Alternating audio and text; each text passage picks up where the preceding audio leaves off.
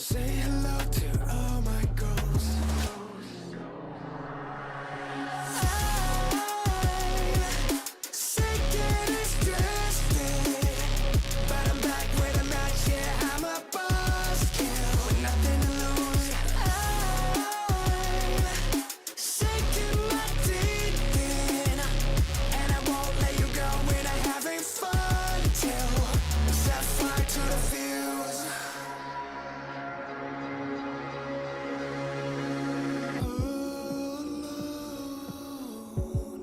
I'm moving like a shadow. You're walking in my dead zone. Breathing slow. Ooh, love the hunt, love the high. Watching life fade from your eyes. Ooh, and this is not a warning. This is not a test. I'm turning on you and I'm coming for the rest. And I'm about to ignite. Just try to play it cool. Echoes in my head like I'm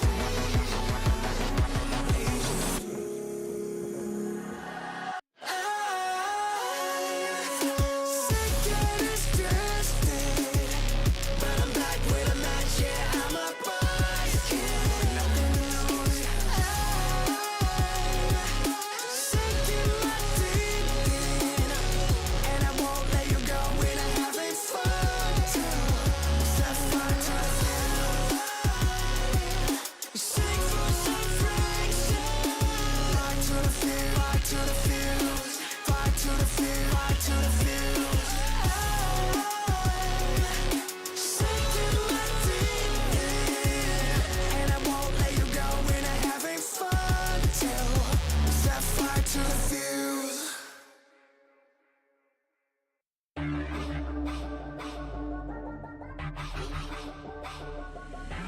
You know who it is, coming round again. You want a dose of this, right now it's KDA. I'm a goddess with a blaze, 소리처럼 내 이름 잊지 못하게 loud, loud, loud, loud. I could take you to the top, 절대 멈추지 못해. 내가 끝내주는 bag, yeah, yeah, yeah. And when I started talk that, oh, you know how to react. I'm a picture perfect face with that wild in my veins. You can hear it in my glow, glow, glow, glow. So keep your eyes on me now. 무엇을 보든 좋아할 거야. 다 할 수 없는 배vo. 나와 되길 원한 널 확신해. We got it all in our hands now. So can you handle what we're all about? We're so tough. Let's get it, show you up. Can you feel the rush now?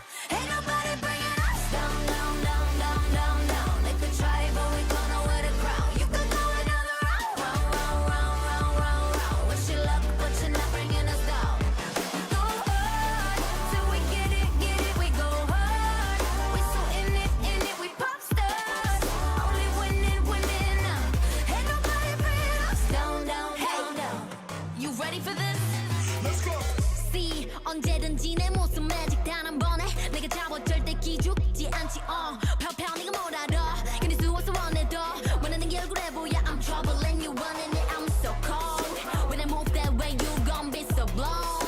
I'm the realest in the game, said I'm on fire with the blade. You're about to hear my name ringing in your head like whoa. So keep your eyes on me now.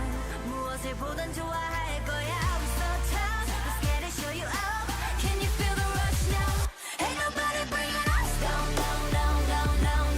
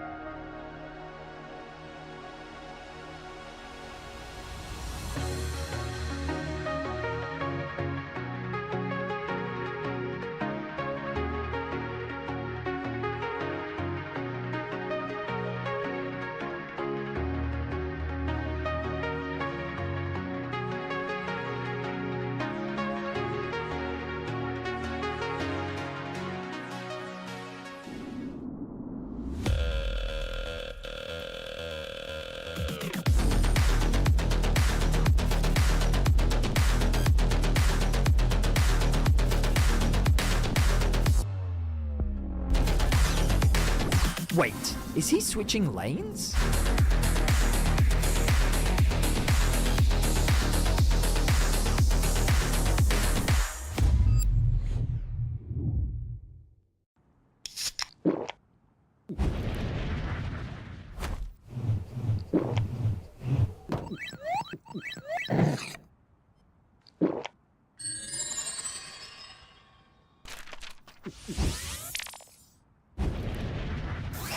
Red Bull gives you wings.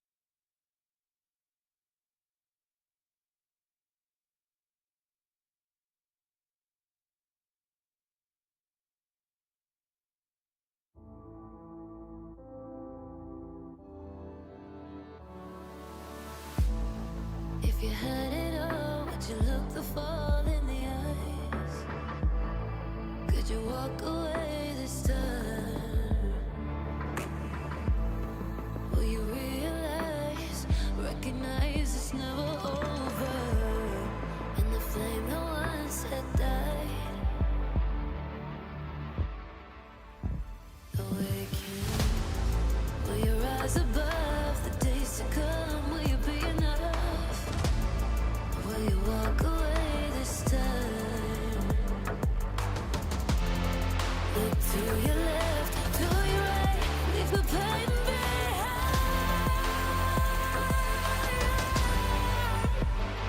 'Cause we all face the fires, and we stray from the light. Go and leave the pain behind.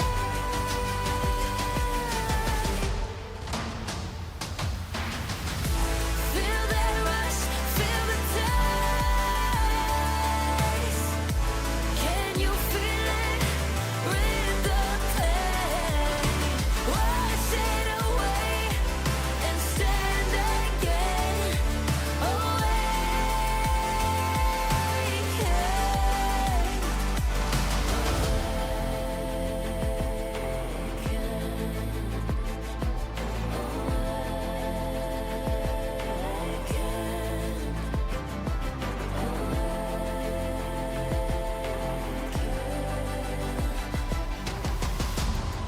Will you turn and run from what's to come? Will you face it all? Or will you fall away again? What's calling out to be found when the time is right? When the time is right. 'Cause we all face the fires, and we stray from the light. Go and leave the pain behind.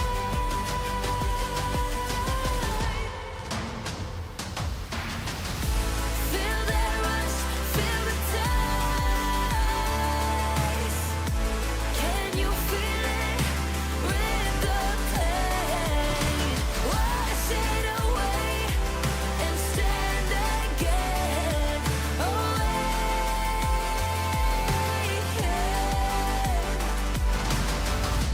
Feel the rush, feel the taste. Wash away what used to be. Will you make your stand? The world in your hands again. 'Cause we all face the fires, and we stray from the light. Turn the page and make it right.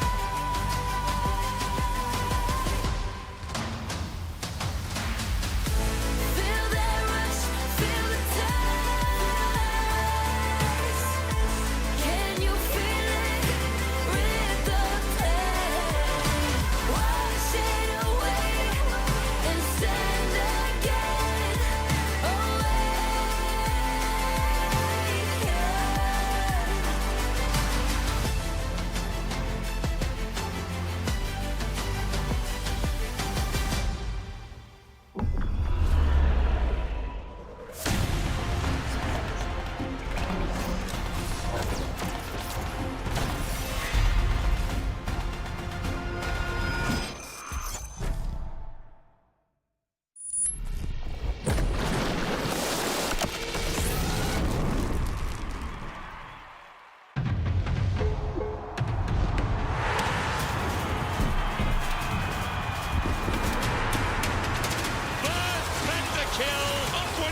A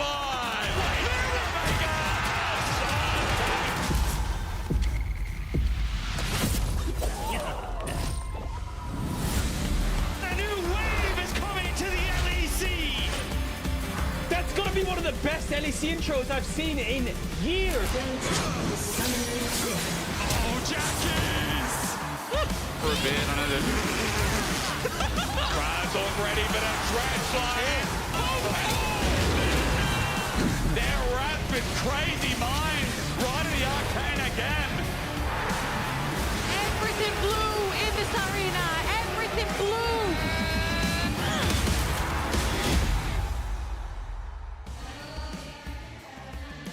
Buenos días a todos and bienvenido here at LEC Finals Weekend in Barcelona, Spain. We're so happy to be back for the first road trip of the year, hosted by the one and only Movistar Koi. 3 days of action ahead, and if you thought that LEC Versus was crazy so far, remember that everything gets spicier once the players enter the arena. I'm Lauren, I'm going to be your host for the day with Vedius and our heated rivalry from last week, Odo and Finn. I mean, our rivalry goes all the way back. You know, I always used to win.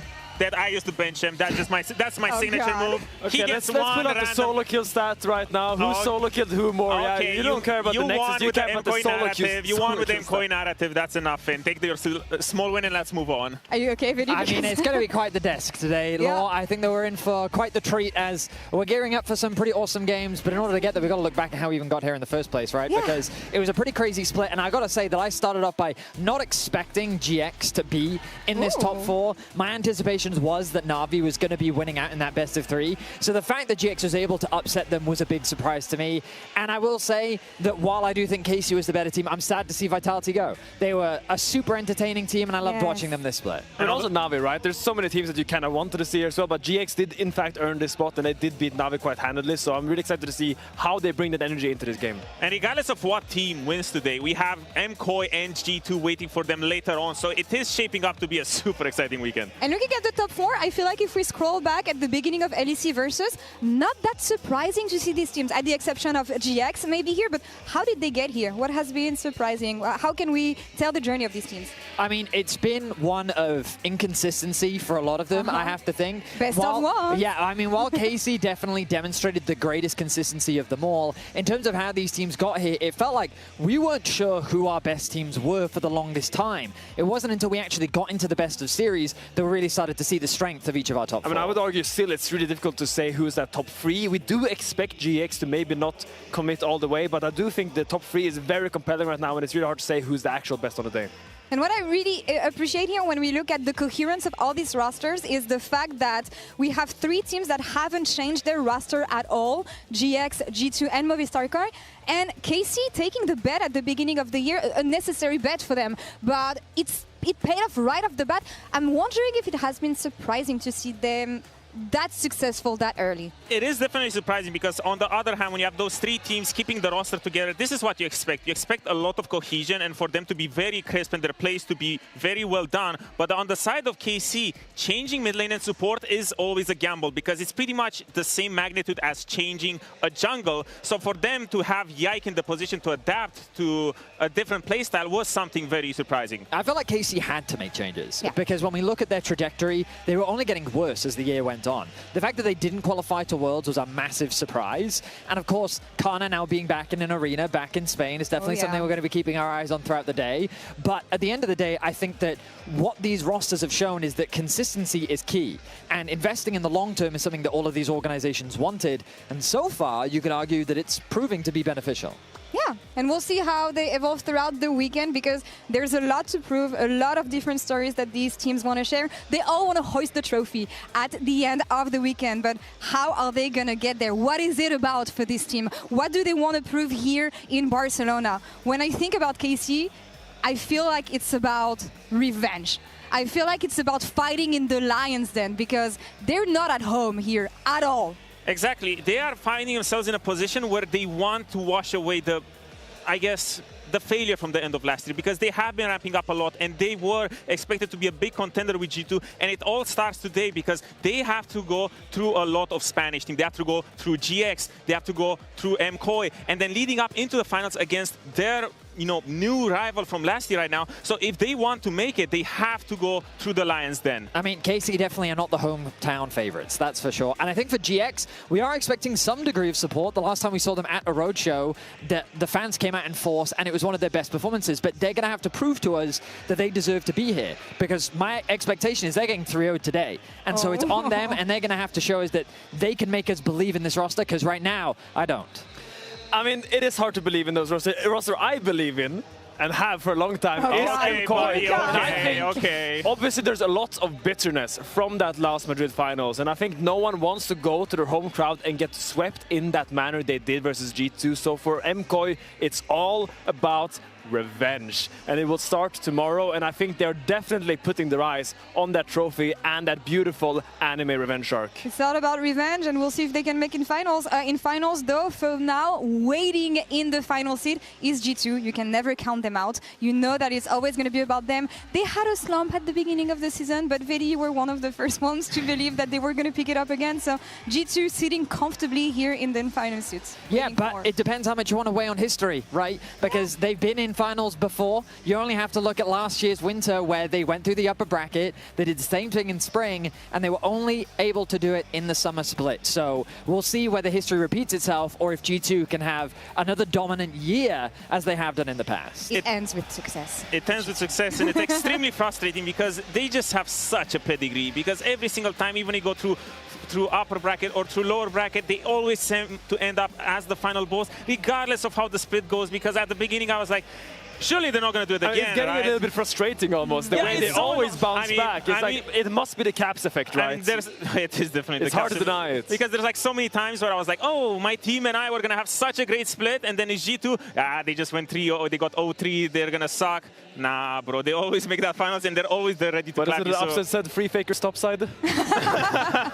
Finn, you were mentioning MKOI. I actually want to follow up on them a bit, because it is their event, it is their arena, their fans are going to be sitting here. We know how it ended up for them last time they were in Spain, sadly going 0-3 against G2. What are the odds here? What is the pressure when you come back, especially knowing how it ended up last time? I mean, what I like about MKOI is that the pressure doesn't come from outside, the pressure comes from inside. And if you watch any of their behind-the-scenes footage, they're releasing very beautiful, kind of TSM Legends-esque documentaries about their split. You see how hard those internal discussions can go and how hard of a pressure they put on themselves. Melset being very candid and open about, if you don't care about winning it all, then I'll find a different player. You can go to a different team. Exactly, and it is very refreshing, because for me, I would almost think that they're the one team who has probably the best relationship with pressure in that sense, because their approach, as you said, with Melzet and pretty much the whole roster, they seem to channel that pressure inwards and let it fuel themselves, because a lot of teams do end up crumbling under that pressure when it comes from the fans, from their own expectations. But for them, the way they just talk and the way they communicate with each other and set these expectations moving forward,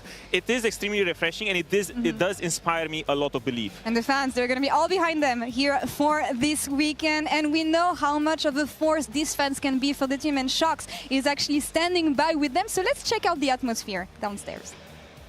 Hola, bienvenido a la Olympic Arena. Welcome everybody to the Olympic Arena. We are here with Movistar KOI for LEC versus Finals weekend, and I'm going to see who we can find.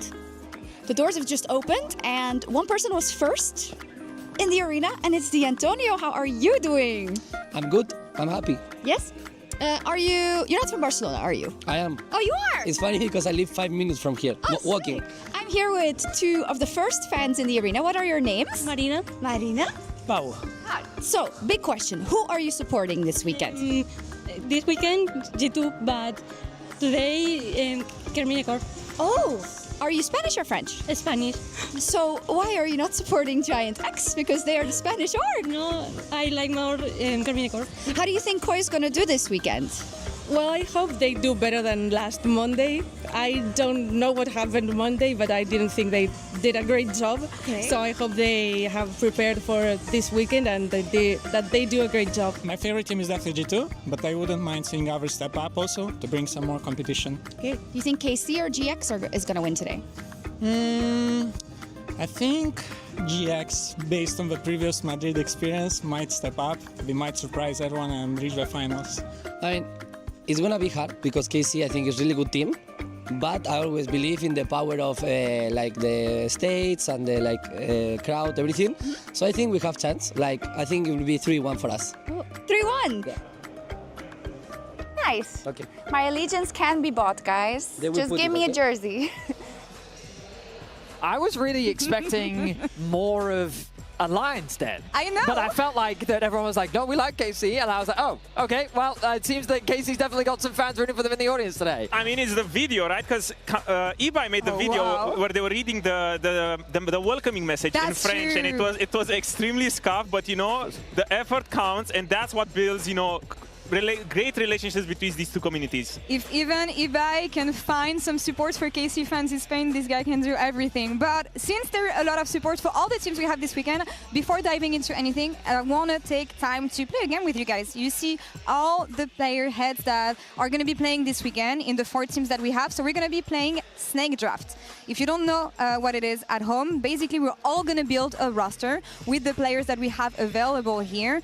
I will start first speaking, so this way you guys know. So Yeah. I know, Vedi, you have a strategy. I think do you're have going to a be very strategy. happy about this. Yep. I'm I will designing my start logo. going to Vedi. Vedi at the end will pick 2, and then it will go back the other way until all the players are drawn. Are you ready? I'm so ready. Are you ready? All right. E2 is ready. I will start, and I will pick Caps because it has been proven since 2018 that whoever detains Cap detains Europe.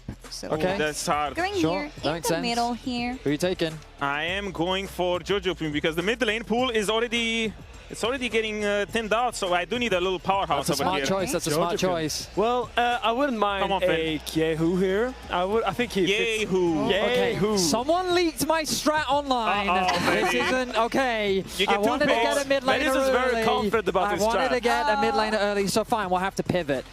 My boy Kana. We're going to lock him in instantly. Vedi, what's with this name? Your team name is Vedi? Yeah, it's Vedi. Vedi Esports? Yeah, Vedi Esports. Right, so Oh I my wanted God. Kana in the top lane. I think he's the best top laner in the league. If Naka was here, I would have considered grabbing him. And then I feel like that the jungle pool is actually quite deep. So I don't feel like I need a strong jungler. But you know what I do want? Ooh. A strong support.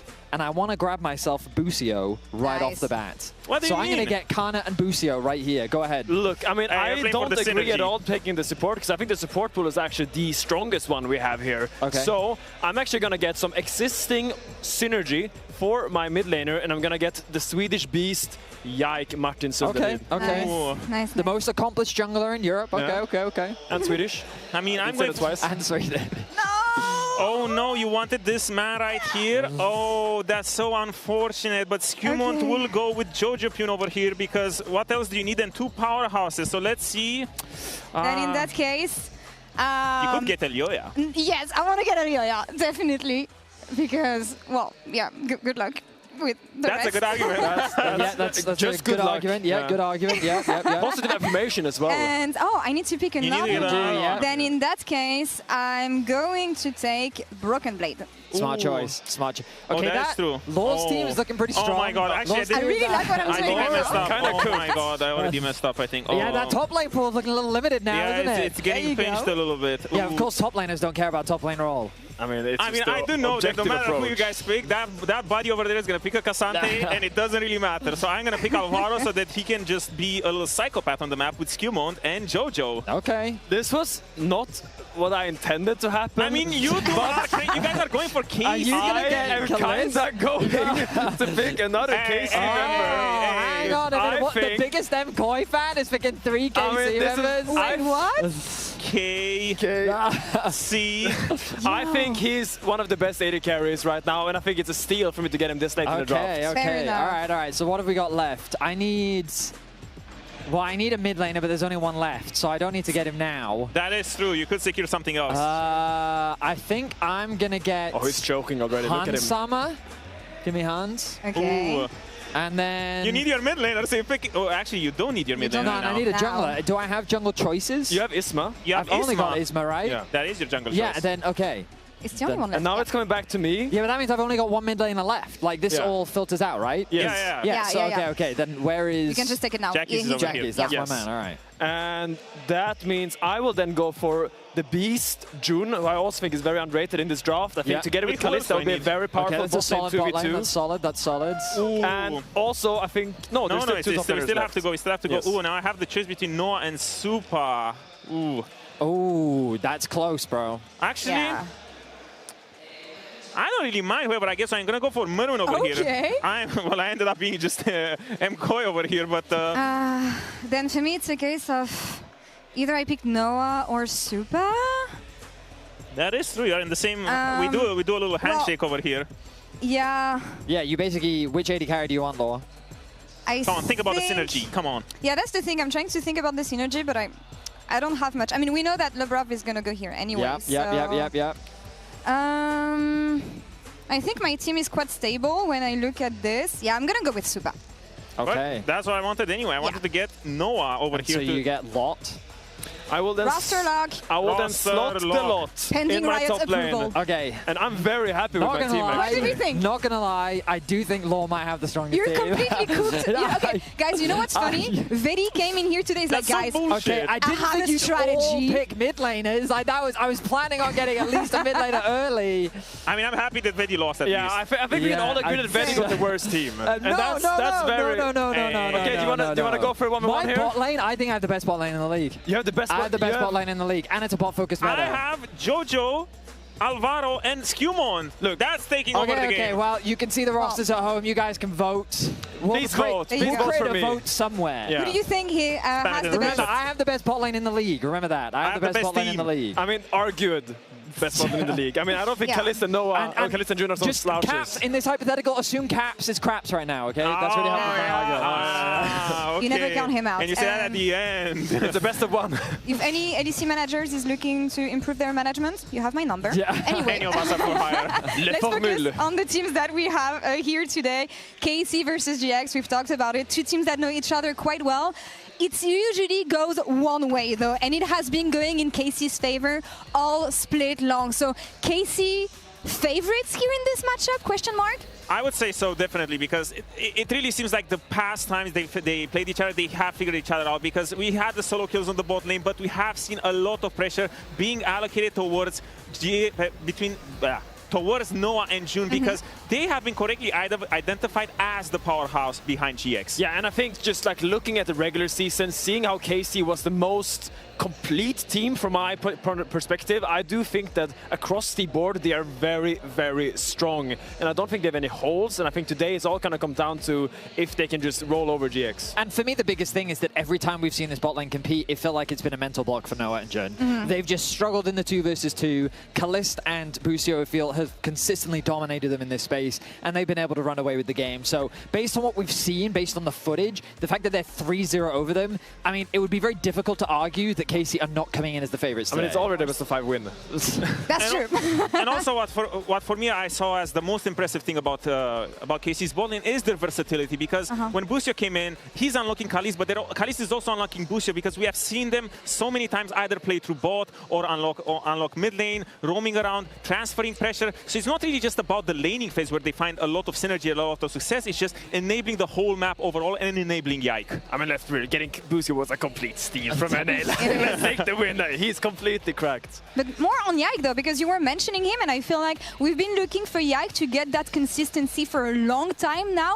Do we feel like he transformed within KC without the new way they have of playing around their players? He looks more versatile now than ever. What I love about Yike right now is that we're seeing him go back to his original roots. Think the moment he came into LEC, that G2 Winter Split where he was playing Beldev, he was invading with Mickey and Caps, he was making things happen in the early game and carrying games.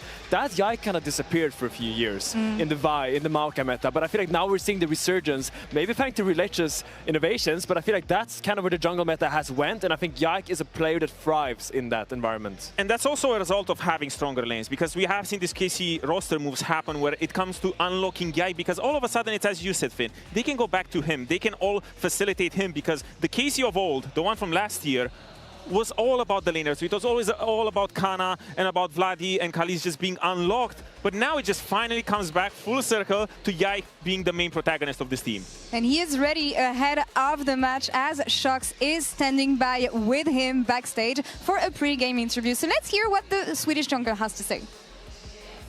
KC is back in an arena, and I'm sure you're very excited, Yike. How do you kind of look forward to these games? Because you've been on a tear in these playoffs. Do you feel like you're an even better player on stage like this? Yeah, I mean, for myself, I would say I've always been a better player on a big stage like this. And yeah, I've usually had good success in big stages. Madrid last year was a bit iffy, but I think coming back now, new team, new players, new coaches, everything, I think it's going to be different.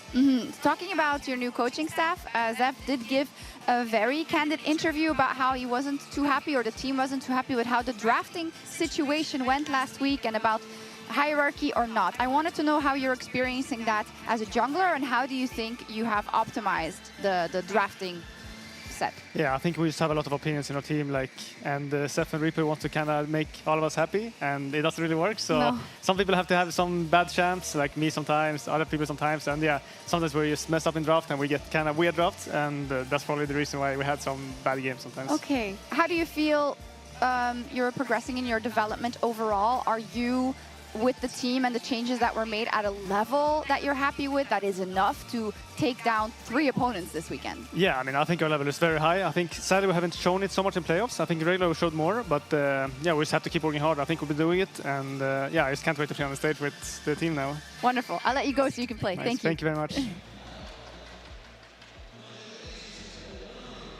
I absolutely love hearing from Yike, specifically just because he's very down to earth and it feels like he's always very honest. And he talked a lot about drafts, which, I mean, we've had many opinions on the KC draft. But ultimately, I think that a lot of credit needs to go to Yike and the stability that he's brought to this roster, because throughout the regular season and in Versus, as was highlighted by Finn, he's got that clutch factor and he's got that consistency, which makes him, as Reaper would describe, the most complete jungler, it feels. Yeah, absolutely. And when I hear you guys, though, I'm wondering, where is the hope for GX? Because I still remember them last year in Spain. This is when they found their fire, when people were doubting them the most, when they were thriving off of this crowd energy. This is when they came back.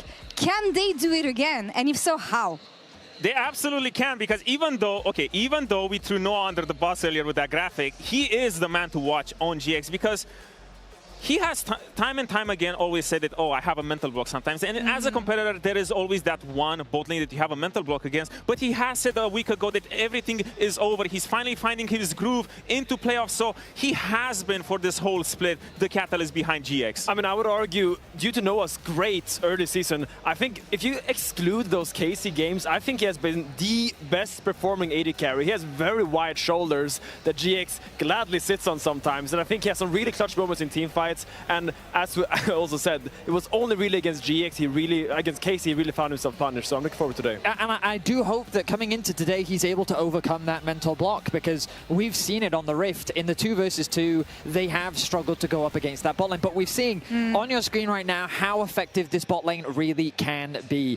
He's a super talented AD carry. He has a lot of confidence in himself, and he's definitely one of the key players that will elevate GX if they are going to find the upset win today. And who else has confidence in them? Giloto, he said it in an interview recently that he doesn't doubt this roster, so there's no reasons to make any changes. He knows how far they can go. So let's hear it from the man himself, Giloto, standing by with Shox. Giotto, so nice to see you, but I need to clarify something. You're Portuguese, right? Yes.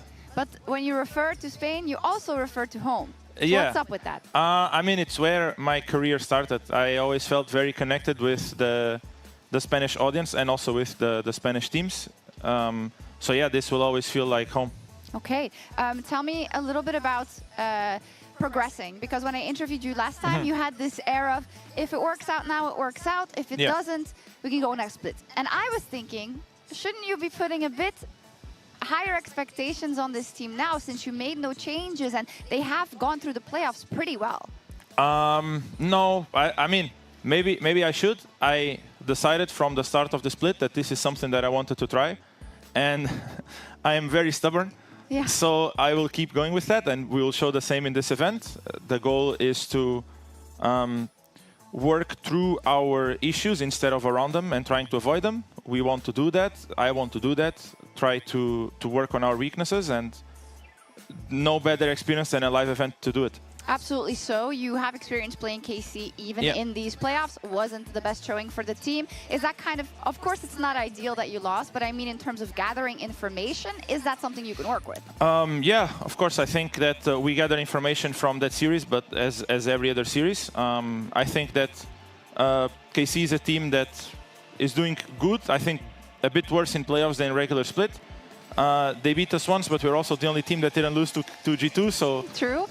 We are kind of like doing that inside us now. If someone is going to beat G2 in the finals, must be us, because all the other teams already lost it. I like so it. we will use that to try to give us an extra motivation for the series against KC. I like it. Glass half full always. Talk to me finally about Isma. I think he has been developing tremendously, and it seems very much under your tutelage. Can you say something about the way he's taking steps forward? Yeah, I mean, the goal with Isma this split was also to try to make him a bit on a leader, because that's not something natural to him, and it's also something that we are missing on the team. I think it's not only me. Maxor is also helping him a lot, especially on the version of being a leader, because he was one on every team he was in, and he's just a sponge. Sometimes actually the mistake that we do with him is to try to feed him a bit too much information, but he just wants more and more and more, and I think while he keeps going like that, he's going to keep achieving new highs. Just amazing work ethic. Another player that was a bit of a victim of stories behind the scenes of being a flamer or a bad teammate, nothing of the likes. Incredibly a hard worker, accepts feedback wonderfully and tries to apply it every game. That's lovely. Thank you so much and good luck. I love how down-to-earth and grounded Gyota always is. What surprised me a little bit was that, like, the way he just said, no, I don't want to actually set higher expectations. I actually want to keep going with what I'm going with. And I think he recognizes that the roster has problems. Like, we talk about them every week. We highlight issues, areas of weaknesses. And he's made it very clear in this interview that I recognize them, you see them, but we're going to push through them. We're not going to try and replace them or avoid them. We're going to push through them. And we're committed as a team to working through what these issues are and finding ways to become better as a team. And like, it's a really challenging thing to do. It is. Because as we saw, like, Casey's a great example of when they had weaknesses, they did replace them. And now they're kind of back into that top 3 position again. So that is the easier solution sometimes to just fix the problems. But Gyota's saying, no, I'm committed and we'll show it here on stage what we can do. I mean, I will say, it's very easy to say that we're going to work through our problems in winter, because there's a lot of talk being happened, but both as I and Oda knows, who has worked with very flawed rosters sometimes, that sometimes the best solution is just put a band-aid on early and just ignore it, because it's really easy to say you're going to work through the problems, but actually doing it is actually very difficult. So sometimes that band-aid could be very nice too. And it explodes at Worlds, and that's what we don't want to see here. But actually, drawing from your pro player experience, I want to know, when you have a situation like this, would you push on your strength or try and fix weaknesses? Like, what is easier to how do you balance things? Always strength. I don't think you should ignore your weaknesses, but I feel like you need to do what works, and you can't win games by doing what is like uncomfortable. I mean, I'm of a slightly different opinion, because there are some weaknesses that are just, you know, team breaking, where if you just let them Give me an example. I mean, you know, bad vibes. Maybe someone throwing, like, you know, some hands, but okay, okay. In 2014, throwing hands at each other or in objects. No, that's a Fnatic thing. In game, of course, in game. But so there's some issues that are just completely unfixable. If there's something that, you know, just shakes the foundation of a team and you can't fix it, that's when, you know, roster changes are the ultimate solution or the only solution. But realistically, you always work on your strengths. If there's like some weaknesses that you can iron out because you feel like they will fundamentally make it into one of your strengths later, you can. But putting band-aids in winter is never a good idea. But all I heard is that no more positional coaches. Oduamne, he's preaching about marriage counseling experts in teams. That's going to win you worlds. Well, the question for me then becomes, do we actually think that there are problems on GX that can't be solved? Yeah.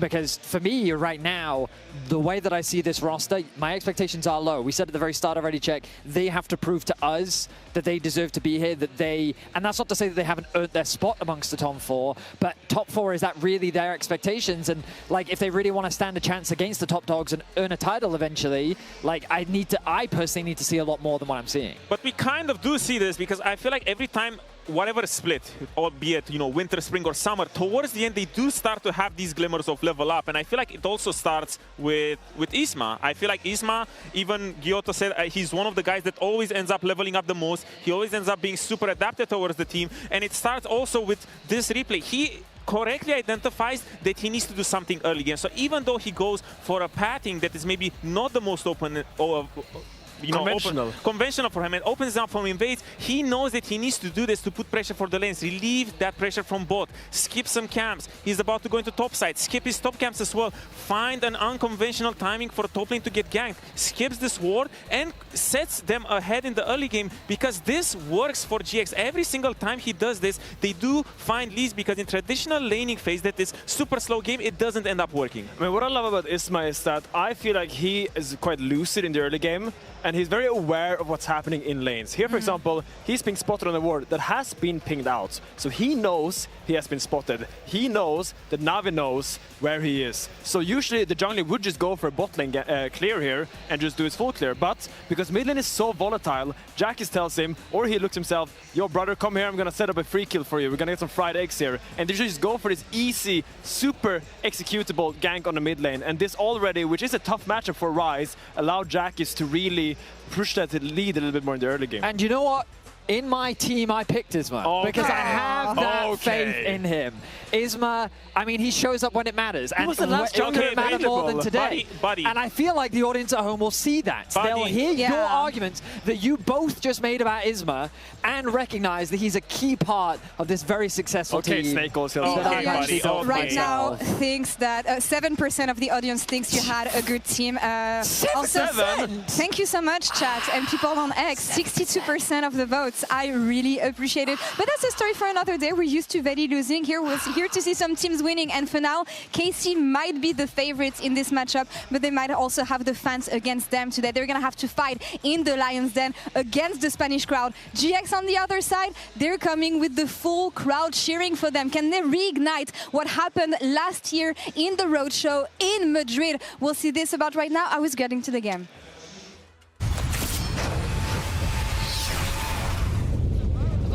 KC are going to console reality. This time will be Giant X happy to be going on. It's a difference for KC. What a way to go to Barcelona.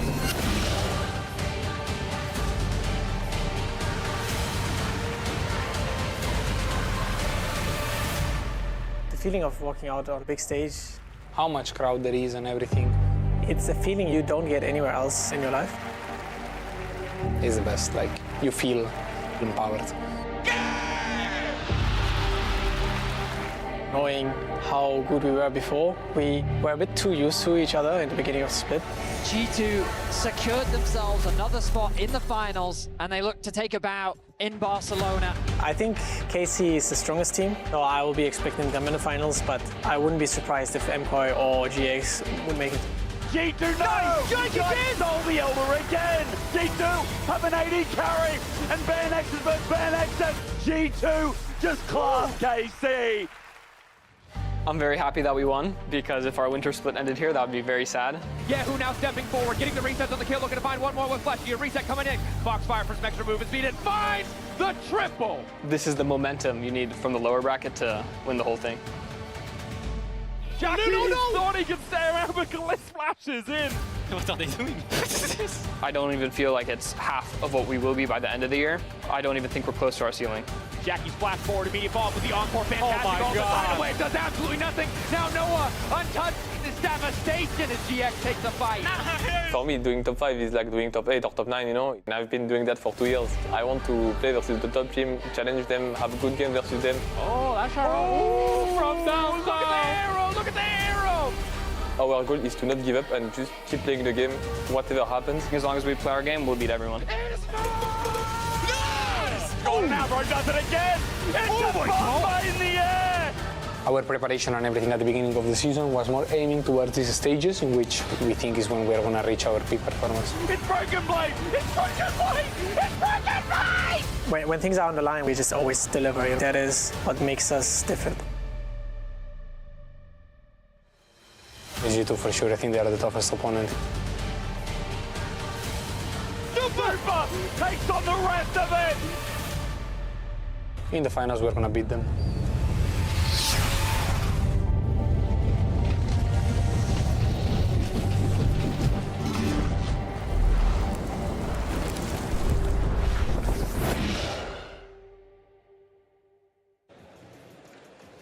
Hola, muy buenas tardes. ¿Qué tal? ¿Cómo estamos, España? Locura lo que vamos a vivir en estos 3 días, ¿eh? 3 partidos, 3 finales. Hoy, Walk, comenzamos con un partidazo Carmine Corp contra Giants. Lo que vamos a vivir aquí este fin de semana es histórico, Mellado. Tenemos 3 días por delante apasionantes aquí en nuestro país para ver, para descubrir quién es el próximo campeón de Europa. Vamos a pedir un poco de ruido a Badalona, ¿eh? Vamos con la presentación de los equipos. En primer lugar, son los malos de la película. Ganaron la LEC hace justo un año, pero hoy juegan fuera de casa. Fuerte aplauso para Carmine Corp.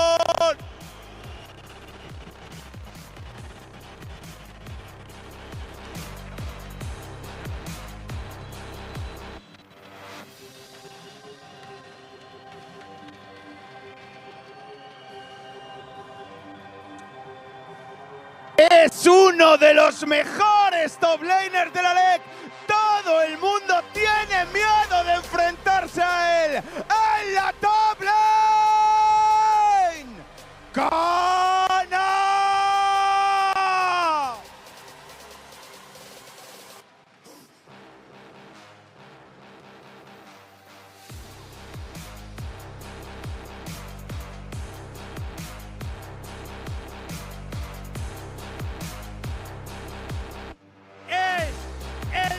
Los ladrones, viene a robar todos los varones en la jungla.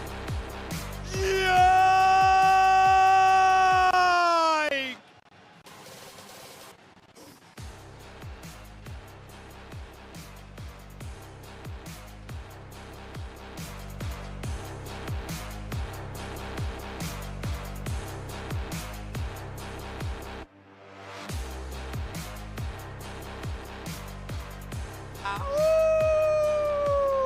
¿Qué es eso? ¿Qué estoy escuchando? Llega desde Corea el lobo sin correa en la mid lane. ¡Kiao!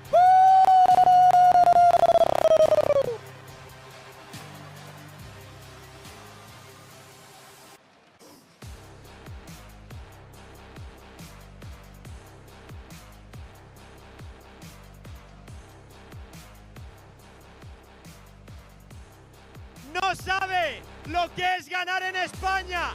Es el principito francés, el que te mata y no lo ves. Como de carry. ¡Caliste!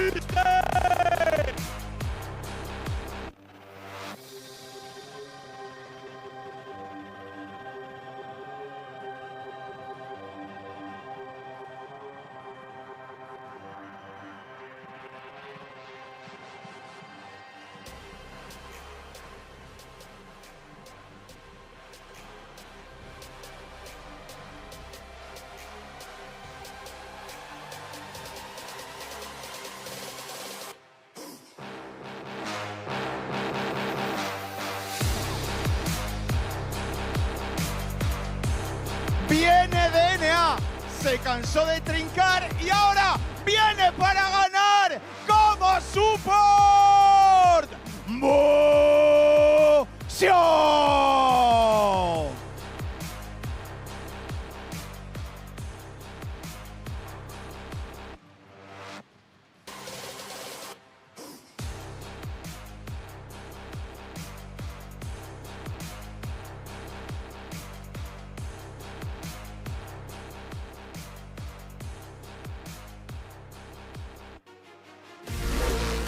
Comenzó como jugador, se hizo entrenador y viene a Europa a conquistar la región de entrenador Reaper.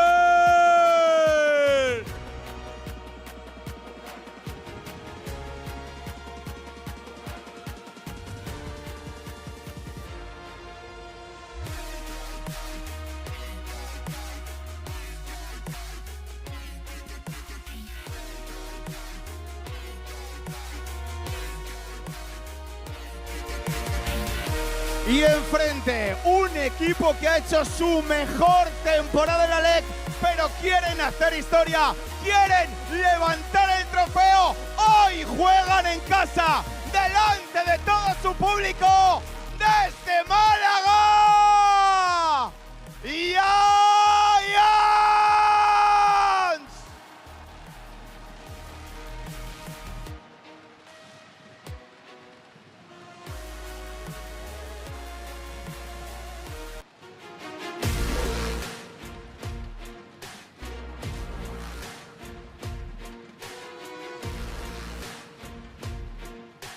Ha demostrado que es más fácil ser top 1 Challenger que sacarse medicina. Si lo tienes enfrente, tu partida a la ruina en la top lane. ¡Lot!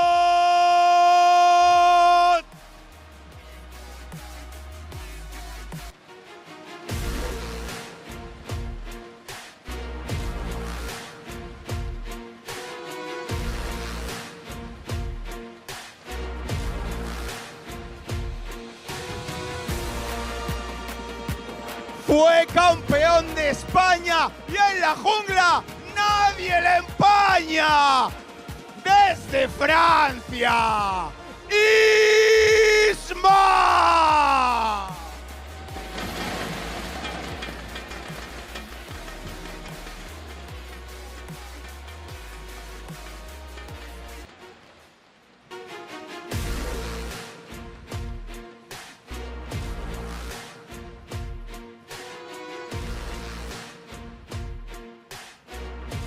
Ya no es un bebé, ya se ha hecho mayor y en la mid lane es puro terror. ¡Jackie!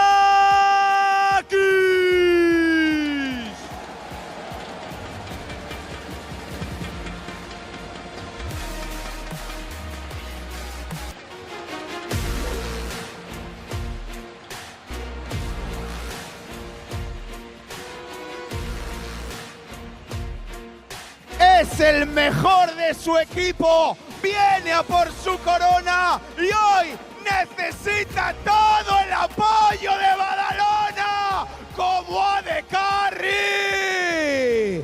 ¡No!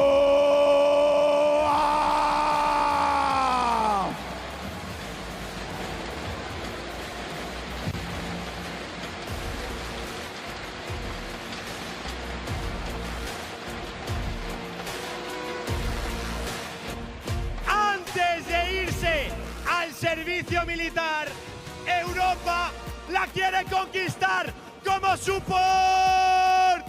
¡Jun, Jun, Jun, Jun, Jun!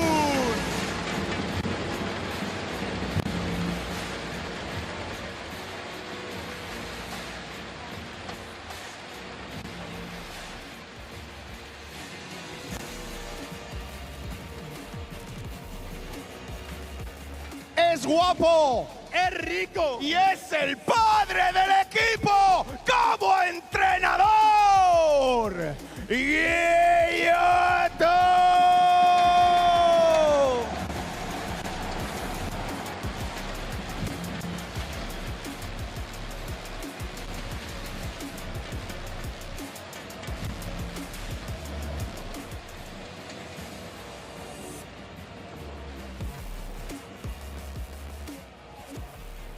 ¿Estáis preparados, Badalona? ¿Estáis listos? ¡Que empiece el partido!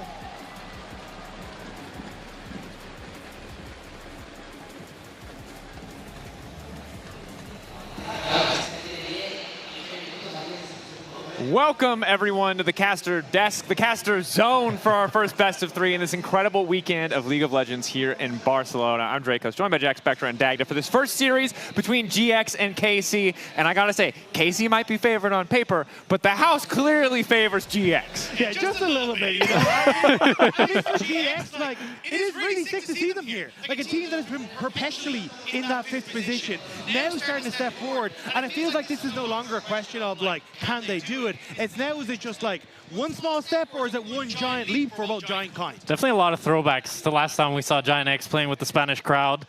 They leveled up a lot and looked a lot better. And I feel like we saw the same thing happen in the opposite regard for KC. They crumbled in Madrid. It was especially Kana that I have my eye on. You know, how does he perform now against the crowd that goes against him? Not a lot of KC fans here today. It seemed like 90% Giant X fans.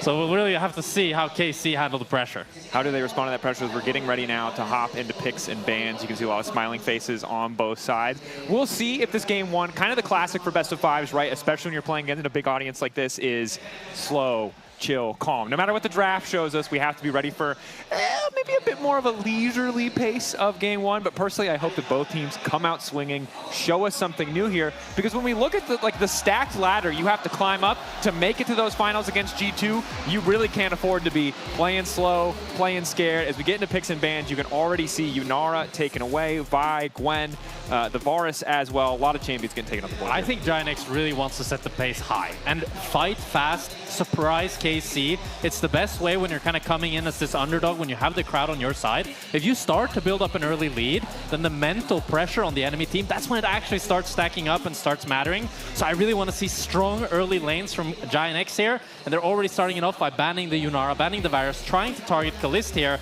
while KC, they're trying to target top lane. Yeah, and I want to see them get off the bat early, especially like something like a Jarvan, even the Aatrox again for Isma, because we saw, and the desk highlighted, what he can do when he can get rolling in the early stages. But also, when KC feel that pressure on that bottom side of the map, that tends to be when they struggle, when Busio can't be as active towards the mid lane, when Kalist is that little bit behind. And we have to remember that KC had the right of first selection. They picked to pick first, presumably, and now we have Rumble coming in early. We had a Gwen ban and a Renekton ban, not something that makes sense in the context of enabling the Rumble, but when you think of Kana versus Lot, you kind of expect this to be a pretty Kana-favored matchup, and the Rumble first pick blind, this is something that they've loved to do, but it kind of leaves me with a weird feeling. Yeah, I wonder if Giant X were a little bit surprised by the Rumble first pick because they banned the Galio themselves, which is usually the counter pick that you see into the Rumble. But I wouldn't be surprised if they just go for something like the Ornn Orianna here, just try to set up Lot for a safe kind of pick, or even go for the Jarvan, like you said, Rob. The thing was, Lot over in the Ornn, kind of a callback, because Kana solo killed Lot in that game on the Rumble as well. So it feels like they're already setting up, but Orianna and that Jarvan, I love this combo coming through. Doesn't mean you can go for the Azir on the opposite side though and be relatively safe as Yehu, and I feel like that's what they're going to go for. We've seen Yehu Azir, and it's been phenomenal. For me, he's been his best champion. I've really been enjoying watching him play it, and we'll see what Lot decides to go for here. If it's going to be the Ornn, I think it's going to be more of like a standard game where they're just going to play away from him, and then it's just a question of, can Lot survive the storm better than he did last time? Or does he want to kind of try to challenge Kana here in a more crazy matchup? But no. And no. He wants to play the Ornn, I think, is what we are seeing here. And, like, look, respect. I think simplifying the game plan, playing more standard front to back, feels like it favors GX. And this is one of the things I will say I like about GX's drafts. It never feels like an ego draft. They're never trying to get you with some crazy flex pick. They're willing to play these more stock standard compositions. And for KC, now the execution test is on their side. They've got comfort for Yehu. They've got a really powerful top side of the map.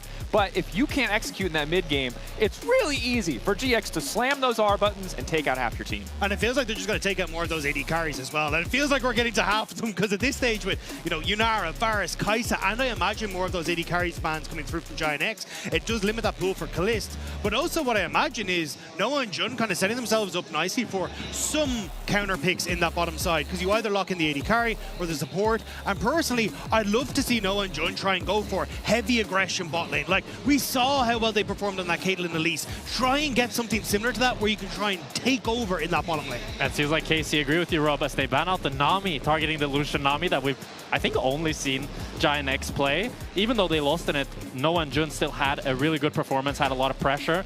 So KC have the same idea. They want to try to limit Giant X's bot lane while Giant X themselves are banning out the Kai'Sa and the Ezreal. Kai'Sa, it's surprising for me that they decided to ban it out because it doesn't make too much sense with KC's draft. They're not really diving in with the Rumble and the Azir, but I really like the Ezreal ban because it gives safety up against the Jarvan. It has a good early laning phase, and it might even be a throwback to the Ashe Seraphine that Noah and Jun are looking for once again. Really like that Ashe lock in, the extra utility. Also kind of taking away from KC's composition that is in desperate need of more setup, of more CC. Puts them in an interesting position because, again, you talked about it. The entire AD carry pool is so heavily pinched. What is the option at this point to go up against Ashe, who's notoriously such an oppressive champion to lane against? Yeah, I think you're in a bit of an awkward spot. I think Jhin is your best bet just to try and take something, and you can still go for a pretty aggressive bot lane. Like Jhin Leona, look for these all-in timers on towards what is a relatively squishy bot lane, but we'll have to see if that is going to be the game plan. I think Giant X got the better hand here, for sure. Like, you're playing Jhin into Ornn, into Jarvan. Like, you're not having a good time. No.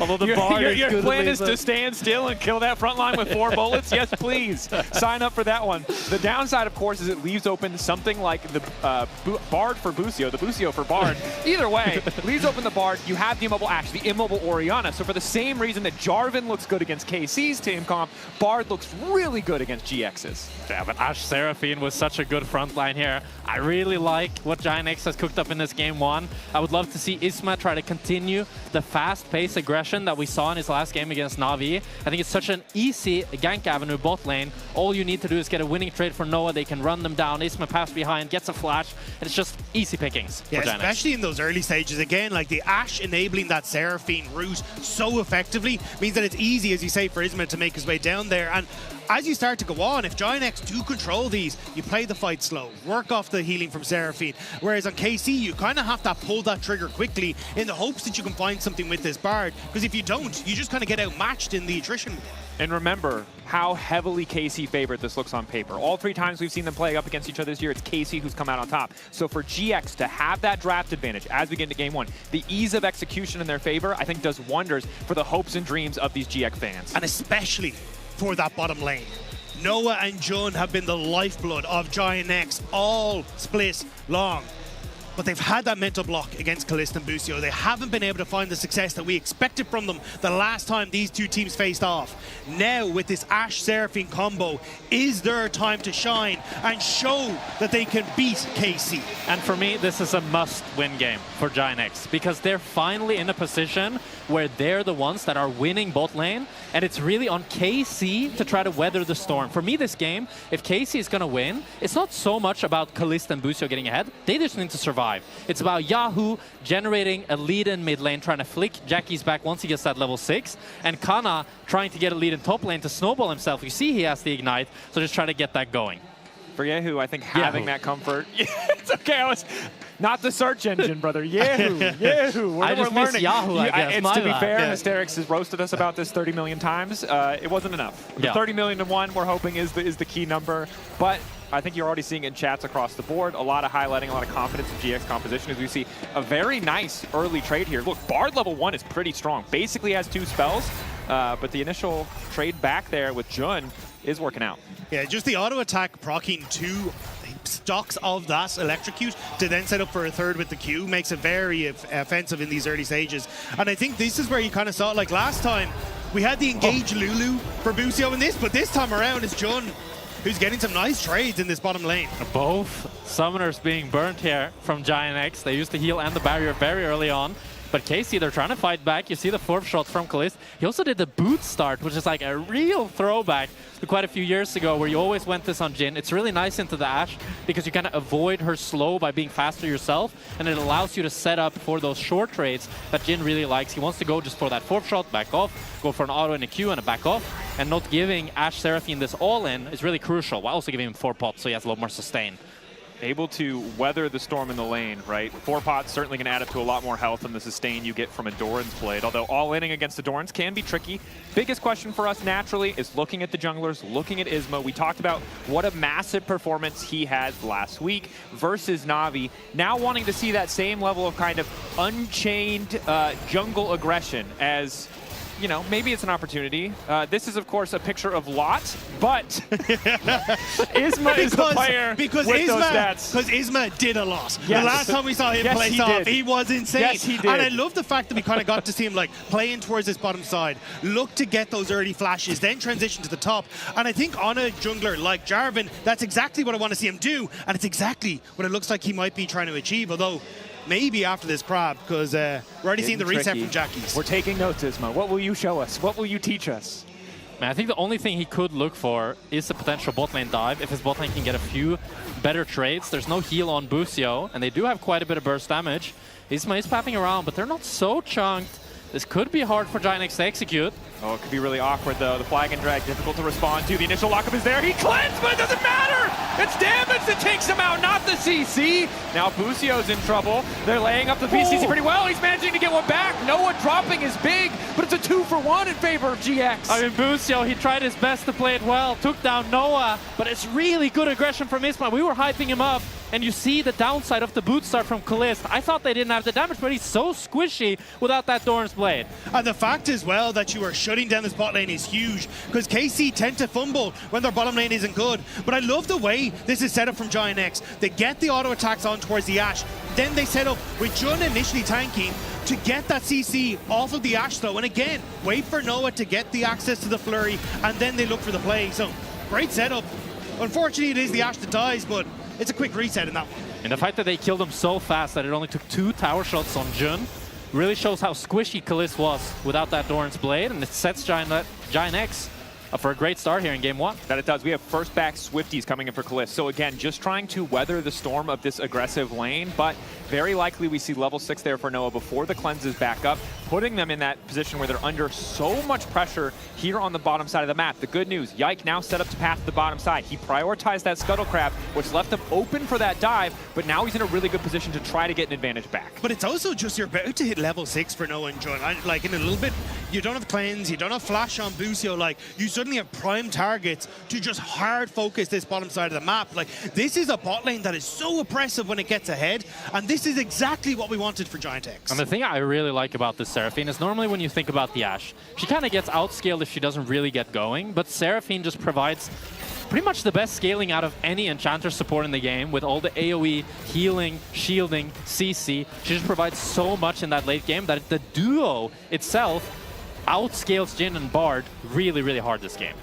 Yeah, and for KC, of course, the good news is in the mid lane, slight advantage for Yehu. Kana building a bit of a lead, but we have this high bar for top lane winning matchups. Of course, he blinds the Rumble. The counter pick is the Ornn, something we expect to lose. How gracefully can Lot lose is the question. So far, it's going well, but Isma is paying some attention to the top side of the map. If Kana gets over eager, we could see that last little advantage for KC just start to disappear. And it's Isma actually taking this into account. He didn't go for that reset timer. Kana? I don't know if Kana spotted him, so he could make this play. He doesn't care about the crab. Knows that he's got this slight window where Yike is going to be going for that crab. He has the upgraded smite, so Isma hoping to make the play, and he snuck in behind. Oh my gosh. Oh, Kana doesn't know. The level 6 Ornn all-in is terrifying. A lot of burst damage across multiple brittle procs. Of course, very likely that they just get the flash here. Isma close to level 6 though. If he soaks enough XP, he can get more. I think he sold it now. I think Kana realized. He hasn't figured it out. The Ornn horn has been blown.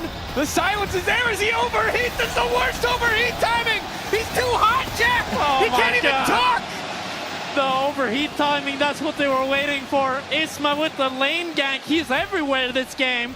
It's a repeat of the Na'Vi series. Yike wants to try to take away the blue buff, and he's going to get it, but it's nothing in comparison to what Isma is doing this game. 2-0-1 now for Isma, and again, you just kind of get to keep up with this pressure, especially when you look towards the ability to play around top on those timers, the ability to play around bot as well, as we're already seeing a bit of a fight. Jun goes wide with the E though. Oh, extended fights with Ashe once she gets that Q, that flurry going. It's just so hard for them to trade back. The top side, also that entire advantage disappearing. Yes, it results in an even gold stake, but God, you never want to be there against an Ornn. Nice move from Noah. Gets the cleanse from Kalist. Ulti for cleanse there. Very good trade from Noah. That means that next time he gets that ultimate up, and when Jun gets level 6, it's so difficult for Kalist to play. Kana not burning that flash in the top lane play at least gives him a little bit more safety though, if it's to come up again. But honestly, I think with Isma still having the Cataclysm, those ganks still very fierce in that top side. And again, for KC, like, the most dangerous version of KC I've seen is when Yike and Boosie are kind of working together, playing for Yehu mid. Kallista's already in a position where there's been an early gank to get him into his strength. But that's not what's happened this game. I know Giant X are dictating a lot of this early game. For me, Rob, I feel like they don't mind if Kana has flash or not, because he kind of did his job in that gank, Isma, by making the top lane no longer bleed. It's no longer an injury. They're going to pick up the Drake for free. Yike is too late. But Busio, hoping for some exit kills. They managed to get the stun into the captive audience. Follow up here as well. Excuse me, the deadly flourish. Isma going to turn back. I think accepts his fate, tries to bail out his teammates there. So getting the shutdown, getting that gold over to Kalista does help bail out the bottom lane. A little bit strange there. He had the flash. I thought his team could help him a little bit more, but he decides to just give his life. Overall, it's still a dragon for Giant X, so decently worth, but it is going to mean the gold swings a little bit back to KC, especially as now Kalista picks up some plates and Yike gets the red buff. Yeah, I'm curious what the game plan is for after this, though, because maybe an option to try and continue to keep this pressure. Like, you do have Void Grubs that are up, so KC going to reset and look for those, it seems like. But it's certainly, if you can try and make some plays around this bottom side, I think that's where... Jackie's vulnerable. Busio looking for the angle. Extra move. Nice forward from Jackie's! You can see it. That's the crowd.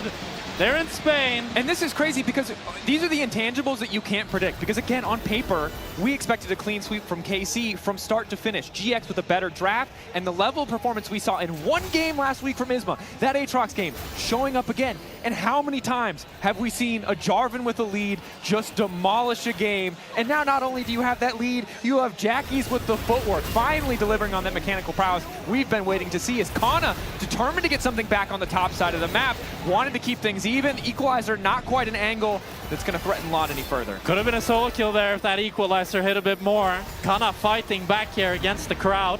But you can see it's confidence. Confidence is the #1 thing that separates the players at the top end of the competition. Jackie's now might be caught out. The push. Shockwave is there. Jackie's moving down, going to flash away, but surely the auto attacks. He's going to be done. Nice stun coming in from Busio. KC on the repeat gank will grab one. KC starting to find their windows to punish Giant X. They like to play around Yehu when they can, and you're getting to see it now. At least finding some success. And the fact that Jackie's now has burnt that flash and they make the play successful makes him a sitting duck if KC want to put even more pressure there. And as exciting as that early game is for GX, it's kind of on them to keep that momentum going, something KC have already disrupted well. And we've seen what Busio can do on this Bard, and we've seen what Bard can do in general. Jackie's, if he's not always super clean on the movement, if he oversteps, eventually one of those skill shots is going to get hit, and you're going to go down. And that's why I wanted to see a little bit more from Giant X into that bottom side. The cleanse was burnt on Kalist by Noah early, but they didn't find those timing windows to really hard force the play. So now that is going to be back up, but you're still getting at least this push on this bottom side. The ability to be aggressive underneath this tower and look for poke is so high with this combo. Yeah, with a lot of good roams from Busio, KC has gotten that gold lead back. As now Isma's in the jungle. Jackie's moving first. Isma hits him with the... Take notes. The drag, but the flag is a little too far away, maybe? He is zoning KC's bot lane here, and they are getting some plates on bot, but I really agree with you, Rob. I wanted to see this bot lane lead flourish into something more. It's pretty equal as now Noah goes for the arrow. One more lane where he could maybe hit. Lot almost caught it, to be fair. That's not a mechanic in the game, but if it was, Lot would have been ready. He could have thrown it back. Can he like use his ult to headbutt it back down the other direction? God, that'd be so cool. I would, if Ornalt could do that, I would play Ornn nonstop forever. That's what they should do with Mel W. That you can W your own skill shots. Yeah, I like that. Some insane alley-oop angles. Now, though, 700 gold lead for KC versus the one Drake of GX, and I think for GX, with a composition like this, just holding on to that dragon advantage is big. Surprisingly, though, no early play for Grubs. We haven't really been set up for those kind of cross maps, just because so much of the focus from both junglers has been about getting into these lanes, whether it's shutting down what Isma wants to do, or Yike looking for his own plays around the mid lane. Neither side has really had time to take these Grubs. Yeah, you can see here, Yike wants to try to invade blue buff. Has the move from Kana, but Jackie's is trying to protect them. Looks like KC wants to commit for the fight. Busio once again, first on the play. But Jun is trying to match. Oh, the blue buff is going to reset. Oh, Lot might be caught. Lot level 9 needs to be really careful. Looks like he might go down here. Is going to call the Forge God. The horn coming out. But Lot now going to fall. Isma off to the side fighting Ike for the blue buff. It's a two-man lockup as Lot is still escaping, but the double stun is there for Busio. All the damage currently focused onto Isma as Lot will finally fall. Noah outside of the ulti, but in the extended fight, slow. Noah debating. Can he flash? The answer, hell yeah! Double kill! Giant X fighting back in the river. It started off what looked like luck going down, but nearly got the more there. I mean, it's all Noah. Noah's the one that opens to this fight from base. I think KC were not expecting it. Kalist was just hitting bot lane, and it's that numbers advantage for Giant X that makes them able to win the fight despite Lot getting caught out in the beginning as we start this fight off. Yeah, it looks at the beginning like Lot is in a terrible position, but as Kana ends up investing a huge amount on towards Loss, they're just not quite able to finish him down. And here on the bottom, with Jun ulting on the bottom side, it's a great shockwave from Jackie's afterwards. Gets the shield on towards Isma, and then immediately gets that shockwave. Which sure, Yike gets to survive a little bit, but it's just not quite enough. And it's a great turnaround from Giant X. Really well played to Noah here, making the difference in this game one for Giant X. As now it's second dragon, the Chemtech Drake that Giant X want to play for. Obviously the focus for us, Noah and Kalist in this series, because the last time we saw this matchup, it wasn't close. It was not close. This was the story we wanted to lead the game with, and then what happened immediately? They took control of bottom lane. Noah flipping the script, flipping those expectations, finally seeing Noah and Jun hit that level of performance we're looking for, as Jackie's not doing so hot in that bot side trade. But it's such a massive moment for Noah, because he is a momentum player. We know him as a player that if he can get these leads, he starts to feel himself and he can take over in games. And a 3-1 on this Ashe, it is a fantastic spot for him to be. Now, unfortunately for Giant X, they're not able to transition that lead into plays around that dragon because of the last fight. And KC still fishing for more on this bottom side. Well, KC got the Drake. Isma were able to get all his jungle camps bot side. And Lot got some plates on top, so it's not all bad for Giant X as they were able to trade a little bit up in gold in this play. And it's going to be the Hextech Soul, but Yehu, trying to get this bot tower first. Yeah. Struggling with the name, but we'll see. We'll see. I have faith in you. You're the sideline. You're the undercard for today's event. It's Jack versus pronunciation, GX versus KC. To be fair, you probably had more prep time, but you know, so far GX. Hey, sometimes that happens, you know, like sometimes an arrow like that. Sometimes you say I like to think of it as a series with a lot of mechanical expression. You know, a lot of fancy footwork and maybe some arrows going wide, but some of them also hitting. That's what matters. Yehu, though, scaling really comfortable. Sizable lead over Jackie's. Jackie's has been good in the fight, but obviously Yehu getting so much time on side. And as we get later in the game, expect him to get more time on side. Side lanes are not the strong point for GX in the context of this game. It's a lot more about what they can do in those 5v5s. I think they're doing a decent job, though, of trying to get this deeper vision into this topside jungle. You can see some just up by that tier 2, so then Orianna can feel a little bit safer on this top side of the map. Rift Herald also up and available, so it feels like Giant X trying to establish themselves for that. But TP available on both top laners, and Busio at least manages to force Giant X away a little bit. Yeah, Busio is doing a lot of work this game. I feel like he kind of saved KC's early game with his roams and just how much pressure he's putting on the map. He's really not scared of the Giant X engage because he knows he always has that bar portal to get out. But it was the 3 grubs picked up by Isma. They're looking to now take the Herald as well. Lot is moving first towards mid lane. Noah getting a bit of a chunk taken out there from the dancing grenade, as well as a bit of poke. GX aren't in a great spot to take this objective, although our beautiful shot of the crowd has blocked my access to the minimap. But the crowd is very beautiful and deserves your appreciation. There is a really good ward that was placed. You can see it there on the bottom side of the map from KC. So actually spotted that Lot, left that bottom lane, which meant that immediately Kana started to follow. So I imagine it was Lot and Kana staring at each other in River that kind of made both teams go, okay, maybe we're not in the best position to go for this Rift Herald. Still though, push on top side coming through for the Azir. And at least Busio shadowing well, but Giant X just turn over towards the objective immediately. Yeah, Isma wants to start it up once again. 3rd time's the charm. He's on a pink ward though. So the rest of KC, they're immediately moving, trying to contest this. But maybe Yike will instead just try to get the bot side camps and be willing to drop this objective. As it's going lead real fast here. That it is. Yike still so far away. They're going to try to burn this one down. Maybe KC look for a follow-up fight, but with GX grouped like this, it's going to take an ulti from Busio to shift things in the favor of KC. The ulti going to start immediate Mikhail's. Nice reaction from Busio to stop Yike from getting picked off. As now we've mounted up. It's a battle herald. Never mind. Yes. Yes. Battle Herald into the tower, denied by Busio. A nice way to start the fight. Immediate flag and drag out. Now the equalizer laid down. The Forge God has been called. But the backline is just getting deleted. Kana and Yike finding the angle as Noah and Jun run for their lives. Yehu going wide on the ulti. Maybe a way to bring things back, but Lot slowly but surely is falling. Jin might not have enough bullets, but Yike doesn't have that problem. Kana's collapse onto mid lane separates Giant X and allows KC with some great cover on the tower to find the success they need. And Giant X, they just overforced it. Busio had the Bartle to defend the tower. It was too deep in the enemy side, and KC, they collapsed on them, they punished them. They built themselves a 2,000 gold lead now and have shifted the game back into their favor. Yeah, KC knew they had the collapse from Kana. He'd already pushed in bot side, so they're basically trying to gate Giant X off of moving into the mid lane. And a great Mikhails, as you called it, Dracos, means that Busio's able to step away. And Kana, hiding in this bush, completely unknown, steps forward, gets a great equalizer to set things up. And I think what's really crucial here is Busio's Bardolt on the tower.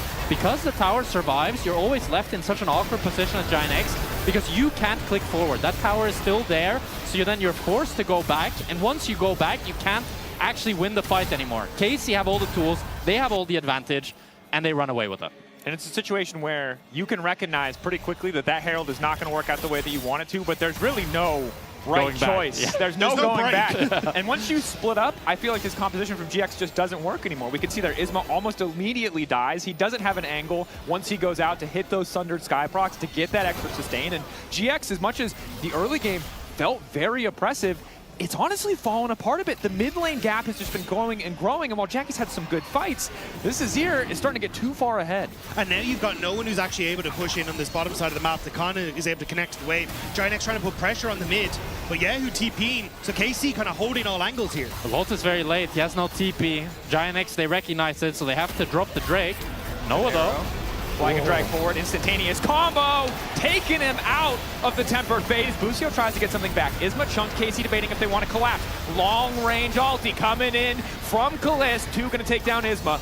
No more bullets left. Is Yike debating if he wants to keep going forward. Extended fight still good for Noah, but the knockback brings him into the arms of Busio, who doesn't do a lot of the damage, but it's at least a bit of an annoyance. The 4v4 extended fight, though. GX debating if they want this. Noah is a massive damage threat, and KC don't feel like they have enough in the tank to force it. KC got the dragon off the back of it, though, as they started to shift across. Yehu, vulnerable to the arrow, but still, if you're KC, I think you're happy with that. Definitely. KC can be happy with that play, but I think Giant X, it was a good opportunity that they spotted Noah with the arrow, immediate CC chain to take down Yahoo here. And even though it's a good route from Kalist, which allows them to pick up a kill on Isma, it's still the mid tower for Giant X, so I like the fact that they were willing to cross map. They recognized that Lot was too late, and then the fight gets a little bit awkward for Giant X as Jun is forced to walk around. Noah can't really hit the priority targets, he's stuck hitting the Bard, and they can't really chase them down as you'd really want to do with this Ashe Seraphine. Overall, it's just great setup from KC. And again, I think this is why a lot of people looked at them as the favorites coming into today, because it felt like it was always an uphill battle for Giant X. We've seen KC be consistent, finding leads when they do end up falling slightly behind, and being able to play through Busio, who's having a fantastic game on this Bard here. It's funny to me because I feel like this game is really fitting how I view Giant X. It's the solo laners that are kind of struggling, not really finding their stride, while Noah and Jun, the horsepower of this team, they're doing their best and they're really putting in the effort. And Isma is kind of the wild card. He can do some really amazing plays. He had a great early game, but you've seen him die in moments where it feels like he could get out. It feels like there's more he could do. But KC, they're just the ones punishing. They're the ones collapsing. And it's the same kind of struggles we've seen from Giant X at times. You know, the lack of patience when it comes towards team fights, the ability to set up properly in each of their lanes to make sure that the waves are going in their favor and they're catching a lot. Now, it is still only a 1.5k gold lead. There is still major things that can set up here. Sorry, the person who said noob Jarvan combo just dropped that savage. Oh, man. Oh, Isma.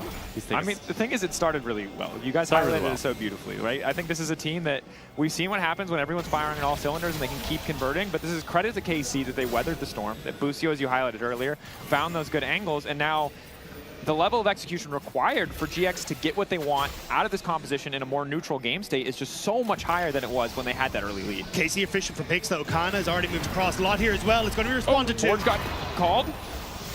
Oh, no. The knockman wall. Root now onto Isma. Ulti going through. Disengage ult comes out from Jun as Yike starts to retreat. They've caught Noah. That's not a good look as now Yike is immediately ready to follow, but the wind becomes lightning. Doesn't hit. That's crucial. Sidestep from Noah good. Jun body blocking the slows coming out. Root on the Busio. Zima KOs himself to make sure he can escape. All of GX pulling away because it's KC with the health advantage. And now KC get to attack this mid lane. They force Giant X out on the top side. So even though the kills don't go their way, turrets will fall. I love Giant X's idea, but the execution is not quite there, as Lot isn't able to get the CC, and Isma can't follow it either. Ends up being a little bit awkward of a fight, and that really favors the Jhin and Bard, because you see they have so much range, especially with that equalizer as well.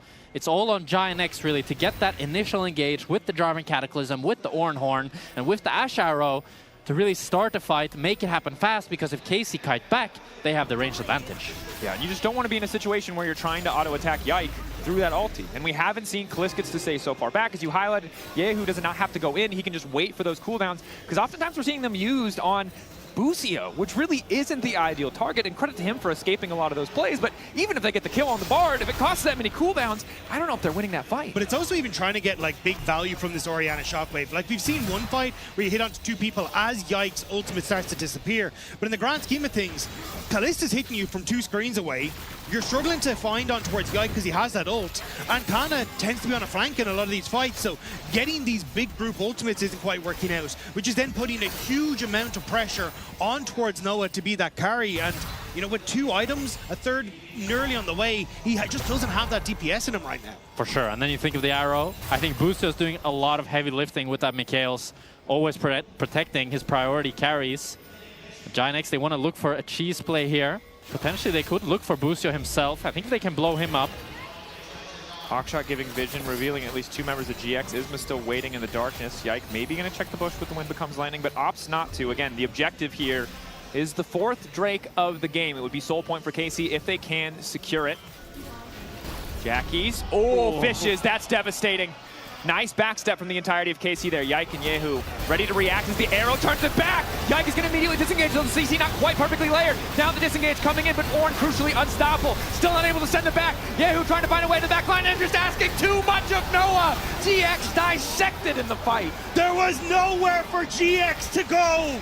KC are hunting them down, and it will be Jackies who gives the triple to the mid laner. KC, 5,000 gold. The 3rd Drake secured. The game is starting to get out of Giant X's hands. They're really taking it back here. Busio on the Bard doing such heavy lifting in this fight. KC might even want to go for the Nash. They have a lot of damage with this Azir, and it's still long death timers on Giant X. You have to feel that the game might just have gone into KC's favor. It was a good effort from Giant X. See if they can fish for the ultimate, but not able to connect with it. And then Yike gets so much value from his ultimate. And Busio here, he gets the ultimate only onto Noah, which means that he can't take down Yike fast enough. So Isma drops first, Noah has the flashback, but Kana has the Zhonya's, and then Yehu just flips him back, and it's over. And it's so tough, too, because even the little things are going wrong. Lot using the W as the Bella's Breath to make sure he doesn't get locked up by the ulti from Busio means he's late on the timing of the recast on call of the Forge God. So even that little bit of disengage, it wouldn't have saved the fight, but it might have saved a teammate, doesn't go in favor of GX. And again, the execution from KC has been pretty clean. They have a lot of these favorable tools now. With the Mikhails, a locket on the way, too, for any potential AoE damage. It's starting to feel harder and harder for GX to ever find an angle to just hit that multi-man shockwave, to find those layered ultis that should be able to result in the GX fight. Yeah, especially as the vision just gets darker and darker now. Giant X, though, start to clear out some of it, but trying to find these moments where Isma can get access to the backline, you can try and set up for a big play, just becomes so much more difficult when you just don't have access to the map. And also, KC can just play side, right? Yeah. You've talked about it, like the Azir and now also the Ashe in this position that you were concerned about when we saw the Ashe locked in. As we see Call the Forge God come out, traded for Busio's ultimate. Yike debating if he wants to follow. Great equalizer coming in for Kana. That's another ulti going on to Yike, who's taking no damage. Oh my god. This man is eating ults for free, left and right. Xin looking completely imbalanced. I mean, Noah there with some good movement to barely get out of Kalista's ult. But you can see KC are hunting them down. They got the mid tier too. They're going for top as well. KC, they want to keep it going. But this could be an opportunity where they overstay. They need the base after this. Kalista's low. Yeah. Well, they need the base, so it's fine. Yeah. They just... Oh, maybe Isma cancels here. Yike that is could be caught. big on the Yike. It won't get too much, but it can at least hope to keep things alive as the flash in. Yike gonna go, oh, no! Wait, don't go through the portal. They're going to stun Isma. Now Noah's chasing. A chance to get 2 kills back. Yike should surely fall. Busio now going to run for his life. Picking up the Honey Fruit's only going to slow him down further, though. Yike's falling. And the Honey Fruit, they're going to be the death of Inko. Slot is here just in time.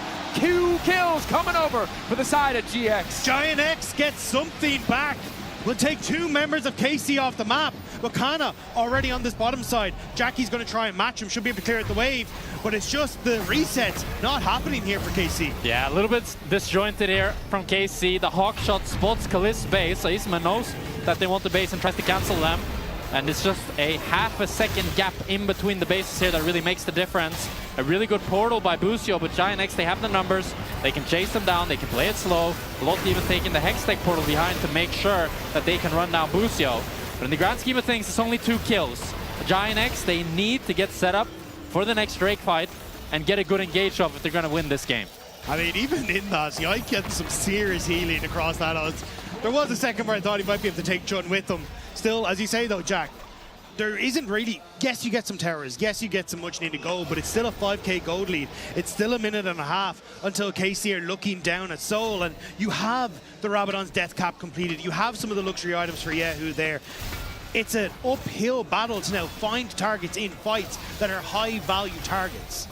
It's just so difficult when Yike has been such a monster in this game, because with Yike able to single-handedly zone away a lot of the backline of GX, it gives so much room for Kalist and Yahoo to play out these fights. Kana with the equalizer. It feels like everyone in this game has been at max range except for Yike, who's just been reminding us why Xin ult is a pretty powerful tool in a professional game of League of Legends. Maybe Yike missteps. Maybe GX can find that angle where they're able to 100-0 him, but now he has a GA, which makes it so much harder. That's what I was going to say. It's like GA on your jungler. Zanya is essentially on both solo laners. And again, Jin is just going to have a Mikhail's if he ever needs it. It's so difficult here. GX hoping for KC to group up, but KC happy to play the fight from multiple angles. Kalist standing on one side, Kana grouping with the rest of the team, knowing they have that big range advantage if they seek to use it. GX trying to play through mid, but again, with no vision here, means they're very likely walking into a fight on KC's terms. Busio waiting over the wall. Initial bit of CC going on to Lot as he blows the Ornn Horn. Nice use of the equalizer from Kana to force a backstep from GX so they can't follow up on that Ornn ulti. Again, there was impatient from Giant X. Dragon wasn't up. You have the Seraphine, use the healing. Now you're down an engaged tool. That they are. KC retreating. They know the pressure is on as now we see a teleport in place to get a shield to maybe make the fight a little bit better. Initial knockup is good, but the shockwave, it's a perfect part holding the ball. 3 members knocked up. Now they're going to get knocked back by Yike. They're not able to hit the back line. Yahoo moving in. He gets Noah, and that's all it's going to take. It's a shockwave-less Orianna to try and save the day, and it's too much to ask of any man as they're going to finish off Jackie's nice and slow. Busio's bar, baby, with the Tempered Fate, followed up by Yahoo. They're going to get the Hextech Soul. They're running down 3 lanes here. They might not be able to end the game just yet, but I think Giant X, they've already started planning for game 2. KC with a very strong mid-game. It looked dicey from the get-go. It looked like Giant X might have just found what they needed. But Busio's Bard was everywhere in this game. There is no controlling this man. No. And a player very apt at punishing these missteps from GX2. We take a look back at the fight, Jack, and I think it's just a bit of a mess. Yeah, I mean, LOT having burnt the Ornn Horn earlier, the 3-man Bard ult from Busio makes it so that both Jun and Noah need to flash. But that's Azir's dream right here. He knows he can shuffle in, needs to flash himself to set up the wall. And with that, all hope for Giant X is lost. Now they're looking uphill at an Hextech Soul here for KC. And near 10,000 gold. And they were already losing when they were 5k gold. It was uphill before, now we're talking Mount Everest level. And they don't have a guide, right? They're not... I don't think they're making it to the summit in this particular one, as 9k advantage you highlighted at the Soul. Now going to be a Baron for KC. This should be the victory lap. This should be moving around the map, whether they want to split or group. The fights are going to be so insanely KC favored. GX preying on that Miracle Engage, the 5-man Shockwave, the 5-man Seraphine ult, the 5-man Ornn ult, things that you can't reliably get in a game of League of Legends, but those are the last things that GX have if they want to try to get this one even closer in their favor. And that's when you start to look at, like, is there a TP angle where Lock comes in behind? But that's down. Jackie's doesn't have enough in the tank to really just one-shot people at this stage. They didn't even get the GA in the previous fight. Oh, devastating. KC pushing in. Only the bot wave left unattended. They're happy to play on 2 lanes. Lot, this is his angle to get things kicked off. But Kana just goes golden. Doesn't mind. Lockup is there onto Jackie's. He's going to hope to bring this one back. An excellent equalizer. Shockwave from Jackie's is good, but it's too little. It's too late. A 3-man shockwave at this deficit. Not enough to do the damage necessary. A flash in. That's the second mullet. Kliss might look for another with the 4th. Instead, it's a tower in his sights as Yahoo looks for the pushback. Isma goes unstoppable. Nice display of what the champion can do, but not enough to stop this one from moving in the favor of KC, taking their sweet time in the enemy base to secure first blood in this best-of-5 series. And it was a great early game from GINX. The crowd was in their favor, but KC, they showed us why they've been so dominant, why we had them as the favorites today as they take game 1. It was a good showing from Isma in the early stages. He ticked the boxes that the analyst desk started, but it still wasn't enough. And now it's back to the drawing board for GINX to see how the hell they can beat this behemoth. I mean, it is a tall task. No doubt momentum matters. Even if the crowd is behind you, you can't afford to doubt yourself after a game like that when we saw some good stuff. But it sounds like Shox is standing by. Let's see what she has to say. Second. Hello, Kalist. Great first game, maybe a bit of a slow start. What did you think of game 1? Yeah, I think the bot matchup was not easy. We had to survive early game. We got dove, so it made the game a bit hard. Thank you for buying me. No, I mean, to be honest, I don't really care of people booing, right? That's part of the sport, and it makes me stronger, so keep going. And yeah, I think the game was maybe hard, yeah, because of bot matchup in early, but overall, pretty clean mid game. Love that. Love the message to the fans as well. I'll let you go. Muchas gracias, Kalist. Thank you so much, Shox, for the interview. Nice to have an insight from Kliss. The booze empowering. We're going to be back after the break for game 2, so don't go anywhere.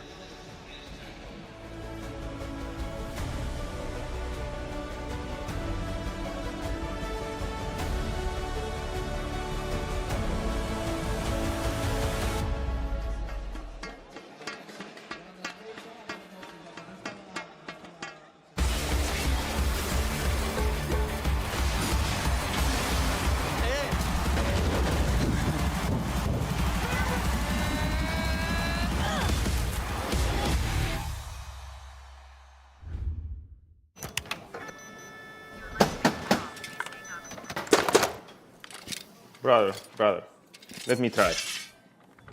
Wait, brother. Let us break this instead, brother.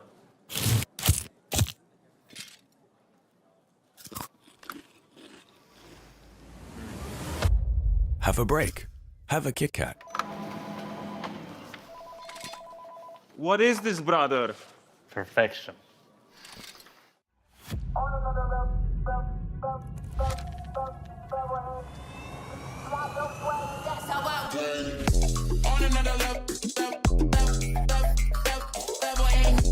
step into the crowd, yeah, I'm feeling so supreme. Feeling so supreme.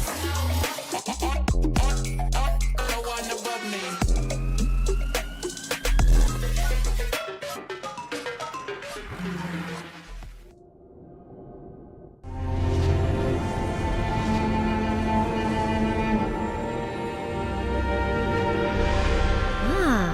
A new champion. Welcome to my shop. You'll need the right build. Choose wisely, because every upgrade brings you closer to the next level. So tell me, how will you level up?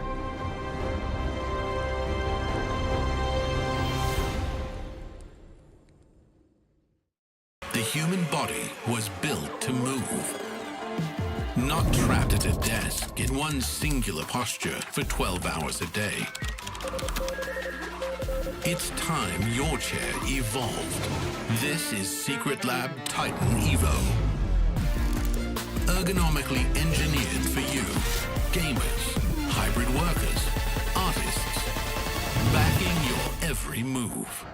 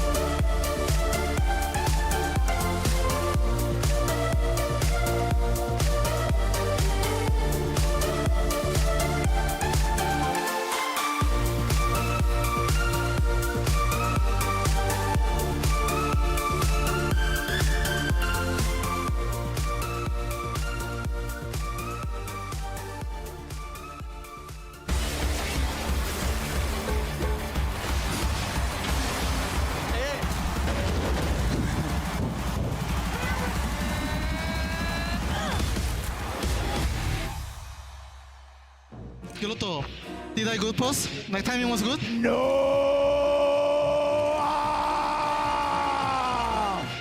No.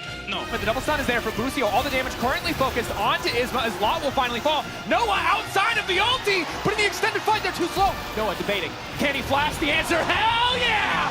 Double kill. German? Okay. No, come back. I wanna go. Seraphine, no flash. Wait.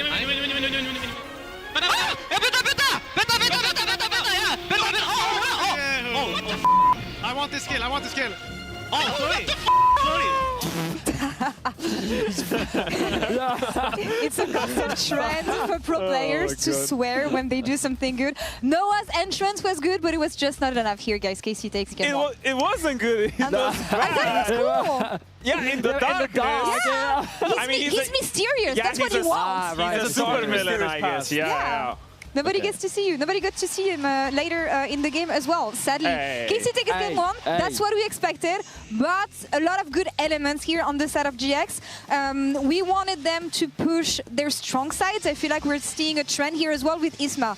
Yeah, I mean, I really liked what they did in the early game, actually. I loved how active Isma was, reacting to what's happening in these lanes. Like, bot lane stacked up a dive, super easy execution, boom. Go. Get some freebies here. Like, they just make it so simple, setting up the root and stun with the Ashe passive. It's just empty. It looks super nice. And the interesting part was also that it's just uncounterable. Sure, there's a misplay here, but even if he walks toward just from the jungle pathing early, and even this sneak in, it will take a lot of time, right? But they do know, again, that they really need to wait so that they invest more time to get the laners ahead, because it got them into a good position in the early game. It ended up failing later on, but still a lot of really, really good moves from Isma. And this is exactly what we need to see from him for GX to have a chance today. Coming into this matchup, our concerns were the bot lane 2 versus 2 and whether or not Isma would be able to have impact. And at the start of this game, we did get to see GX succeed in both those elements. But as Odo was alluding to, it was just following that as they approached the mid game where things started to falter. But ultimately, like, when I think of the game as a whole, I love that GX was being super proactive on the Rift. I love that GX was willing to fight against KC. But at the end of the day, I think their biggest struggle came down to execution. And I also really think felt like, sorry, you wanna talk with me? Okay, don't fight again. You go. I know that you hate me, but you can talk right now. I'll talk. Okay, let me you talk together. Okay. What I really disliked as well was the transition. Like, I feel like they were really greedy for this early dragon, didn't really set themselves up for the escape there, and it felt like they kind of lost steam in that like 10 to 15 minute mark. They were kind of unsure what they needed to do to progress the game even further, despite being in a good position. Do you guys really feel like it's a matter of execution, or it's also a matter of the tools that KC had in their draft later on? Because this Jin Sao, this Bard also especially, we're buying a lot of time for KC to turn fights. I think KC's draft was extremely versatile. It was kind of like a jack of all trades, but a lot of this power came from the fact that I feel like when it was GX's turn to pull the trigger, they were just a little bit too overeager because they had a lot of tools. And the way that KC capitalized on it was that they were trying a little bit too hard. That proactivity from Isma from the early game, leading into mid game where all the team needs to be coordinated, pull the trigger together, it really felt like they were just trying a little bit too hard. I saw Lot plenty of times just opening with the on ult when it wasn't the critical moment, and that's how KC's Teamcom comes in. That's where Busio finds amazing Bard ults. Jin Sao gets a lot of value when it comes to these sort of moments of indecision. I felt like Giant X came today very locked in based on what we saw in the early game, but I think, as Odo was saying, they were just a little bit too overeager. And I think this is a great example where they're committing the TP and they're telling the enemy team, you have to back off, you can't respect this. But Busio and his Bard ultimate, he was able to demonstrate some of that versatility that Odo's talking about, and it gave them a perfect re-engage because the plan from GX got shut down before they could even execute it. I mean, this clip just really highlights why I think we see the transition struggle there from the early game, because I felt like they didn't really know how to transition the early game. They didn't even think that Bard would ult this tower, and they felt like they need to give themselves a little bit more options in that mid game, because I felt like they were just throwing their heads at the wall and not really finding anything. And that really sets me up perfectly for a thing that I prepared earlier, which is the bussin' yo, as the youth would say. Okay, so the good old bussin' yo, I think, was a key component in today's game. I think that his Bard was so good. His barge was unbelievably impactful, and I think we saw it in every single play that GX tried to set up. He was able to shut them down in some capacity. I mean, 100% kill participation, a 2-2-20 scoreline.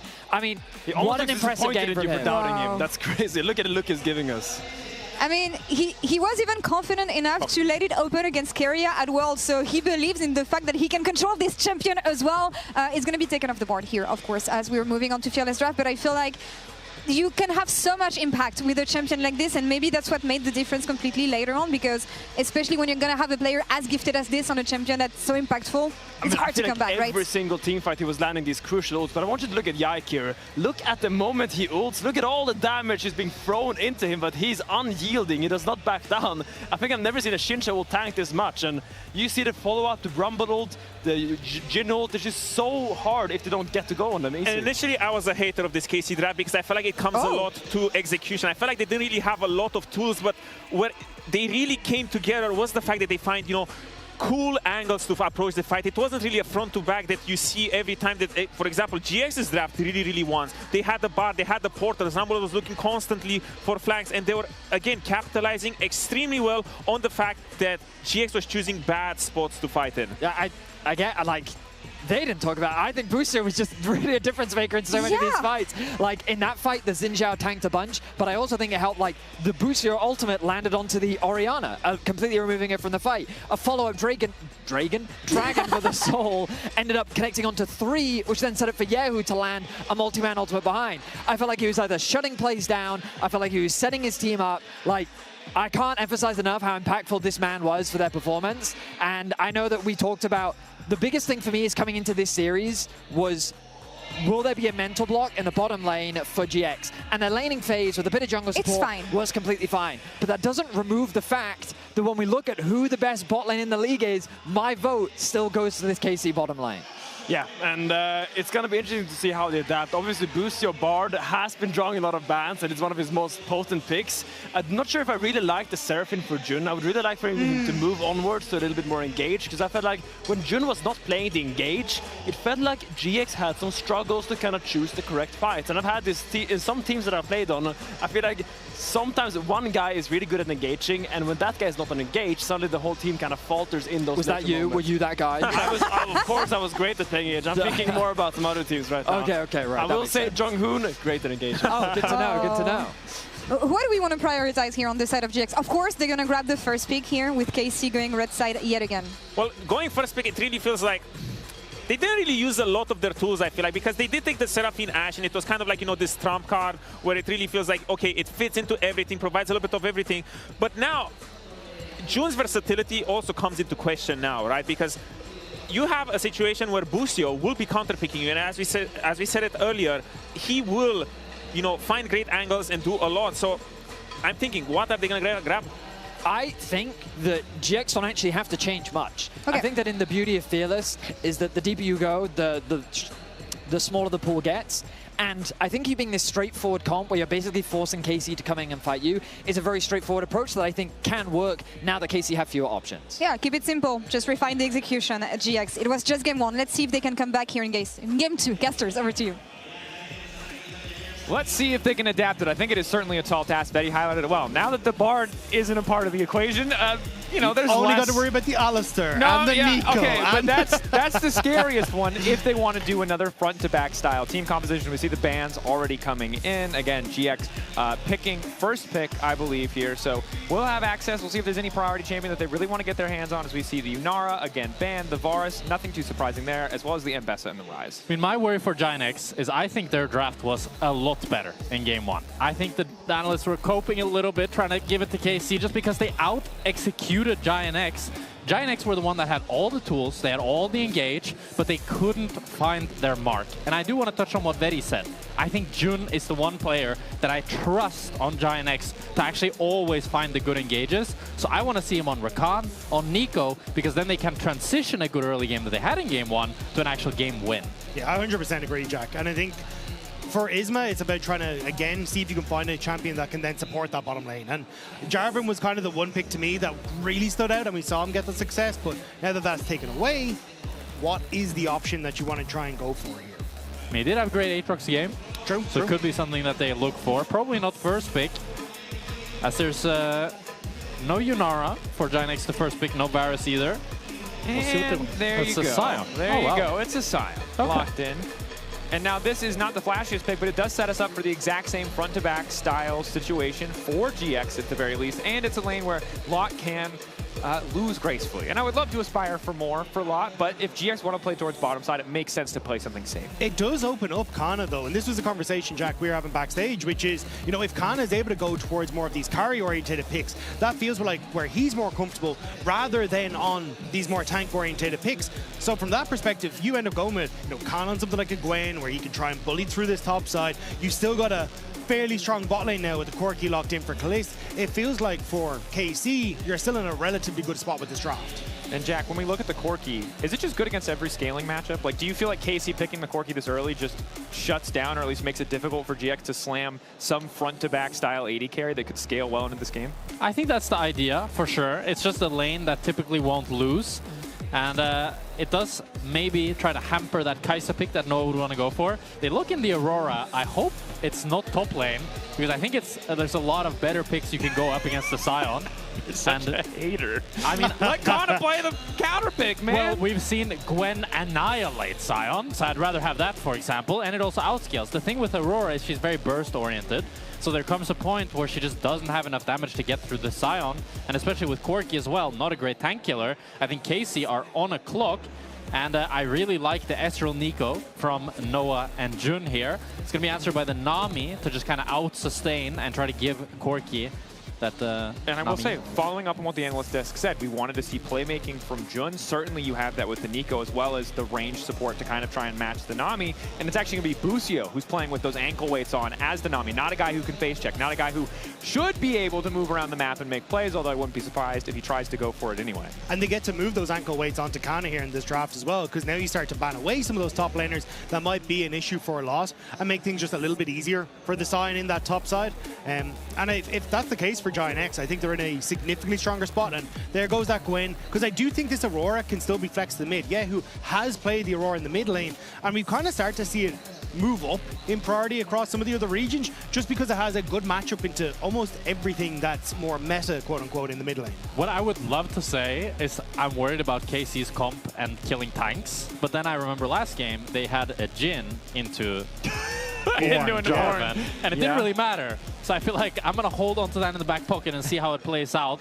But I do think that KC, they really want to look for kind of tank killing top, so that at least they can put Lot behind and always be winning on the side lane. And you can see that Giant X are thinking the same thing. They banned the Gwen, they banned the Gnar, so they just want to try to set him up for a good matchup. It's going to be the Dr. Mundo lock-in as a flex pick here. Both jungle and top can be played into the Scion, and we'll see where KC wants to put up. And KC showing us a lot of potential flex picks, which if GX aren't concerned, certainly if KC are able to pull this out, their opponents tomorrow, MKOI, will be. Having the Mundo and Aurora in the same draft makes it really tough, I think, for the side of GX to lock down comfortable lane matchups. I wonder if Isma has the Jace in his back pocket, because honestly it's kind of fallen off, but you've already got the Ezreal, a Jace as well, and there's KC don't have a huge amount of engage tools. And the tanks are pretty much taken away from Kana, who can't play that engage. So I'm curious. Yeah, there it is. I think it's a really good option here for Isma. Great call out, Rob. The only thing is, I don't trust Isma to play slow and play poke. I feel like Isma is at his best when he can go in and go a bit crazy. I don't think Isma trusts Isma to play poke. I saw the diddly, I was like, oh, they're worried about poke. And I was like, Jace? And then, yeah. There you go. Aatrox, obviously, a lot of that sustain can be a terror if he finds the angles. And again, this is the champion that versus Na'Vi, we saw him really pop off, really take over in the early games, conceding camps, not playing for himself, but instead playing to shut down the opposition, get active in those lanes, as we see the classic Vayne hover from Busio. But the final lock in here, would really not be surprised to see the Rek'Sai. It would commit the Aurora to the mid lane up against the Talia from Jackie's. Yeah, so it's going to be the Rek'Sai, and now it's kind of frontline versus frontline here, with Rek'Sai fulfilling that tank role for KC. So both teams have a pretty standard front to back. I do still, I think, prefer Giant X's comp a little bit more. I like the bot lane matchup. I like Jun on the Nico. He's shown a lot of good performances on it. Jackie's doesn't have the most setup from his teammates, at least not the most orthodox setup, as he does have the Aatrox knockups, the Sion knockups, but it can be hard to land them to set him up for success. I do think one of the nice things, though, with the Darkened Blade is it's pretty easy to take off Mundo passive if Yike's not super clean on kind of stepping in and out of that.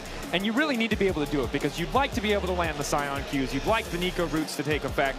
So important that GX have that tool to take that out of the equation. But I'm inclined to agree. For the second game in a row, I think the path to success for GX feels a lot clearer. But again, we said that in game one. Yeah. We said that, you know, Jin, they shouldn't be able to kill this front line. They killed the front line like it was nothing. And it makes a lot of things difficult to predict about how this game will play out. Yeah, I do think, though, this is where at least you've got substantially, I think, stronger lanes for Giant Like, Jackie should have a decent matchup against Aurora. Aurora has two abilities that just CC her if she's standing on the Unraveled Earth, which makes things significantly easier for him. You have the ability to try and play around bot lane, which can try and set up for ganks. So I agree with Jack. I really think Giant again, have given themselves good tools, but we'll have to see if they're going to be able to solidify them. That we are heading into our second game in this best of 5 series. And honestly, best of 5 live audience, it's a dream. I genuinely just hope we can go full 5 so we can see the full depths of champion pools, because already the first 2 games have had some pretty interesting drafts, but it's a tall task for GX. They had the early game in game 1, now trying to bounce back in game 2. Let's see if they can get off on the right foot. And I think if you're KC and G2 later on, you're hoping this goes to 5 as well. See exactly what your opponent has to do and see if you can tire them out before that weekend goes ahead, especially as we haven't got to see the depths of so many different teams yet. Just having that info could be so valuable. I would love to see what Kalista and Boostio has cooked up as we go later into this series. Currently, it's pretty vanilla here with the Corki Nami. Not something that would be vanilla a few months ago, but kind of feels like Reckless popularized this Nami pick. Especially good support with the Corki. It's kind of similar to Lucian Nami because you proc that Nami E so quickly with all of Corki's spells. I do think in the early game, there shouldn't be too much action happening because there's not a whole lot of CC. We talked a little bit about how Giant X doesn't have the easiest time setting up fights, and it's even more so for K-Corp here. They have like a Nami bubble and a Rek'Sai knockup and a slow from Dr. Mundo. It's not a whole lot. We're kind of grasping at straws here, trying to think of how we actually start a fight. So it's really about who missteps, who is in the wrong spot at the wrong time so that one team can collapse on them and get a kill that way. And I think we're all thinking it. At least the 80 carry players and me, because I've heard Jack say this before. Oh, never mind. We're thinking about the fist fights happening in bot lane as a barrier has been traded for a heal. This is deja vu. This was the exact same thing that happened in game 1. Heal barrier used from Noah and Jun here. And I love the fact that they're playing really aggressive. But this time, Kalist has the extra combat zone. Crucially, doesn't have to cleanse. Has a barrier of his own, partially because there isn't that CC. There's no Ash Arrow this time around, so isn't as afraid. And now, holding on to that Summoner Spell advantage certainly feels good, especially as Boostio's also up a pot. But we know Nami to be this massively oppressive laning champion. She has all that healing in her kit, but the AoE from Nico and the Ezreal at least able to get these pushes forward. And as long as you can keep that pressure up, I think you're in a decent spot as both junglers starting to move down towards this bottom side of the map. I think this time around, I was about to say, I think Yike will just end up kind of full clearing, but it's been spotted on an early ward. So Giant X aware that he's trying to get in behind them. So playing with Cost is Noah eating forward, has to flash the bubble. Excuse me, eating to the side rather than straight back. I mean, ice in the Kalista's veins here as he continues clicking forward, doesn't even burn the barrier. Forces Noah's flash now, and Noah's going to look to recall. Yike was so fast on his pathing that he was able to pressure bot quite a bit before the crab spawn, as Kalista needs to be careful. Is playing very cocky. He does have the barrier. He does have the barrier, but I'm just waiting for the flash-empowered auto from Jun. Yeah. And, like, he decides to back off, which I think is the right choice. Get your base while you can. But credit to KC, just the difference in Summoner Spell, confidence in this lane matchup, already setting up for a lot more success than we saw in game 1. And Yike being first there made it so that KC could play really aggressively. Knew that Isma wasn't in the area. It's going to be crab for crab, but a slight CS lead for Kalist and Noah no flash. So that's going to be a big thing that KC is looking for. Yike is going to now full clear back down to bot lane, and he still has the tempo lead on Isma. So that's a good timer for KC to try to punish the flashless Ezreal. But what we saw in the last game was Yike almost always goes for this like reset to get the upgraded smite so you can force the crab and get that level 6. Isma punished that in the last game. He said, I don't care, I'm going to full clear, and I'm going to sit in top rush and make sure that I can get a play. So I'm curious now as we start to see these second clears, do we get something similar from Isma where he tries to use that timing window of Yike gone reset to try and fish for some sort of play? I do think it's pretty tough though. Kind of waiting on the setup from your laners to make those Aatrox skanks work. It's just a harder angle than the Jarvan, right? Just not so linear, not so easy to set up the dives, and falling behind here doesn't feel great against a champion like Mundo who can snowball to be just such a lethal threat. Yeah, the only reason I'm saying is because you look at like top wave starting to bounce. There's a ward already that Sion has placed in that first bush to spot if any ward does go into that. So on that push back, maybe there's a way that Isma can try and sneak in, but it is going to be a bit of a tough ride. But still, it's these kind of things that Isma has been doing good at trying to find. Kana. Oh, 2 tower shots? Getting pretty chunked. He's going to be able to regen though. Just Rek'Sai things. And oh my gosh. The problem is when you're matching full clears like this, like KC and GIANX are doing, the one that's fastest always has the advantage. As you can see, Yike is able to put down a ward in this tri-bush and just have full control here of the bot side. Tries to force Isma out. He started up this dragon though, but GIANX are the one with bot lane wave control. Yike taking some damage from the Drake. It's just going to be forced to reset that. But you can see how difficult it is for GIANX bot lane to really push their lead, as Jun is starting to run pretty damn low on mana as well. That he is. And Noah's Flash is the one summoner spell that still has not come off cooldown, obviously much longer than the respective barriers or heals, so difficult for him to play more aggressive, fight for more space. As in the mid lane, Yehu winning out on the 1v1. Not a whole lot for Isma to do. The thing is, Yike is now going to look to go up for that top grab, but bot lane. Damage from the Jun. Flash forward, manages to get the root. Good damage from Noah, but the Q goes wide, and that's devastating. Barrier comes out now. Double bubble from Busio, managing to live. I mean, Betty said it best. He's busting, yo. There's no stopping him. Oh my God. KC bot lane showing why they're the best in the league, but the fighting doesn't from stop. bad to worse. KC, they might be outnumbered in the fans, but they're showing up in game. They're going to pick up 3 kills. And they are in firm control of game 2. It's Bussin's bubbles that set up KC in the bottom lane, but it might be GIANX's bubble that just popped 3 kills early, and it is devastating for GIANX. And it feels ruthless to say it, but you have to call it like you see it. That's an unmitigated disaster. Kana was already winning out on the 1v1, and now he has that kill, that extra influx of gold. We take a look back at this. Again, this is the topside play that we didn't get to see the start of, and it's working out well for KC. The skill shots are just not landing. Mundo passive was not procced when Isma used 3 Qs and a W. Like, just mechanically, I think GIANX are not able to execute on their vision, on their plays, and Busio is just kind of the GOAT. And I apologize. Betty said it. I thought it was kind of funny. I can't say that without revealing I'm over 30. That's how this works, all right? But he's not. And he'd also actually probably think this is kind of cringe. But the man's playing like a demon. Regardless of the words you want to use to describe it, I think he deserves that respect. And it's starting to feel like a lot of those other GX-KC matchups where bot is just a bridge too far. Game 1 was different. It was a breath of fresh air in this rivalry between bottom lanes, but Busio, it just seems like he's got them all figured out. Yeah, he's showing up great today. On the range supports as well, showing so much versatility. We've seen him with great success on the Rakan, on the Alistar, and the Bard, but now we're seeing it on the Nami as well. Like, I didn't know Nami bubbles were scary. I thought that those are like, you throw it out, and you don't really care if it hits. Nobody expects it to hit.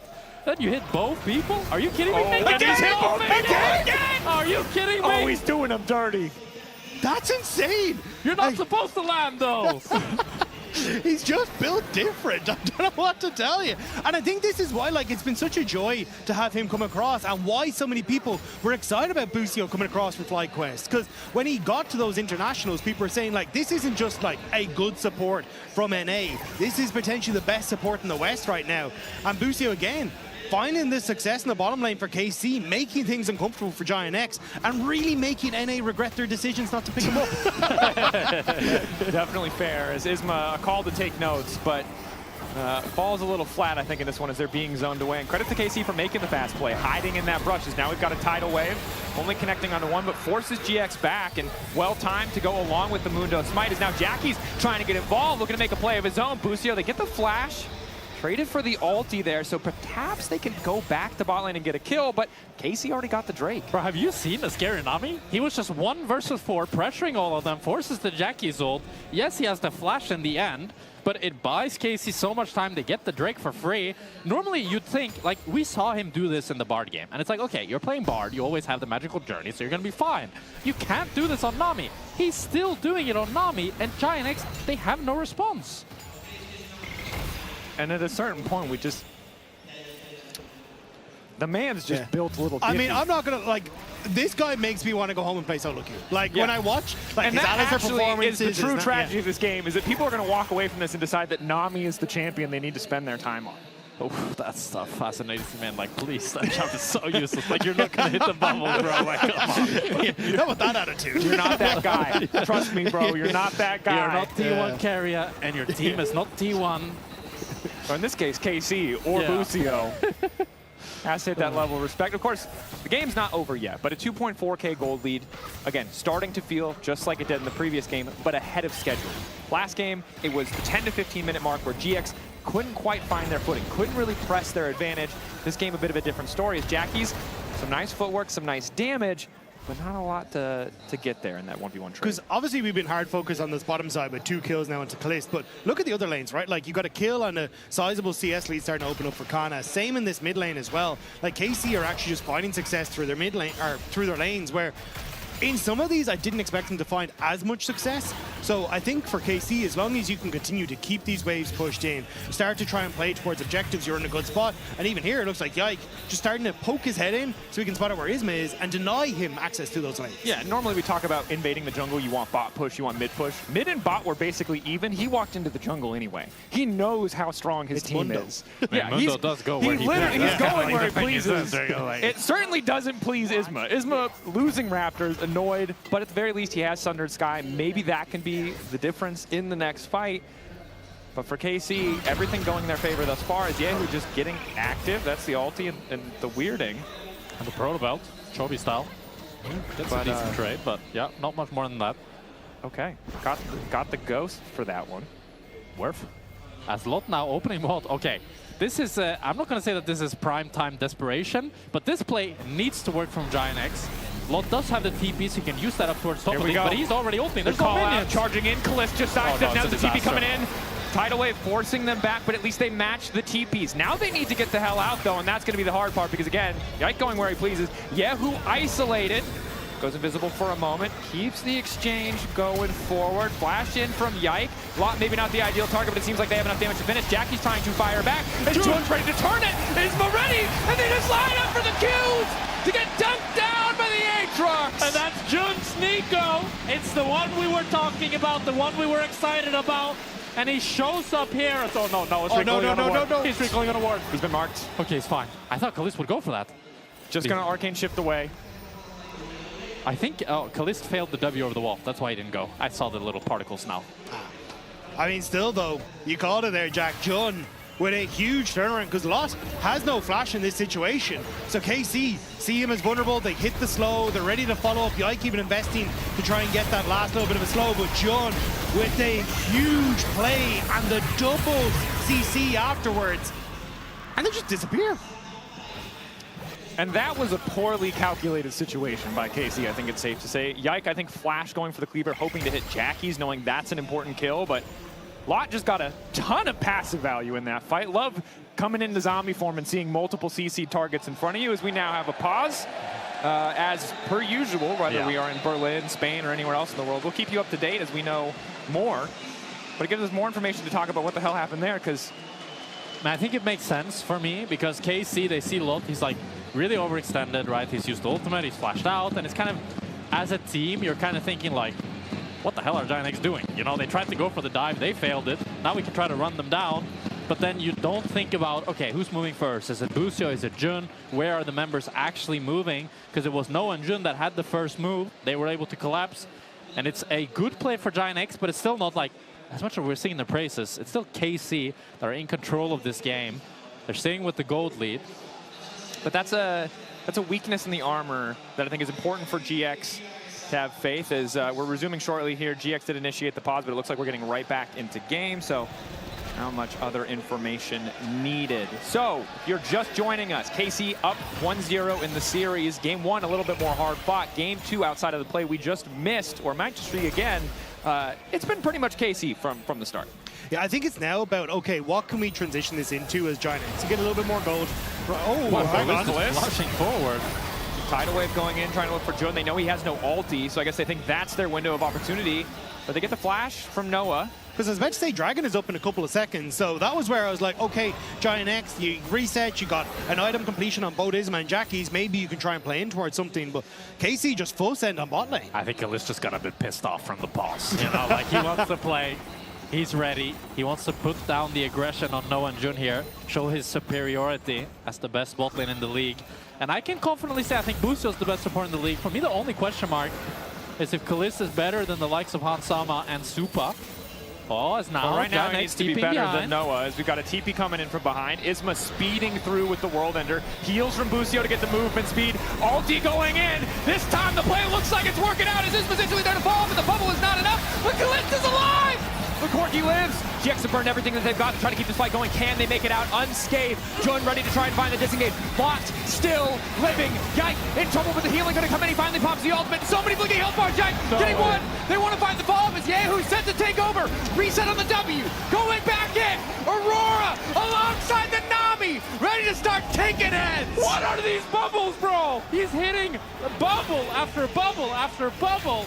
Busio, I don't understand. How are you doing so much in these team fights? It's Battle Nami, baby! This man is doing wonders, and the fact that Kalist doesn't fall is insane, because everyone on Giant X is here. He holds onto the Valkyrie for the last second, still gets hit, but Jackie's with the flick back actually gets interrupted by the Silent Q, which means Kalist gets to walk away, and from this position, KC can collapse. Okay, so Busio hits a 2-man bubble. He's about to hit another bubble. Let's see, bubble, bubble, bubble. It's another 2-man bubble, and then that takes Isma down with an auto attack in Yike red buff, and then he hits another bubble onto Jun. It's just like, when are you seeing a Nami hit 2-man bubbles in a team fight, and then a third bubble at the end? Like, I don't understand. This is not the champion. So actually, there is no Busio on that screen because he's actually just a robot. He's done all the calculations. We've replaced him. That's the only convincing pitch for AI I've heard this entire year, Rob. But if this is what it brings us, safe to understand. Busio on a tear. 1-0-6. Not quite 100% kill participation, but involved just about everything else. GX now starting up the Herald. They've got first access here. Yike level 11 looking scary. Has the XP advantage. But GX, more members committed in the meantime. Yehu in the bottom lane, already pushing, already looking to lock up those plates. You got Kana hovering in top lane, debating if they want to play for some exit kills here, but KC, I think, after the last skirmish where they overplayed their hand, they're willing to take a step back because they know how far ahead they are. Yeah, Yeo with no TP there is going to be happy just getting that bot tower. So it's going to be, I think, a gold trade up for KC, but we'll have to see how Giant X can use this Rift Herald in their advantage. That's the one tool that they now have over KC, but Kalist is just taking the mid tower. At least there's no Bard this game, so hopefully it'll go a little bit better for them. But yeah, I think at this stage for Giant X, it's hope that you can try and find some sort of pick plays. Like, I like the idea of what they went for on the bottom side. Try and use Jackie's ultimate. Now you've got the Rift Tower to add a little bit more oomph to it. And we're all collapsing a mid, but I don't know if the Waves are in a position where they can really bring multiple members to that mid lane. And I think this game is so tricky for the side of GX because you would love for Noah to hit these priority targets. You can see how vulnerable they are, but the front line is just always going to be in front of him, blocking those Mystic shots. It's really going to be so hard for him to land any meaningful damage on those key carries, especially when individually everyone's behind their respective man. 1.7k gold lead for Kalist. You cannot go toe-to-toe with him no matter how many Qs you're hitting. And the same is true for Yehu, who has access to that ulti, has access to that TP, and gets super active on the map. Yike is going where he pleases right now. TP behind from Kana. Isma not too pleased. Yehu actually. Isma's just trying to catch out Busio, but Busio's clean on the move. It's just not going to happen. Looking for the Sundered Sky proc, taking their sweet time, giving the kill over to Yehu, and so difficult for Isma to play. He has no moving lanes. He loses the 1v1 at this point. And Yike is just so fast with the Swifty Boots, with the Dead Man's Blade. He can go wherever he wants. And it's an uphill battle for Giant X now. They need to find like a 3-4 man Jun ultimate. I don't know, I'm like grasping at straws here, trying to think how they can make this comeback happen. KC are looking really dominant here. Maybe if they hit those perfect ultis on, again, crucially, the backline.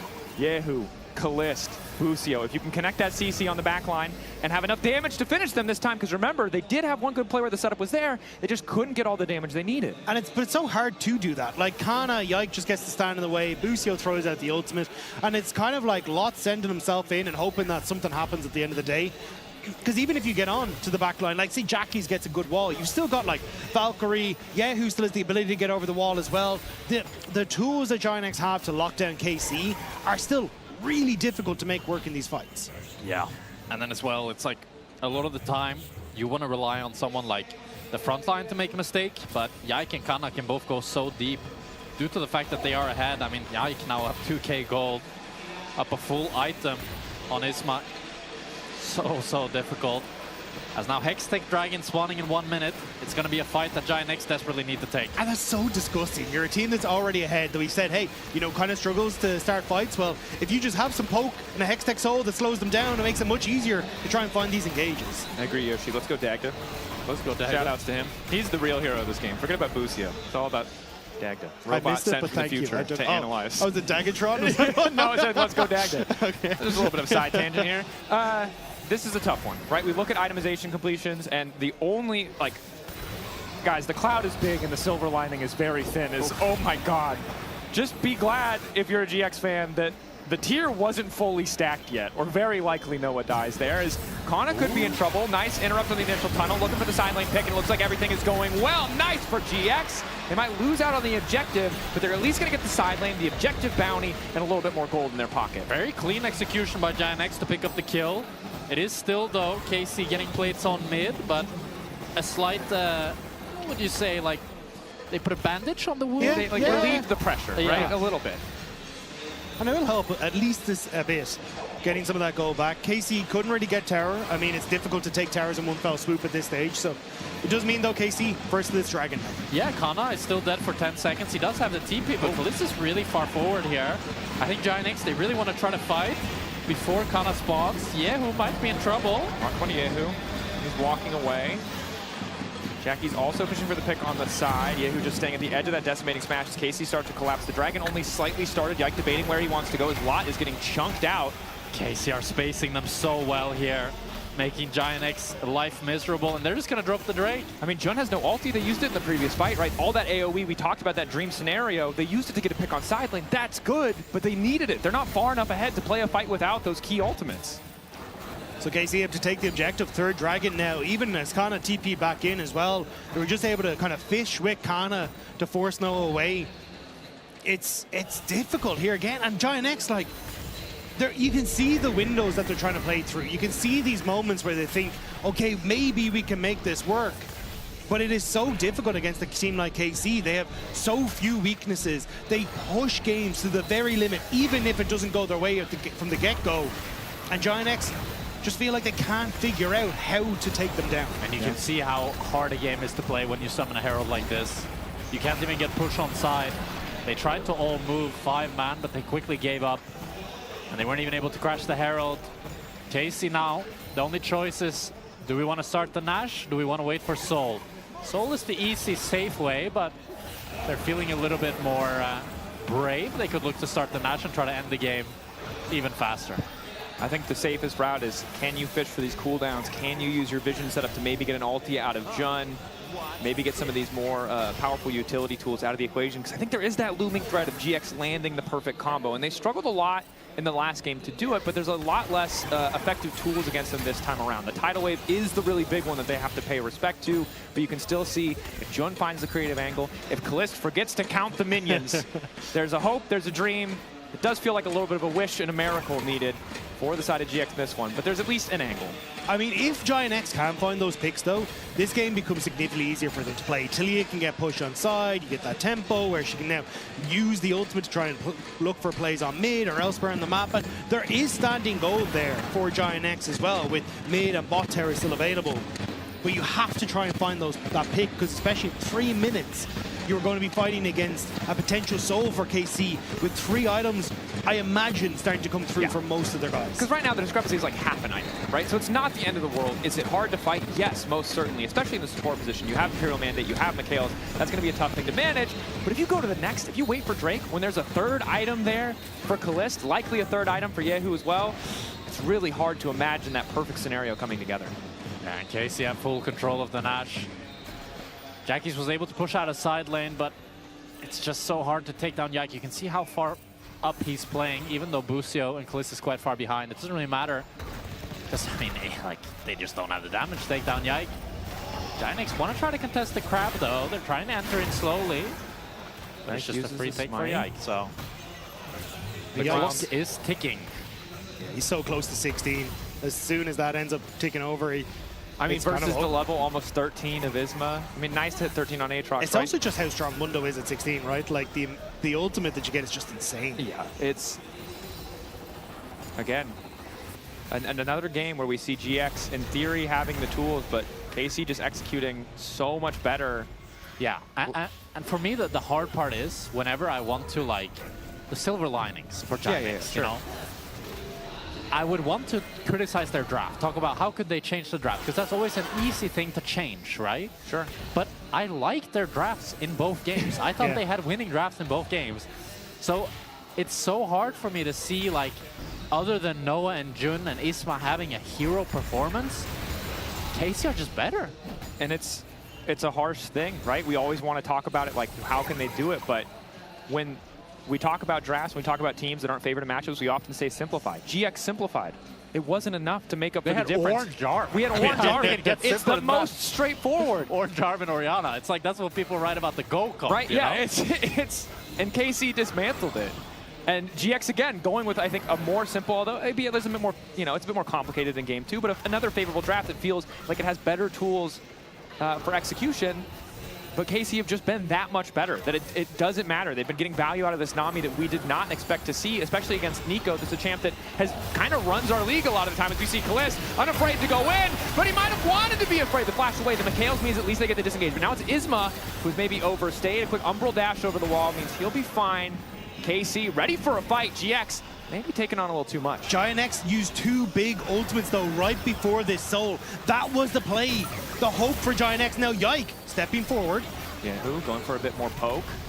GiantX now, they're zoned out. They're already channeling the recalls. It's 10 minutes to the another break. knockup. Flick back on Kalist. Caught again. This time he doesn't have the access to the Mikhails. The Ignite taking the flash in from Isma. KC now looking to bring it back. Isma not able to find the knockup as the ulti comes in from Kana to take down the enemy jungler. Yehu on the backside wants to finish off Jackie's. KC maybe getting a bit overeager as Lot still remains a stalwart frontliner. Noah trying to find the angles with the Qs. They're finally connecting, but the damage just isn't there. Down goes Lot, and KC take the exchange. GiantX needed to force. They needed to make sure that they finished off KC here because Isma went down. And with no jungler, KC will pick up the Soul. And Kalist got caught.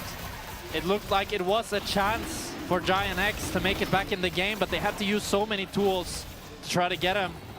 He got caught twice. He got caught twice. Wasn't enough. This is the second time. I mean, I don't think it could get better for GiantX the way this fight starts off.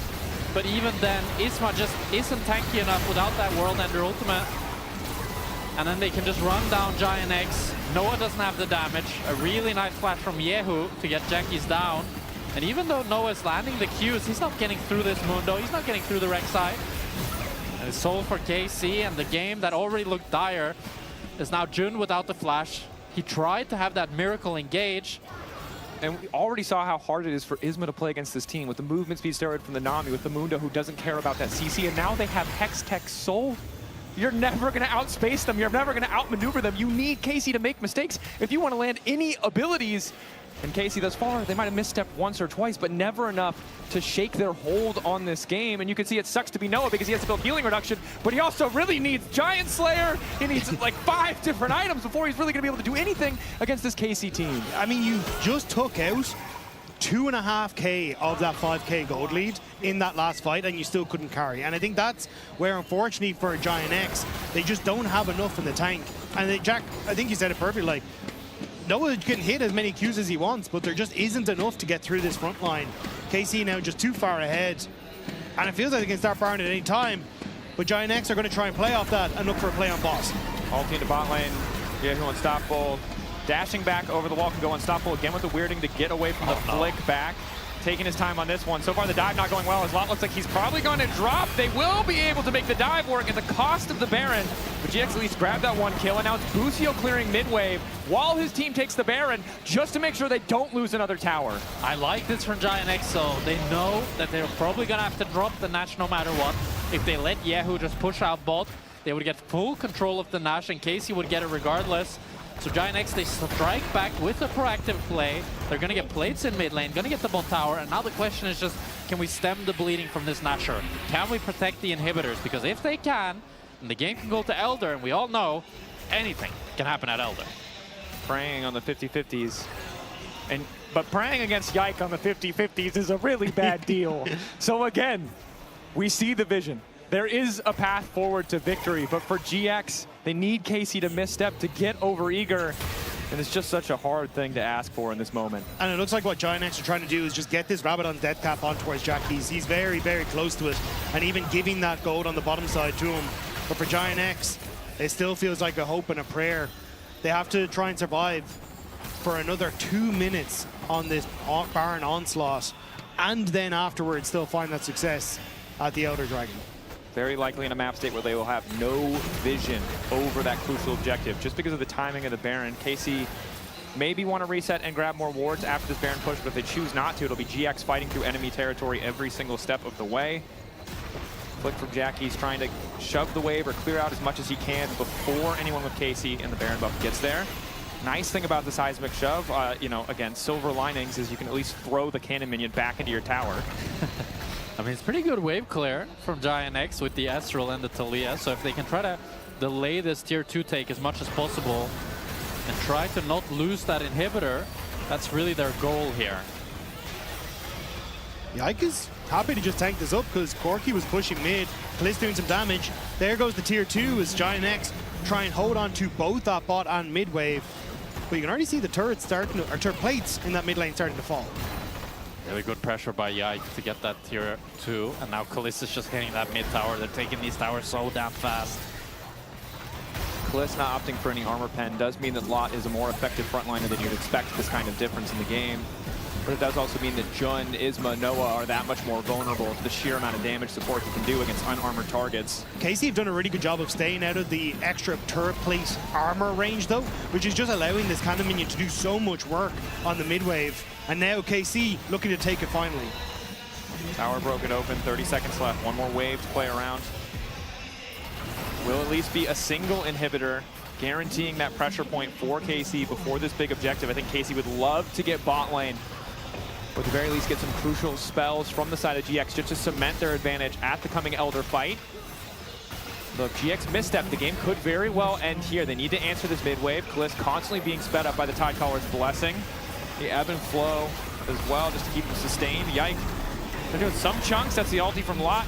Not going to have much effect as he just tries to zone them away from the waves.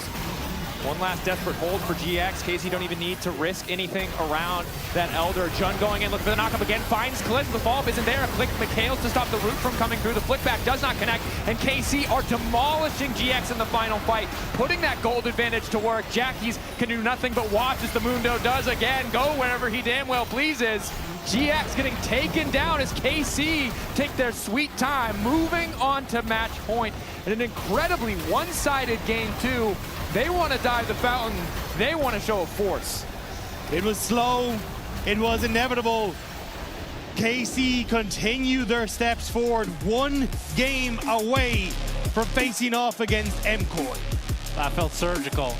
And the fact that after the team fights, I was screaming about Nami? Like, I don't know. Busio is just delivering an insane performance in this series. That he is. I mean, it's been incredible for him thus far. We thought with the Bard gone, maybe the Alistair, but no, it was the Nami where he was able to showcase what he was all about. Some truly impressive stuff overall, and we'll see what the adaptation is for GX going into Game 3. It's hard to find those silver linings, to find those angles for hope, but it's GX who, with their backs against the wall, are going to need to dig deep as the AD is ready to break down that Game 2. Everything blue in the arena, we know it from the intro, but so far it's a French blue. No opportunities given from the side of KC. I don't feel like GX can find solution. Was expected though. Absolutely, but I wasn't expecting it to be this one-sided. Yeah. Like, what a slaughter. I mean, there's so many things to highlight, but it felt like that the game got out of GX's control so quickly.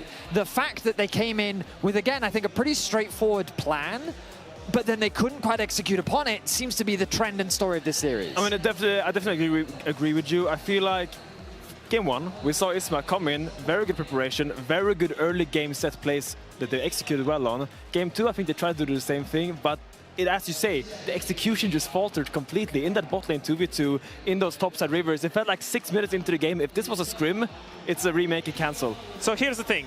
The adaptations that I thought that would come in was, I thought they would be a little bit less proactive in the critical moments, but here they still, I mean, this is just a straight up outplay, right? Because the bubble is absolutely insane. I don't expect Nami to do these things, but at the same time, GX Isma slowed down in the early game because I felt like he needed to keep finding these plays. But at the same time, as we moved on through the game, it was the same issues that plagued them in Game 1. There was just so much over-eagerness, and they wanted to pull the trigger and find so many fights when in reality they just needed to chill a little bit. And I mean, there was basically one fight that was just, I mean, it broke the whole game. Yeah. And I mean, I just want to run through it real quick just to like remind the audience of what happened, because the fight itself, like, it felt like there were so many opportunities, but that they could have actually gotten out of this situation as well. Yeah, okay, so look at this fight. I'm just gonna do it now, honestly.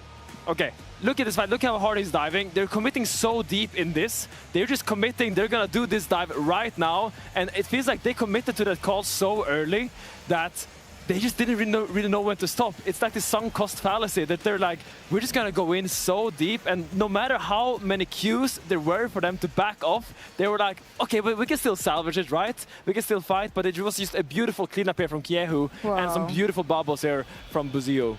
But it, like, you described it well, Finn, but I feel like that you could illustrate it even better. You want me to draw like, it for I you? feel like I feel like you could actually show me how many times. I mean, yeah, go. Okay, just show me, like, because I feel like that there were multiple opportunities within that fight. Oh, you. He's actually prepared. No way. He's prepared a whiteboard for us, and he's actually. Oh, you've even got. Oh, he's gonna play by play. Do you need a pen? I've got a present. Oh, you have a PPAP for me? I have a pen. Thank you so much. Can you say this? Can you see this chat? Okay, yeah. Look at this beautiful execution. I was drawing Estral here. This is Estral, he's a cute little boy. And we also have Nico here. Hello, I'm Nico. So, the moment you commit for this dive, you are so sure that you're gonna make this dive. And I feel like there was a lot of warning signs. Now, look at me, look at the camera, Ben. Let me tell you about the first warning sign, okay? Mr. Camera. Look here, your Sion is going super deep. Meanwhile, your Aatrox is about like to follow up because he's like, oh my god, my Sion is going deep, I'm gonna fight. Bussin Yo finds crucial bubbles here on Aatrox. He's completely stun-locked here. Now this is your first moment. Okay. This is the moment where you have to realize, okay, I'm a Sion, I'm diving this tower, but I do not have my damage follow-up. Who's gonna follow up and kill this little Corki here in his airplane? If you see a Druid Corki there, he's very cute. Meanwhile, the Mundo is completely destroying the Talia on the side. There's a lot of warning signs already. Estral, Nico, too far away to follow up. But there was another moment. There was another moment. There was another moment. Because of course there was another moment. And I'm going to tell you all about it. Now let's remove these beautiful pictures. I'm going to keep Bussin Yo because he was so good at killing this Nami. So there's another moment here where Nico is here. This is Nico. I'm going to maybe reduce my artistic quality a little bit. I think you should. Yeah, I think you should. So there's a lot of people here. A lot of people, wah, wah, wah, wah, boom, boom, boom, boom, boom, boom, boom. And Nico decides that the fight is over. She thinks it's over, and she decides to recommit on this engage. Recommit. She re-engages with a Excellent. massive circle here and goes in. Now what happens? Her people can't follow because Bussin Yo has moved down onto the side flank here and once again finds a super crucial bubble that just nullifies this entire Nico re-engage. You see the circle? That's a Nico ult. I need you to imagine vividly that this is a Nico ult. Oba!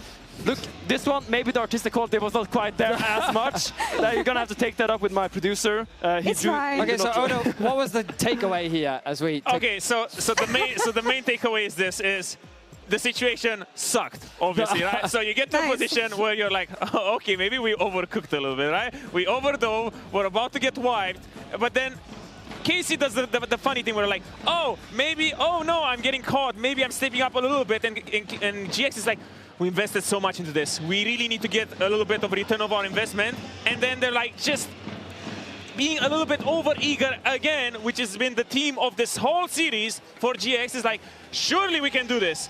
Surely just a little bit, and we won't end up getting wiped, right? And the problem is that they just overextended just so damn much in that play. Okay, so what I'm hearing or seeing, thank you, Finn, is that game 1, execution, not good. Game 2, execution, no bueno either. So what are we looking at here? Because they have their back against the wall. It's now or never for GX. GX is standing with their back towards a giant chasm. One step backwards and you fall down and you don't get one more shot. But the story would be so beautiful if you find the reverse sweep. I think they need to go back to the basics. Yeah. What took game 1? Isma, early games, Noah, and June. And, and it starts in the draft. And you know what they need to remember with their back against the chassis? What did Giotto say to pressure? Not today. No, he said, he literally said, no. They really need to rock up into this game and really change the way they see pressure, because now you're down 0-2. You tried really hard to tame that pressure. Nothing worked. You just grieved and threw it, especially in that game 2, so hard. So really in this game 3, I don't really care about that. I don't care about anything they do. They just really need to take that pressure and change the relationship with it. Just embrace it or leave it behind and play some normal League of Legends. You know what? They finally agree on something. You know what? Let's send Odo yelling at them. That's a lot of pressure. And let's send Finn on the whiteboard. I think that's the solution here for GX. Looking at coming back here in game 3. Last game for them maybe in this best of 5. We're going to take a break here, but as we go, Circuit Tormenta is coming back. It's an organized play circuit where some of the Spanish key players from the LEC have trained and found their footing in the competitive scene. The doors are open to join and start the journey. The circuit is coming back this March 4 for any Spanish team who aspires to progress, train, and show what they're capable onto the Rift and in the LoL esports world. That's all for us here for now. We'll be back for game 3, and yeah, I'll see what we can do with these two. Las leyendas no empiezan siendo leyendas. Empiezan en casa, en un circuito donde nadie te conoce. Pero todos quieren demostrar quiénes son.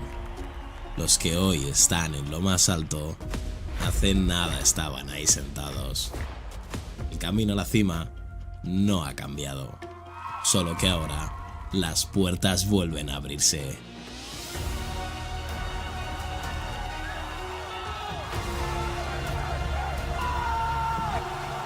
Vuelve el lugar donde empieza todo. Vuelve Circuito Tormenta.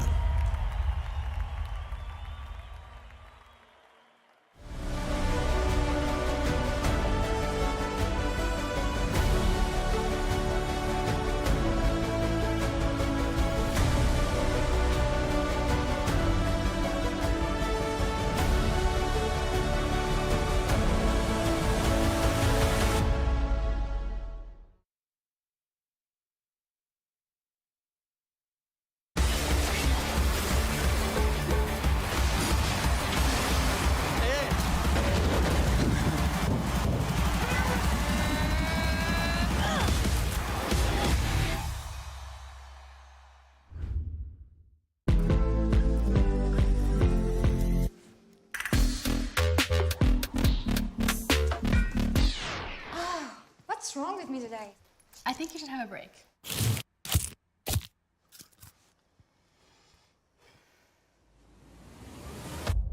Have a break. Have a Kit Kat. Maybe cause I'm the crushing. Whoops. Wrong word.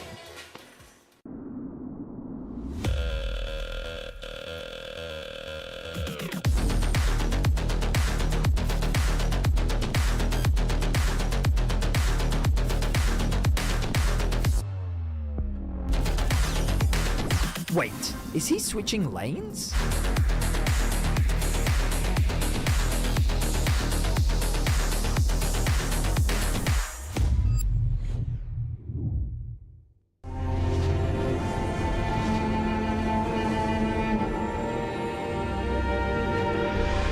Ah, a new champion.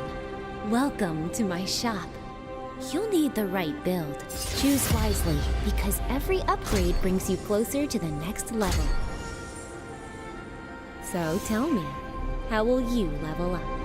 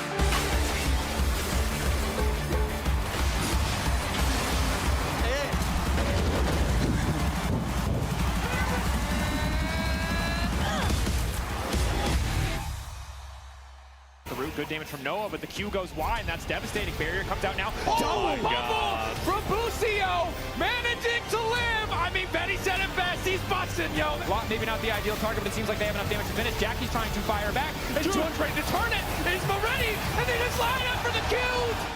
나이샤! 나이샤! 야, 펜다! 아, 펜다! Hey, come on, 문도! 펜다! What do you want? 아, 펜타 하라고! 야! And welcome back to beautiful Barcelona, as it's not such a beautiful day for the side of GX. They're 0-2 down in this series. And I'm going to be honest, there's a lot of grasping at straws happening. We're trying to imagine the way that GX can come back, and I'm frankly just hoping that we see a hell of a draft in Game 3 to spark some hope for a team that has been, thus far, pretty outclassed. Yeah, it feels like you need kind of a miracle in drafts, because at the moment, like we've kind of been discussing it, it feels like Giant X have had good drafts. They have clear ways to win the game, but unfortunately KC have just outplayed them time after time. So with this, it needs to be a major draft miracle, it feels Flip like. the script on its head. The worst draft we've ever seen. That's the key to success. I think they need to change up the formula. We've seen Lot now on tanks twice, and he hasn't had a good performance. He hasn't had the engages that needed to happen. He hasn't bought the space for his team. Even when the enemy team didn't have great tank killing tools, he's still been going down too fast in fights. I want to see him on something that has more laning agency. Yes, it's a huge risk. You're going up against Kana, don't get me wrong. But if you're going to win, put Isma on the engage and put Lot on a strong top laner. I mean, the immediate Zyra Khan there taken just to nullify already the Vi on the opposite side. So I have to see how this one's going to try and continue through. Because if you look across at like some other region like the LPL, we're starting to see more like Maokai and stuff coming through, trying to answer for the Vi, and especially with the Aphelios hovered at the moment, could be an answer into what they're already picking. And with 7 effective AD carry bans, I like that KC are prioritizing their bot lane so early, especially because their bot lane has been the source of so much success. You also, as you already highlighted, Rob, have the advantage of locking the Xayah with her ult against the Vi, and something that can really provide that threat onto Noah in these fights. Oh my god, are we getting a Aphelios Thresh here, maybe? I mean, I like Aphelios a lot into the Xayah, but the Thresh is... I mean, to be honest, if you're going to try to carry from bot, Aphelios Thresh is a classic. Like, it's a good matchup into Rakan. Thresh can always cancel the Rakan W, has that Lantern for Aphelios if Rakan ever wants to go on him, and you have the hook as well to set up the Vi. And now you have the Vi ult into the hook. There's a lot of synergies here, but it's a hard comp to execute, but maybe that's what GIANT needed. Maybe, yeah. Maybe they were taking it too easy. It wasn't stimulating enough. You know, they're getting distracted. Now they've got a hard comp to play. Maybe that'll be enough. They're up against Ye, who's Ahri, right, who's also going to try to dismantle this Aphelios. Maybe the Lantern is good. And Rob, thank God Jack is between us to really illustrate the separation in opinions on Thresh here. Because you love him. I love Thresh. I hate him. But I think we can agree. When you're winning, when you're ahead on Thresh, this feels like one of the most broken champions in the game. But when you fall behind and you're just a Lantern bot, oh man, it could be so hard to play the game. Yeah, it does feel though like, again, if you have these kind of, like, I'm calling out Maokai, I just think he's good into this at the moment, is like, you're not particularly tanky on Thresh compared to a lot of those other tank engaged supports. So if you're in this position where you kind of have to block some of the Maokai ultimate damage coming through, I think that's where you're really going to struggle. At least you do have the Lantern again for repositioning the Aphelios, but also the Vi if she ends up overextending in some of these fights. So I think you've got tools here as GIANT, but I will have to see how KC are going to play it, because Ahri, very mobile. Xayah already able to shut down the engage from this Vi. This Vi doesn't seem like it's going to get an awful lot of wow factor in this game. Definitely need to get creative here as GIANT. I think KC in the jungle role, they're looking for just a strong bruiser. You already have that set up from the Rakan, from the Ahri. So you can go a little bit more of a selfish pick for Yike, try to shut down that Vi in the early game. And one thing I'm keeping my eye on is this Wukong ban, right? Jungle Pool is heavily limited, but it makes me wonder if Jackie's is considering more physical damage in this composition, or maybe Lot as well is, right? Because right now they're all physical. Wukong feels so good against a comp like this, but what is the option now for KC on pick 4? Of course, they also have the luxury of last pick, counter pick if they want to save it for Kana, and I certainly think it would make a lot of sense. Oh, and Yike going for the Nefiri. Wow, a statement pick from him. As we highlighted, he has the setup from his teammates. He can go for more of a selfish pick. And I will see what Jackie's and Lot wants to go in the solo lane department here. Galio hovered up. Could be a flex, probably going towards the mid lane. Just tries to receive some of this engage from KC and peel for Noah, and he's the hyper carry in this game. Yeah, I was gonna say it's very difficult for the Galio to, for the Ahri to push the Galio out. But GIANT want a second to reconsider, so instead just gonna take the Gnar for a lot, try and nullify Kana in that top lane matchup. Oh. I prefer the Galio over the Twisted Fate personally, but they looked like they just want to try and play through sides. And we really only have one game of footage on this TF for us in the LEC. It did not look good. It was humanoid. It looked awful. They do have damage in the bottom lane, though, which does help. Yes, they do. It is not a Seraphine Brawl in the bottom lane. So this could be a bit of a different game, and instead, we're going to see the Karma locked in. All right, this is a little bit of spice here. Another mid lane champion with a ton of utility to help the scaling of the Aphelios. Pretty oppressive in the early game. I do like the Gnar lock-in. It's quite audacious by Lot here. We'll see what Kana counterpicks with. I think it's going to be an aggressive champion that tries to shut down Gnar's weak early game. The Karma is very interesting as well, as it provides a different type of scaling for GIANT, and it's going to be the Kennen for Kana here. It's the full furry comp. They've committed. You're right. Furry comp, here we go, KC. They like the Ionia. That's the one thing you were looking at. The animals. This is the things you have to be ready for as a play-by-play. You have to be ready for the moment when all the comps synergize. I think that's just you, bro. This is like my head went anti-dive. Yeah, that was where mine went. Okay.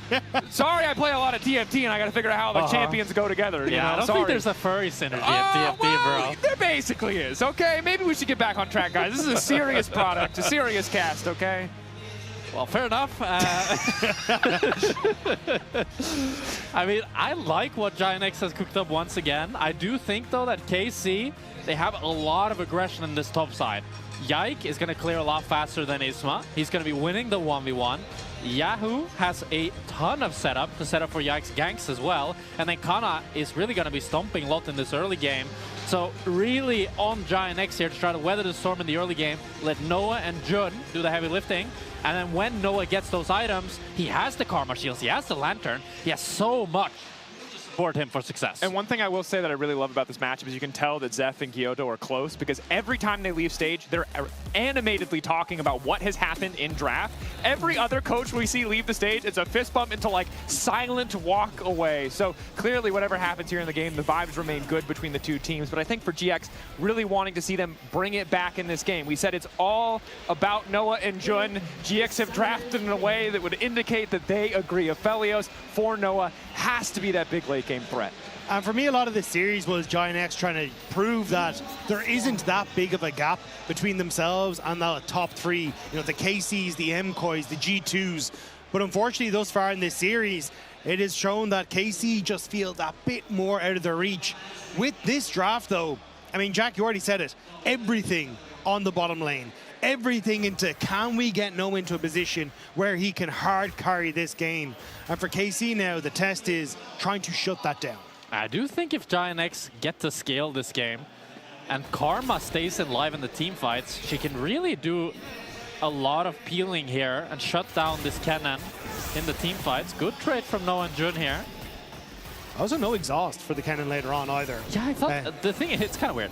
Jackie's has been going Spellbook all the time on all kinds of weird champions. And I thought this game, for sure, if you go Spellbook, you get access to the exhaust, and whatever keystone you go on Karma is not that big of a deal. But he goes for the Comet, and there's no exhaust on Jun either, while Busio elected to go for the exhaust and the unsealed Spellbook. I think I would have liked to see Jun go for the exhaust, especially since it's not just useful against Kana, but also nice against Yike.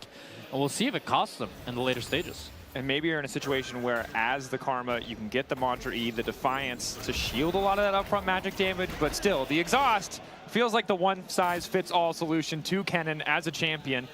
So often the reason we see him fall out of favor in the meta, right, is it's just so easy to shut him down. His big moment is incredibly telegraphed. Yeah, even to the point where I saw Finn and Odo chatting backstage at one stage when the TP was now unnecessary about taking cleanse on Kennen just to try and get rid of the exhaust. Like some of the things you might be able to do in this new season. And you can see Kana has opted in towards the Ignite, wants to play very aggressive in this lane because Gnar hates champions that can outrange him, especially in that mini Gnar form. And that's exactly what this Kennen can do. Yeah, and oftentimes the reason why we see Gnar as a counter pick and not a blind pick is because he's very vulnerable in mini Gnar early. People feel like he's a ranged champion. It's kind of fake against any other ranged champion in the game. He's so low range early on. Against melee champions, it still feels good, it still feels lethal, but as we're seeing here, Kana can really do whatever he wants. The gold is close, but it's Kana who's dictating the pace of the lane. And oftentimes when we see this matchup in the later portion of the game as well, it's about Lot looking for an ultimate into a wall where Kana responds with the ult and you kind of have this even trade. With the Ignite, suddenly that becomes less of an option, so Lot kind of ends up on the losing side even further. So it is going to be difficult for Lot as this goes on. And we're seeing the priorities of both junglers here as Yike decides to full clear for top, get that top grab. And Isma does the opposite. Very clear strong side and weak side here for both lineups. As Yike is looking to stick around on top, but Lot is so... Are they diving this? Wow, they're going to look for the dive on Lot. They have the stun on Kana. Pretty far away from Mega. Okay, they dash in. Yike hits the daggers, immediately drops Tower Aggro, which I think makes sense, but GX bot lane is getting aggressive. They just swapped over to the Graviton. They're able to get some poke back onto Kalist, but not nearly enough to finish any kind of kill there. They didn't burn Jun's flash though, and that's really nice from KC as they were like the weak side in this scenario. Isma goes up towards the top side, but there's nothing to find here. And he gets spotted, which is really big. Yeah, gets spotted, and Kana has the ward as well. He's going to be forced to just full clear back to bot. And Kalista is low, but Yike is running here. Oh, Jun missed the flay. If he had gotten that, could have been a good trade with Noah having that blue-purple. Now they need to be careful though, Yike is coming. Burnham clearing the wave quickly. Jun gonna try and play Lantern here and exhaust down. They get that, they're able to move backwards, but now Busio set up for the double knockup as Yike is starting to chase. Yike with a flash available. Jun, reminder, has none, and then Zoe now looking for the roof, but he gets first blood! A game of inches, but it's Noah who gets the extra gold. Noah gets an extra mile out of that one, getting the kill, managing to give his life for the cause. Would have gone down anyway. But Busio ends up falling on the back of it. Really good pressure from Giant X bot lane. Jun sticks around as well, makes sure Kalist can't push that wave. So it's going to be not even many minions lost for Noah. Kalist didn't get Kana, Ignite available. Doesn't want to push. Yeah, I'm surprised he doesn't use the Ignite there and look for that kill angle. Decides to just force Lot to base. Lot still has the TP, so it's not game over for him. As Isma now, this game is starting to pick up the pace. Isma secures the Raptors. Fighting with Busio as he tries to protect his jungler's camp, but good for Isma that he's able to get that back. Noah, first back BF sword feels great, not just for Noah, but for Jack here, who would be immediately upset if he saw a collector come through. I would be very upset. I love the Storm Racer. Provides a ton of mobility this game, makes it a lot easier for Fields to play. Isma trying to secure the Raptors. He can smite them away. Gets them from Yike. So he gets 2 Raptors. Overall, a nice feeling here for Isma. That's the punish of Yike's bot lane gank. As now Noah and Jun getting back control of this bot lane. A much better buy for Noah. He has the BF sword into the Berserker Greaves, so he's going to be much stronger than Kalist, and they want to try to continue leveraging this pressure, but Yike is matching, and he wants to get the bot grab. Yeah, Kalist, I think, respecting awkward base timing for him as he's only able to grab the boots too, but knows that he has to try to play range as much as he can here. Yike focused on the crab as Yehu moving down, busting out the Faker skin. Jackie's off on the side, getting the root. Yike will not be able to go untargetable to stop this, but he knows it, so he's not going to waste the cooldown. Now finally dashing away as Isma approaches, but again, Isma only level 5. That's all the damage kind of depleted from the side of GX in that play. Yeah, not a whole lot of playmaking from Vi before that level 6, but now Yehu is overstepped Root's here. Connected. Nice charm. Stone Cold catches him in the animation, of course, interrupts the dash.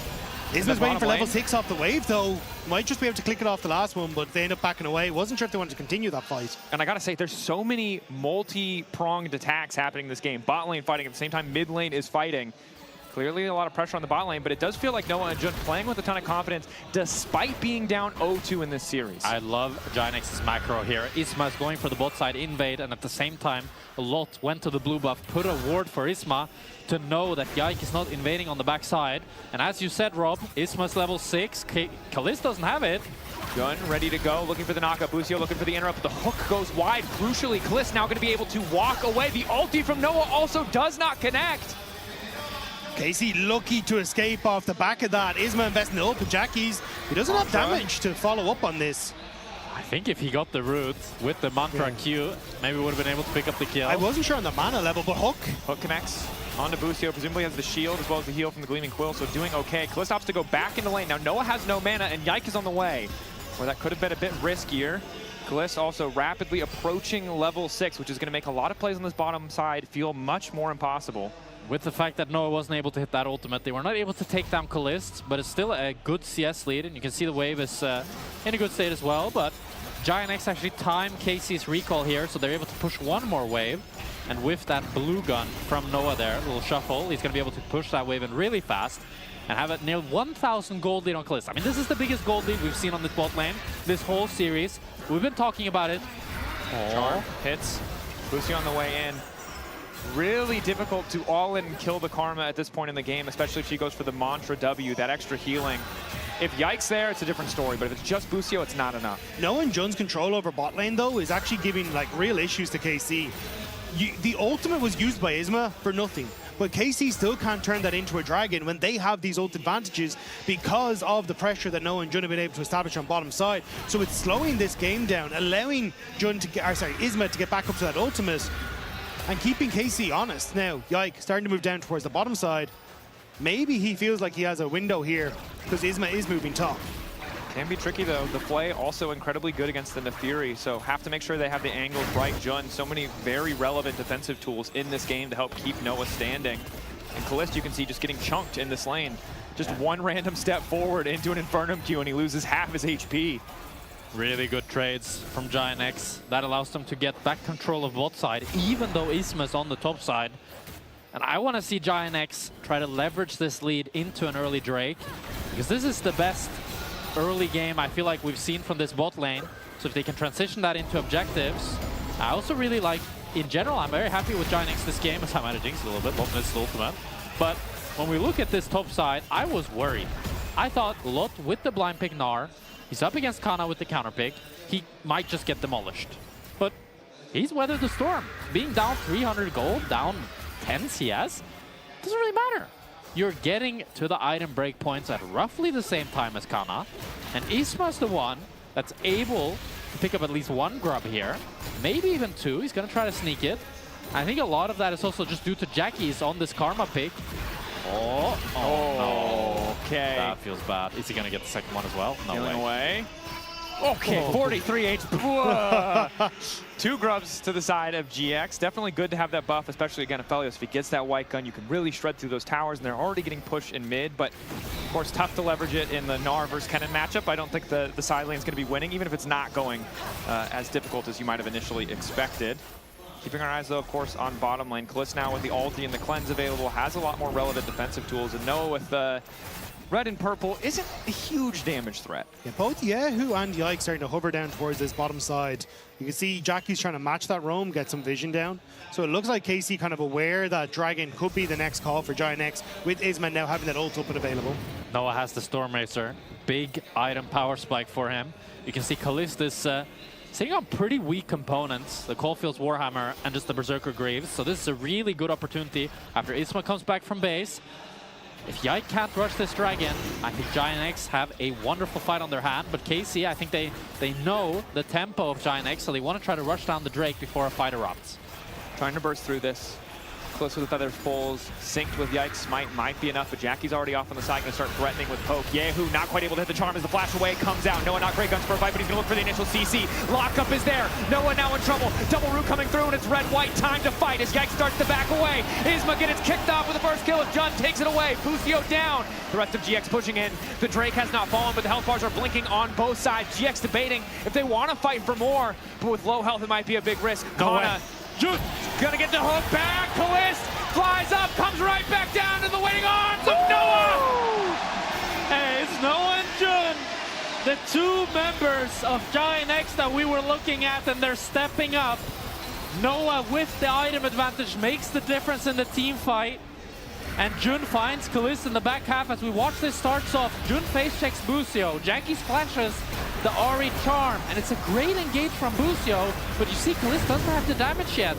Without those items that Noah has, there's not enough damage to take him down. He's able to get the purple root, and they're able to continue the play. And then Kaliss, I think he gets a little bit overconfident, a bit of a random face check, I'm not gonna lie, because he knew they were there. But still, Noah putting down the tower, gets that last auto attack, and gets 2 kills for himself. And this is a prime opportunity for Noah and Jun to really show us that carry potential. Nearly 2,000 gold lead now on Noah, and I'm excited for what this Aphelios can do. Almost a fully completed item ahead as Jun continues to just throw these hooks towards the Drake, towards Fog. Neither side able to grab that Drake quite yet, but you can see the quests starting to be completed. Isma finishing off his as Yike still lags behind a little bit. Rotobelt for Kana on the top side means it's time to go. Alti continuing the exchange. Ignite ticking as well as Yike starts to chase. Lot should just be dead here. Yike can reset the tower aggro, drops out, leaps away to safety. KC find an angle on the top lane, but it means conceding Drake to GX on the bottom side. I think KC knew that Dragon was already done for. Giant X have such a massive lead through that bottom side. So instead, try to put their eggs into the top lane basket and hope that getting Kana into a position where he's strong, maybe, just maybe, can be the tool to taking down Noah. I'm worried though for Giant X. That might have been the windfall that Kana needed to snowball this top lane matchup. And without an exhaust on Giant X's side, it's so hard to shut down a Fed Cannon. And now no flash on Lot, so Yai can look to repeat that same play in the top side. And Lot really needs to just hold on, get that Triforce, get that Merc Treads, and just try to not fall behind further. Definitely does. A tricky thing to do against a cannon that's this accelerated in the game. But he did it pretty well up until that point. Difficult though once the kills start dropping, both for the Kennen and for the dog in the jungle to really just survive. The furries. Neferi. Yeah, I forgot. Neferi. Yes, I see what you're doing there. Yes, Jack. Well, I do think for Noah, at least he does have tools for, you know, Jackie's with the shield. This Thresh can eventually, like, has the heal, can eventually pick up some like Knight's Vow, some Lockets of the Iron Solari, things to try and keep Noah topped up in these fights. Because you're going to have so much that's going in for Noah. Kana, we already talked about. Yike, and also Yahoo. This was the dive that you could kind of see that was coming through. So for Giant X, it's going to be a case of trying to keep everything to top up Noah as the fights continue. Yeah, and I'm honestly kind of surprised Jun went for the Vandal Pipes. Obviously, it makes your lead feel even more powerful, but Locket against the Kennen, Mikhail's against the Kennen or the Ahri Charm would all feel good, but instead, just trying to press even harder into the lead that they've already built for themselves. No cleanse on Noah as well.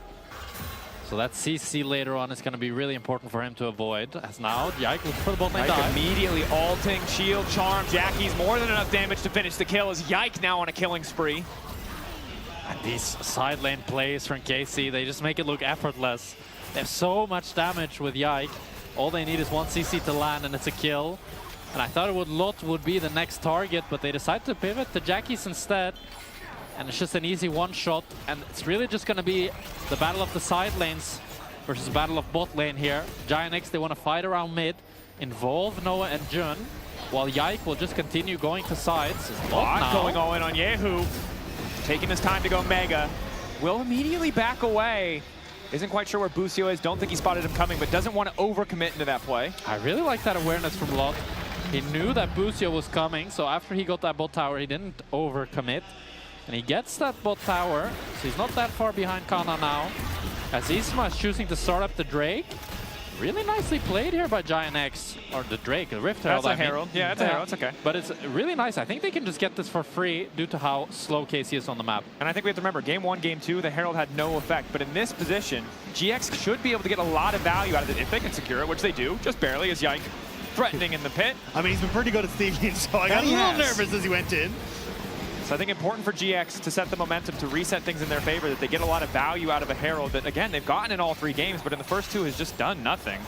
As the hook connects on one of the little dogs, not enough to threaten Yike. I do think, though, this is where it gets a little bit interesting for Giant X, because yes, you have Noah who's very strong on mid-wave, but Kalist can answer that push very effectively with the Essence Reaver. So then becomes about, okay, well, what happens on sides? And Lot is behind. Jackie's, we already see, if you have Yike and Yehu playing for these side lanes, can make things very difficult, especially in these long lanes where they've positioned the Ahri.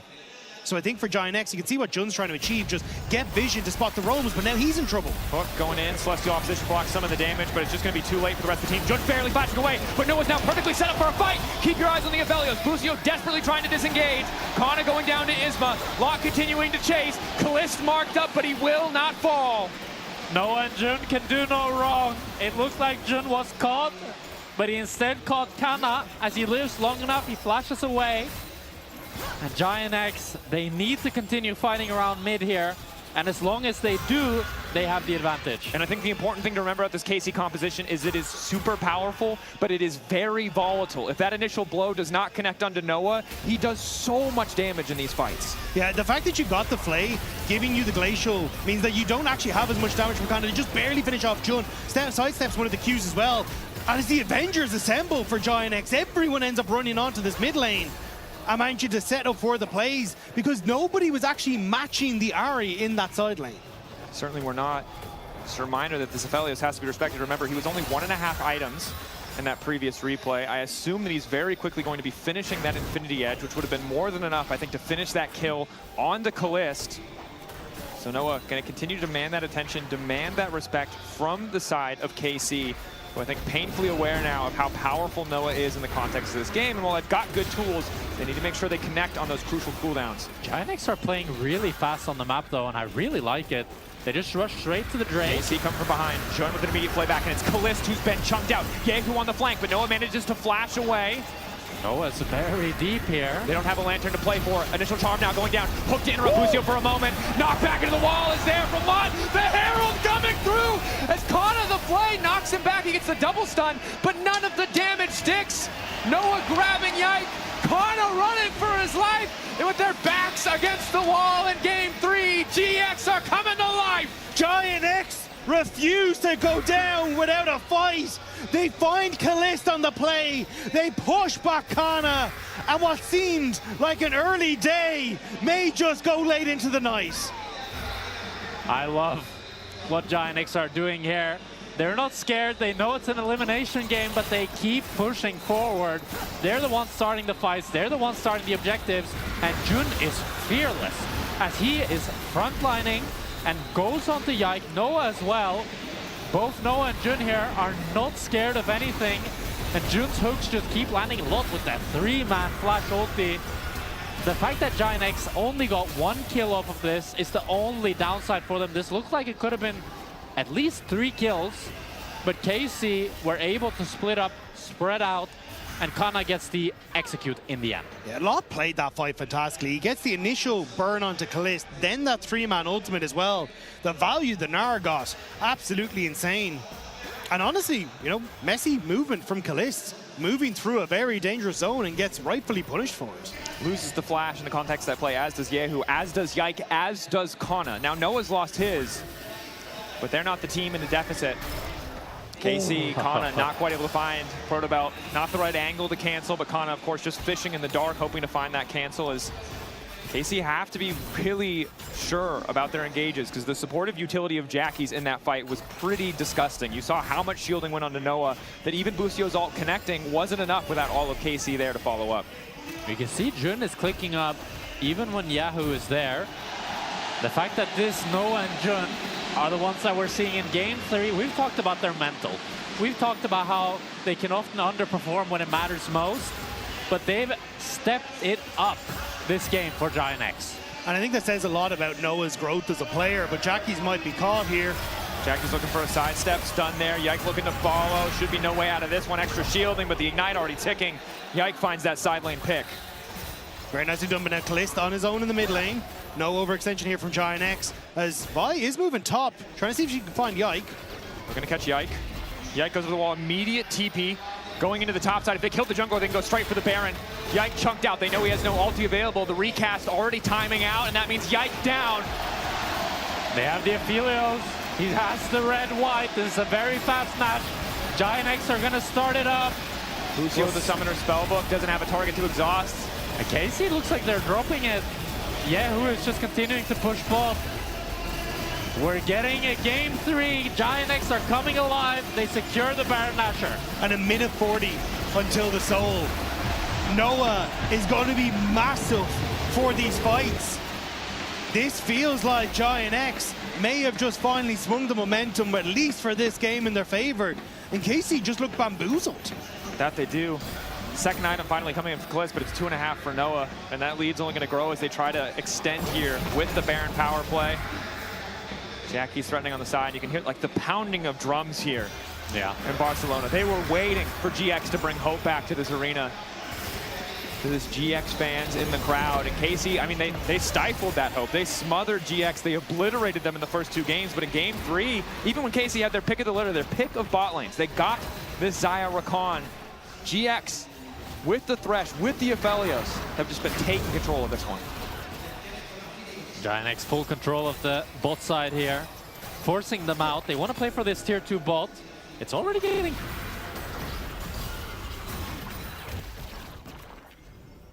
Burned Yehu's ultimate earlier, so that's kind of the one engage tool down for KC. Kana otherwise could look for a flank, but if he can't find it, it's really difficult for them to really progress. Collapse on side here. Looking to catch out Kana as Isma starts to chase. Shadow Flame in the Protobelt can do a lot of damage in this burst, so they're taking their time, I think, to hurt him. They think better of it. They don't want to take the risk. They don't want to drop the dragon. GX are getting a bit dizzy. Playing fast, like you mentioned before, but I think playing too fast in this case. Hoping to find that silent pick to guarantee the Drake, but now they're a bit behind in the setup. The good news is the Baron, the power, the gold advantage they've built wipes away the sins, those little mistakes, and allows them to approach this dragon in still a pretty solid position, but blind, with no vision. And that's the main part. No answer for where KC are sitting, where KC can find their angles. Yike off the side may actually be found here, may need to hop out, but it's Kana and Busio that I'm keeping my eyes on. Can they make the hero play and find Noah? Kana looking for the wraparounds. Noah the one target that matters. His damage has to make the difference. Kana unspotted. Going in on the blast. Noah in trouble. Immediate exhaust on the Aphelios! And down he goes! They could not protect their carry. And when it matters most, KC find the angle. It's the triple for Kalist. The shutdowns for Yehu. And KC right back in it. It's Kana, the best top lane in the league. He finds the miracle flank to give KC a 4-0. The Hextech Dragon and Giant X's gold lead has been evaporated, and so has their hopes in playoffs. Giant X tried to do too much on the map. They go for the play top and forget that the dragon is what they needed. Kana plays this perfectly. Jun hooked at the wrong time on what he thought was a key carry. But it was Kana that settles everything for KC. You have to feel so bad as Giant X, because when you commit all your resources towards Kana, you might as well take the extra 5 seconds to kill him, you know? Like, because then you're at least, yeah, you're entering the Drake fight late, but you're entering it 4v5, and the fact that they called it off when they'd already committed to it, it's just, it's a game-losing play. It must be so frustrating for GX because they obviously know this too. They'll look back on it and they'll see this, but this has been the moments in a lot of these games. Game 1, remember, they had the lead in the early game. By the end, it felt like KC were running them around the map and it was effortless for KC, but in the beginning, they made them work. They made them fight for it tooth and nail, but it fell apart, and now it feels like it's falling apart again. The question is, can GX rally? But I think this is heartbreaking for Noah because he has done everything right in this game. Same almost with Jun. Like, these are the guys that we were looking at. You hear Finn on the desk talking about how he thinks Noah's been the best performing AD carry, and I think that has shown so much of what Noah has achieved. This was a man that we never knew what we were going to get. The high highs, the low lows, but he has been performing at the highest caliber all split long. And now in a game where he looked like he could take over, it's decisions from the rest of the team that hurt his chances here. And it's so frustrating too because Kalista was so far behind and now he's at 3.5 items, right? We talk about how Xayah can be awkward because she wants armor penetration, she wants crit, she wants Navori. Yeah, she's so in such a good spot now after what was such a devastating early game. KC though getting hurt in a bit here by the side of GX. Q over the wall from Jackie's, but holding on to the mantra for now is Lot. It's not really an angle here.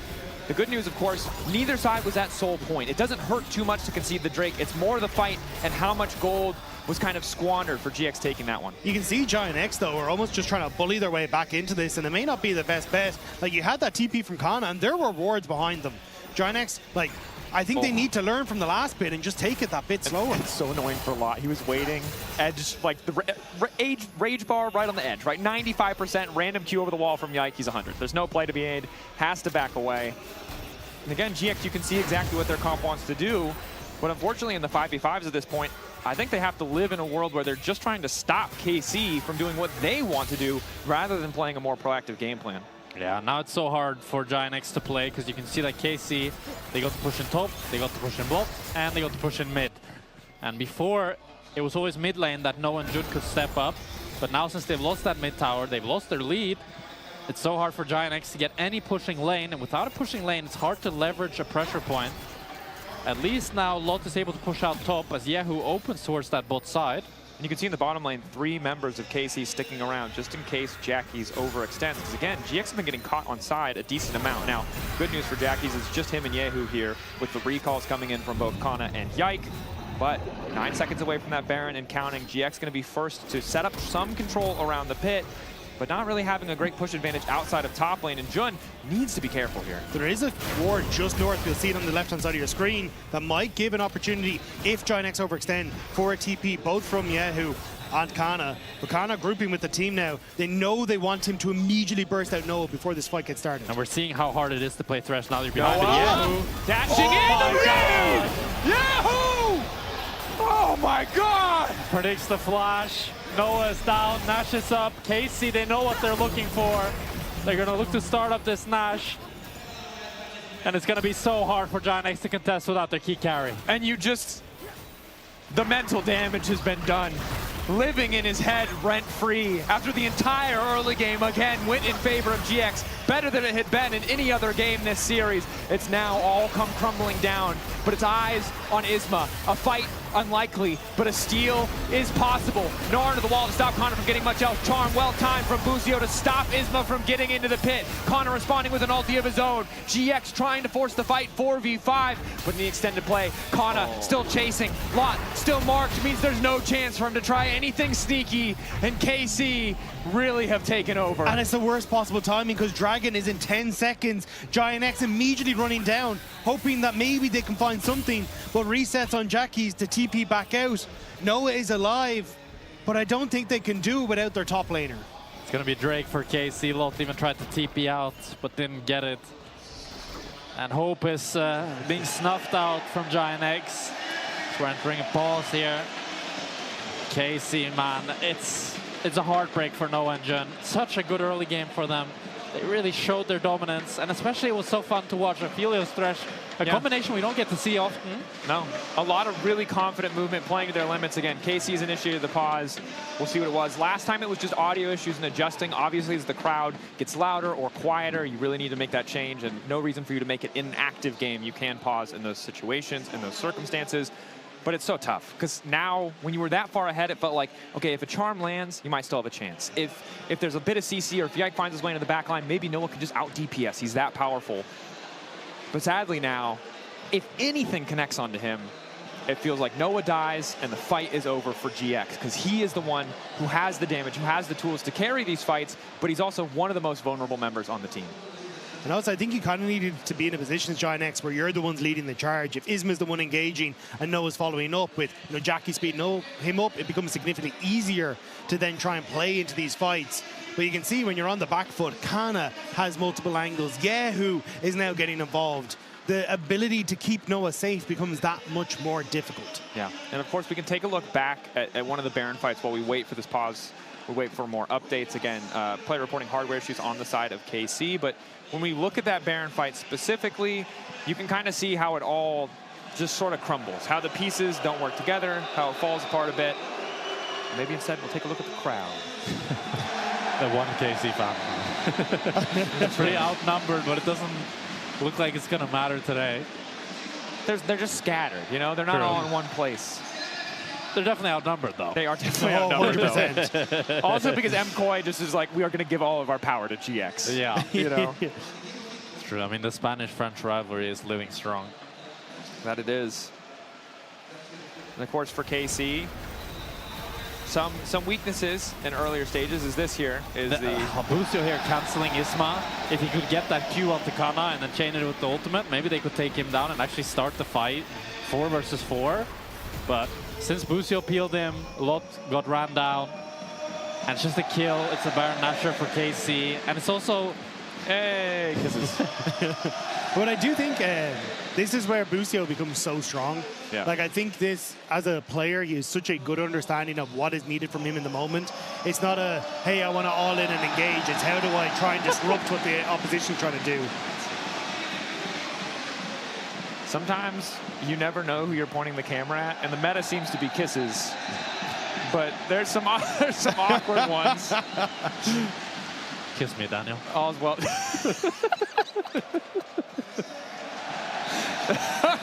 An oldie, but a goodie, Jack. Well played, well played. But don't come on so strong, really. I play hard to get, bro. Play hard to get. Come on. So it's too much, you know? I want to work for it. I want to work for it, okay? I thought you were talking about the furry comp, bro. I thought you were like... You thought that was it? You thought that was I was spitting game at you talking about the furry comp? Okay, like, that's what you want to talk about it. It was funny in that fight, though. I felt so bad for Lot, because he got... I mean, Kana just looked down, saw his W light up, and goes, oh, there's a Gnar in that bush. It's like old school League. If you're a really old League head, you'll remember Fiddlestick's passive used to reduce MR, and you could see the indicator on your bar. Debuff, yeah. As you walk towards a brush, you see the debuff, and you're like, oh shit, I've made a mistake. Retreat immediately. But here we are back in the game. We resolved the issue on stage with networking for KC, so not exactly sure how it manifested. But the good news is it's been resolved. We're back into game 3. If you're just joining us, KC 4K up. It was a hard-fought early game where Noah and Judd took over completely, but KC on the back of an incredible blast cone ulti play from Kana. Swooping in their favor. Another fist bunny for the drink. Okay, Yike managed to take it. Goes untargetable, trying to body block on the Lantern. It's there coming in from all sides now. Noah on the way. KC have burned a lot of resources and they haven't found a crucial kill. If they keep chasing into Noah, it could be a disaster. They're happy with just getting the Drake. They want to pop the GA, but luckily Isma able to walk it off. Oh, Isma, he flash smited one of the dogs. He wasn't able to get it on the Drake, so Yike ends up still securing it. And now Giant X are so chunked that KC are going to get this here too. They're looking for a repeat of their Nash in the last game. They're going for the inhibitors and looking to strike the blow to take down Giant X. Looking for the angle, faking on the Hextech portal. It looks like his Lot holding on to that Gnar bar. Yehu in the mid lane with TP, resetting now. And it becomes really hard for Thresh to try and play into these hooks at this stage because you have so many dogs on Yike that can so easily block the hooks. But it becomes nigh impossible to try and set this up. It has to be on Isma with the ult. He's fishing, but doesn't have the ult available. Mega there. Yike trying to spot it out. Red Trinket knocks 2 back into the wall. Kana immediately ult. Hook over the wall coming in for the fall. Damage isn't there. Busio looking for the re-engage, but all of GX is ready as they kill the support of KC. And for now, they hold the line. Giant X, they hold the line. A really good engage from Lot, and then they kite out. They don't get baited in. They know if they go too deep, Busio, Yehu is ready to collapse. So it's going to be Busio wasting his flash. Yensa falling as well, and that is KC's Nash gone. Giant X, they're only down 4,000 gold. Oh, wait a sec. Yehu. Oh, no. He was in Noah's head before. No. Oh, the redemption there. Yehu debating. Yike to follow. The heal! He spins on him. The onslaught. The redemption! The shield! The pause! What is happening? He did too much damage. Someone check his PC. I mean, I'd be pausing too if my assassin loses the 1v1 to the Aphelios. The 1v2, actually, 2 assassins tried to fight him, and Noah was able to take Yike down. And this is the power of the composition. When not all of the CC is set up perfectly, when Jun can be there, when the Karma shielding can come in, and of course, reporting potential issues will keep you up to date on a pause. It's always awkward to pause in a very hype moment, but it is what it is. But the thing is, if this goes through, you now have Yike dead. The big discussion point was Giant X not having control to get vision for Noah, understand what the setup for KC is, watch their flanks. You now as Giant X can push out waves, can set your vision, can try and deny these moments, and it's KC who were trying to set things up. But now that might have just been their kryptonite. Yep. And of course, we're looking at some potential client issues. Hopefully not a pause where our analyst desk needs to get ready, but they should be on standby. Subtle. I mean, I do think, though, as much as I want to get on the Giant X Copium train, Rob, the thing is there's no objective for Giant X to get. Sorry, okay, I just want to break the curtain here. We wear headsets so production can talk to us. None of our analysts have headsets on, so they're flashing different colored text on a teleprompter to get their attention. Of course, it sucks to be in a pause, but at least we're in an arena with this much freaking energy. Like, what a joy to be here in Barcelona. It is a client issue, sucks to have the problem, but our league officials are usually excellent at solving these particular issues. And there's no Talia in the game, so at least if there's a problem, it'll be one we haven't seen before. True. And I do think, at least from this, like, this didn't feel to me like, look, I'm not going to speculate, actually. I was just going to say that Noah, the fact that Noah survives, though, says a huge amount. Yeah. Like, this shows that with the redemption, with the shielding that has come through on Jackie's now, Noah is a threat. And even if you just start to add in more of the tools that are inevitably going to come through, like, this just becomes so much harder. I think the only problem he might have is the fact that Kana has that Sonya's Hourglass available, has the flash available. So he suddenly becomes a target since the flash, the barrier, and everything else was just burnt, but 3 minutes until any objective. Yeah, I think Kana is the kryptonite to Giant X. If he's able to get a flank like we saw earlier, that's when it's really lights out for Giant X. I think the biggest upside for me is the fact that Yike used his flash, so that'll be down for both objectives that are spawning. And it looks like we had some trials and tribulations to identify the issue, but it's been identified, and it looks like resolved as well. As we're getting ready checks now, so the game should be resuming shortly, which is a shame because I was really enjoying all of the camera footage of people trying to kiss or not messing up the kiss and or playing giant bass drums. I don't know where they get them or how we get them, but I want one. You want one, huh? Yeah, if we could bring that to the caster desk at LEC in Berlin, I'd be very happy. Yes. Just whack it. I think Hysterics would have a lot of fun with that. He would. And we would all just do that one drum pattern from the Lord of the Rings song where it's just dun, dun, dun, dun, dun, dun. But here we are back in the game, and you can hear this house, this arena in favor of GX, no doubt. Now, there are KC fans here, but as we've highlighted, they're outnumbered. But KC, regardless of how the arena's felt about them, have been dominating this entire series. But the hope slowly starting to spring anew for GX after they find that key pick onto Yike. Noah just full built that Hex Tech or Hex Optics immediately after only just having the cloak. So massive spike again for Noah. He's only getting stronger and stronger.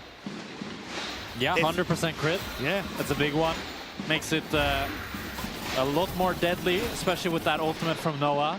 Oh, Kalist is up 1.5k gold lead, a big swing from the early game. So it's also a lot on Kalist, how he can maneuver in these team fights. But it does feel like Noah is the main character in this game. How can KC shut him down? Kana has the flash, Yehu has the flash. Noah will get his up in the next objective fight. We'll also have to see how both teams decide to prioritize the Baron and the Drake. It's not sold for either team, so I would assume that Nash will be the focus. And I think while it's unfortunate for GX that they find the pick in a window where there's not much to do other than stop the Baron push, it's nice that they get the time they need to get Noah's flash back up and available. Of course, they have the Mikhails now coming up for Jun as well. The redemption on Jackie's. There's so many good defensive tools that can mitigate a lot of this pick potential from the side of KC, as Jackie's might actually be the one in trouble. A nice initial sidestep. Yike coming from behind. Isma getting caught in the mess of it as one is already down, but now the ulti in from Law, but he's only a mini-Gnar. Yehu in trouble, running for his life. Kana tries to play hero. The shutdown coming back though. Yehu is down, but it's 2 for 1 in favor of KC. It's a lot invested on both sides to try and make that play happen. But there's nothing really there for either squad. Busio has to be a little bit careful. Giant X are still in the area, spotted on a ward, but should be able to escape. They want to look for a cheese. It's a 2 for 1, but it's not of that much significance as there's no objectives up. But Yike starts us off with a really nice cheese here. He sat in the bush for quite some time. Jackie doesn't expect it. He ends up getting one shot. And I think Lot got just an auto. Yeah, right as Yehu was flashing away. So he's able to at least make it a 1 for 2. But not a huge gold swing. I think KC got like 500 gold from that play. And looking at the summoners, Lot used his TP, Kana used his TP.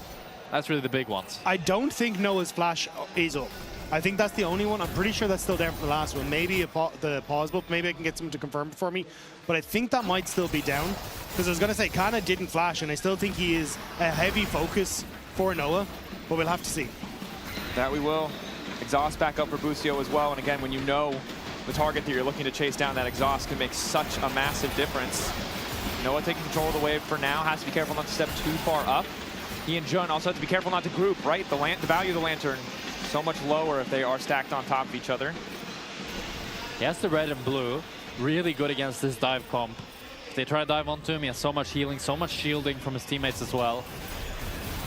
You can see he's still stepping up. Now he has the Mikhails from Jun at least to cleanse one of those CCs. But KC are just doing it. They're going to force GX to play a little bit faster. As Close and Yike are shredding through this one. Isma in the area. Isma looking for the miracle. Isma praying, but it's not enough. Unstoppable. The ulti's under the cliff. Flashes over the wall. He still has the GA, but the fight is crumbling for GX. Before it even starts, their jungler down. The Baron secure.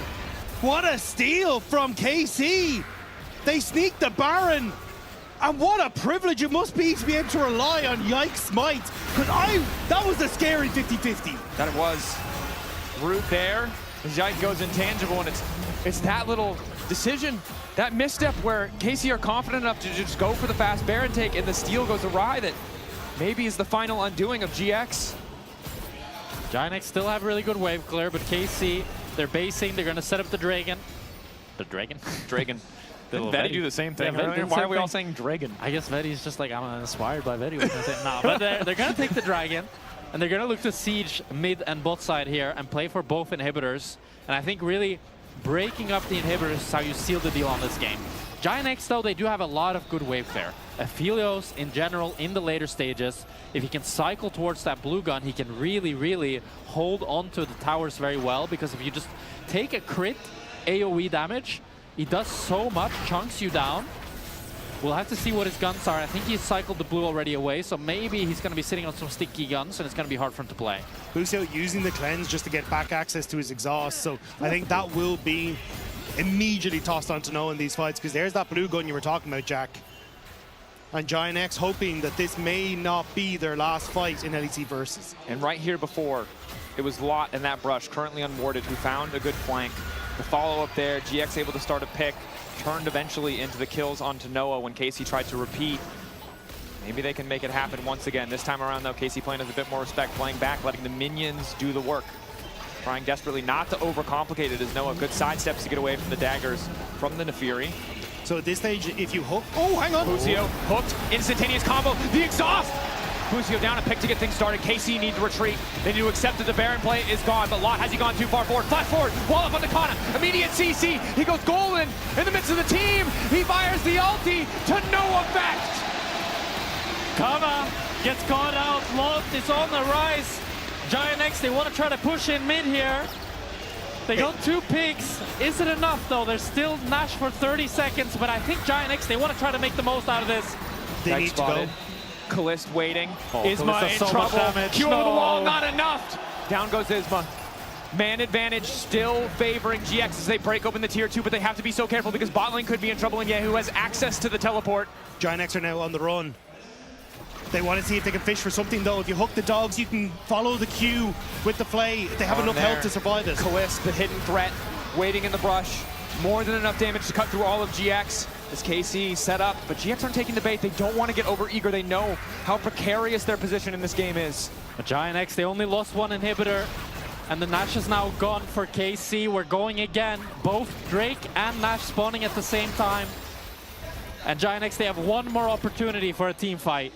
But 3 Hex Tech Dragons for KC on a team that's heavily reliant on abilities is incredibly nice. And with 240 now until that potential soul, what started off as a win condition for Giant X has flipped the script, as it feels like KC honestly have kind of done almost every game so far. And I think it's massive for GX's hopes in this next fight that the exhaust is not there for Busio currently, because all of the damage has to come from Noah. We have 2 support items on Jackies. Isma and Lot doing some good work, certainly, but the pressure just continues to mount on Noah as no one else can carry that burden. And the Bloodthirster now completed for Noah, enough to maybe keep him topped up, maybe give him the shield to at least survive some of that burst. And at this stage, those 2 summoner spells are 100% back up. Noah can survive the burst, but it has to be everything given to him. Double McHale's on Jackies and Jun for every inch of healing they can give him. The thing is, I would love to follow you guys on the Noah narrative, but Kalist is the one that's a full item ahead. And we saw how fast he murdered Isma when Isma face-checked him. So Giant X, they need a way to take down Kalist as well. It's not good enough to just protect Noah. They really need to either rely on KC going too deep, and that way Kalist can't auto, he can't have an impact in the fight, or find some sort of miracle play on Kalist. Yeah, I 100% agree, Jack, especially when you look like you've got GA on Kalist, you've got double Zhonya's on Kana and Yehu, and a W for Yike. Like, who do you engage on as Isma? Only the last time they managed to get that play onto Busio, but it just becomes more and more difficult again for Giant X the later that this game is gone. I mean, what was once a very clear game plan with a very difficult level of execution has only gotten harder because, yeah, as you highlighted, ever since GX fumbled the ball a little bit in some of those mid-game fights, Kalist has just been ahead in terms of total itemization, even if we don't see it in the damage chart. So much of that because, as you highlighted, when fights go wrong for KC, it's because they're going too deep, and Kalist really can't hit anybody. But if you're not proccing the Hex Optics to get the 100 extra range to play with Calibrum a mile away from Kalist, it is not an easy fight as Isma needs to be very careful here. GA back up. We saw how fast he dies to Kalist. I mean, this tankiness that this Vi has is very fake at this stage of the game. The carries of KC are just doing so much damage. But Kalist needs to be careful as well. One mistake here can cost the game.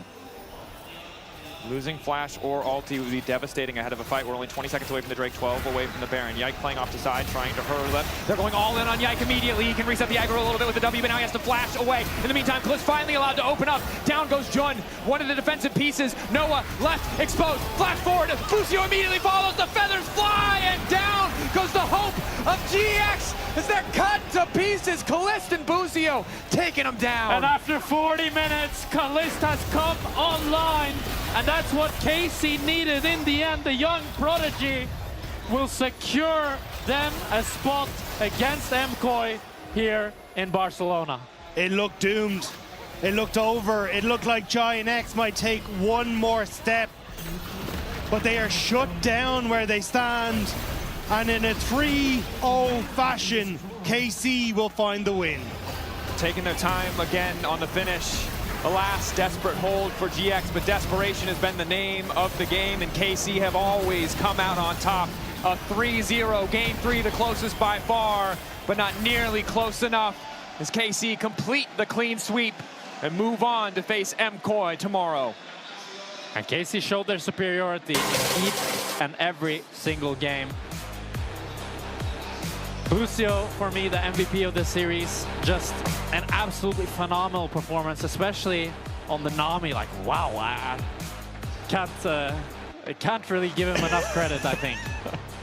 Of course, the players happy to have that win. Hearts out to GX, but you can vote for your Kia player of the series. Yike, Kalist, or Busio, all good options.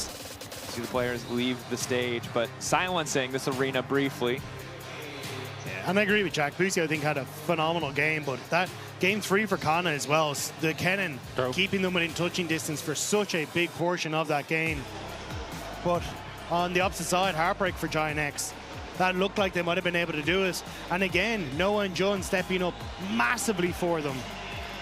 But KC taking the bow, happy to be playing again tomorrow. Oh, and job's not done, right? This is the struggle of coming in from the loser's bracket. Some teams like to call it a benefit, but you need to have that stamina because you have to keep going. If you want to make it against the finals against G2, you're going to have to play against MKOI, a team that is, I think, head and shoulders above GX, a much harder challenge if you want to earn the right to play in finals. It's also a momentum builder. I mean, this is a huge confidence boost for, I think, all of KC. They showed now that they can perform on the big stage in front of a crowd, even a crowd that goes against them. And especially Busio, for me, if I'm Kalisz tomorrow, I feel real good about the bot lane matchup, playing alongside this guy. It's hard to doubt him. I mean, this man was absolutely insane. As was Noah as he takes away the last few steps. Hearts out to Noah, man. Yeah. Like Noah and Jun, I think in the Ashe Seraphine and the Philios Thresh, they were doing so much. Especially in that last game. You could see how hard they tried, how hard they worked. But that's sports, you know, that's how it is. Sometimes you do your best and you still don't succeed. And there's always a victor, there's always a loser. Yeah. But of course, GX, they talked about their project, right? Long-term ambitions. They made it to top 4. Better than they'd done, right? It was 5th, 5th, 5th all last year. Now making it to top 4. See if this prompts that level up in them to push even further in spring. A chance to reflect, a chance again that KC aren't going to get, that none of our competitors are going to get the top 3 that remain. Have to be ready for whoever shows their face in the finals. And I think they will be kicking themselves a little bit more because they had the early game so often. They had the tools that they wanted. Their drafts were decent. It was just impatience, the thrill of that moment that kind of got ahead of them. And now they'll have to see if they can go back to the drawing board. But again, you kind of said it. This, for them, was a win. They got into that top 4. They got to play on a main stage. They got to play in front of a crowd that was screaming for them. But at the end of the day, it was KC who managed to take it. KC, an incredibly dominant series, 3-0. And I think you've heard enough from us. Let's set it down to the stage to hear from Busio and Shox about that incredible, incredible series. Estoy lista aquí con el ganador Busio. Busio, congratulations. Tell me a little bit about that last game because it was, I mean, sometimes you guys were inting a little bit. I'm going to be honest. It was a fun game. Yeah, I was for sure inting, but yeah, it's just fun that we were able to come back and problem solve well in the game. So I had confidence the whole time. Yeah, absolutely. How did you feel overall? You're in the Lion's Den, and they were rooting for you to lose, but you still came across it and got this great victory. Yeah, it feels good. You know, it's first day, so we haven't played in a while. I expect us to play even better tomorrow, so I'm really happy. Just a question, though. Are you surprised that they're still giving you Bard? That's insanity to me. Yeah, maybe. Yeah, they shouldn't. Shouldn't, indeed. Listen, there was a lot of talk about your drafts. Your coach, Zef, gave an interview about how they weren't optimized and that he wasn't too happy. How did it feel overall today, knowing that it's only going to get harder going forward? I think as the games go on, we actually are very good at adapting and seeing how to play different comps. So as the games get later in Fearless, I think we're better. Tell me then about tomorrow. You're playing Movistar Koi here in their own house. Do you have some fighting words for that matchup? Good luck to them. Good luck to them and good luck to you. Thank you so much. Muchas gracias a ti.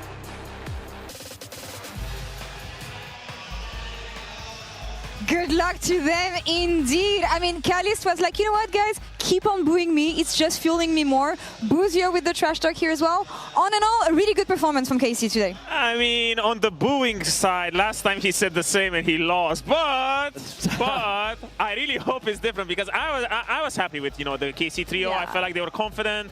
I feel like they didn't really need to show much. They have a little bit of a heart scare in Game 3. Kana had to pull them out of the out of the jaws of defeat. So tomorrow, shaping up nicely.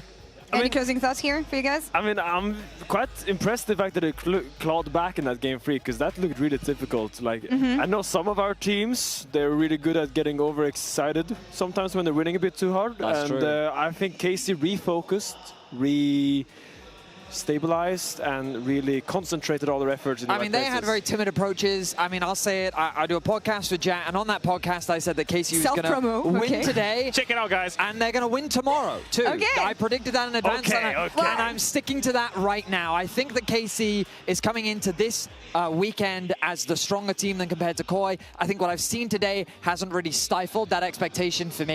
And so going into tomorrow, I'm putting them as the favorites in that matchup. What are you basing that on? Like, what do you set is the expectations I think from? the degree of consistency that this team delivers, I think every single player, I know exactly what I'm going to get. And I've decided, Yahoo, he's a LAN player. He is a LAN player through and through. His performance today was spectacular. I thought he was super consistent. We got great performances from Yike throughout the series. And so I do think that the inconsistency that you love to fight me on when it comes to Koi is the thing that holds me back from believing that they will win tomorrow. I never disagreed with the fact that I think MKoi are quite inconsistent. I think MKOI's main issue is that they get overzealous and then they just lose their minds mid-game constantly after playing so well for... Never mind. Okay. You know what? Let me MKoi Merchant. Actually, I want to hear from the team themselves. So two of you guys are going to go. Pique, Nick, c'est toi, Landouille. Very out. Pique, Nick, c'est toi, Landouille. Fin out. And yeah, sorry. You can work on that MKoi cope if you want, or we'll see about this as we're going to welcome Reapered and Yike, you know them, joining us at the desk here today after today's amazing performance. Guys, great job.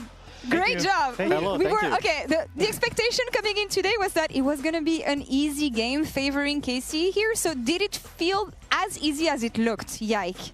Yeah, I mean, I think even if it was a 3-0, I feel like we did some mistakes and they did some good plays still. And I have a lot of respect for GX. I think they did good. Yeah, we did some small mistakes, but overall, yeah, I was confident going into this game and I also thought we would 3-0. Coach perspective on those mistakes, maybe? What do you think? Yeah, there's some, like, a lot in Game 3, especially. But also, I'm very proud that we are looking for angle for kill Aphelios. Because only matter at the game was Noah 1v9 or we kill Noah. Like, that was it, right?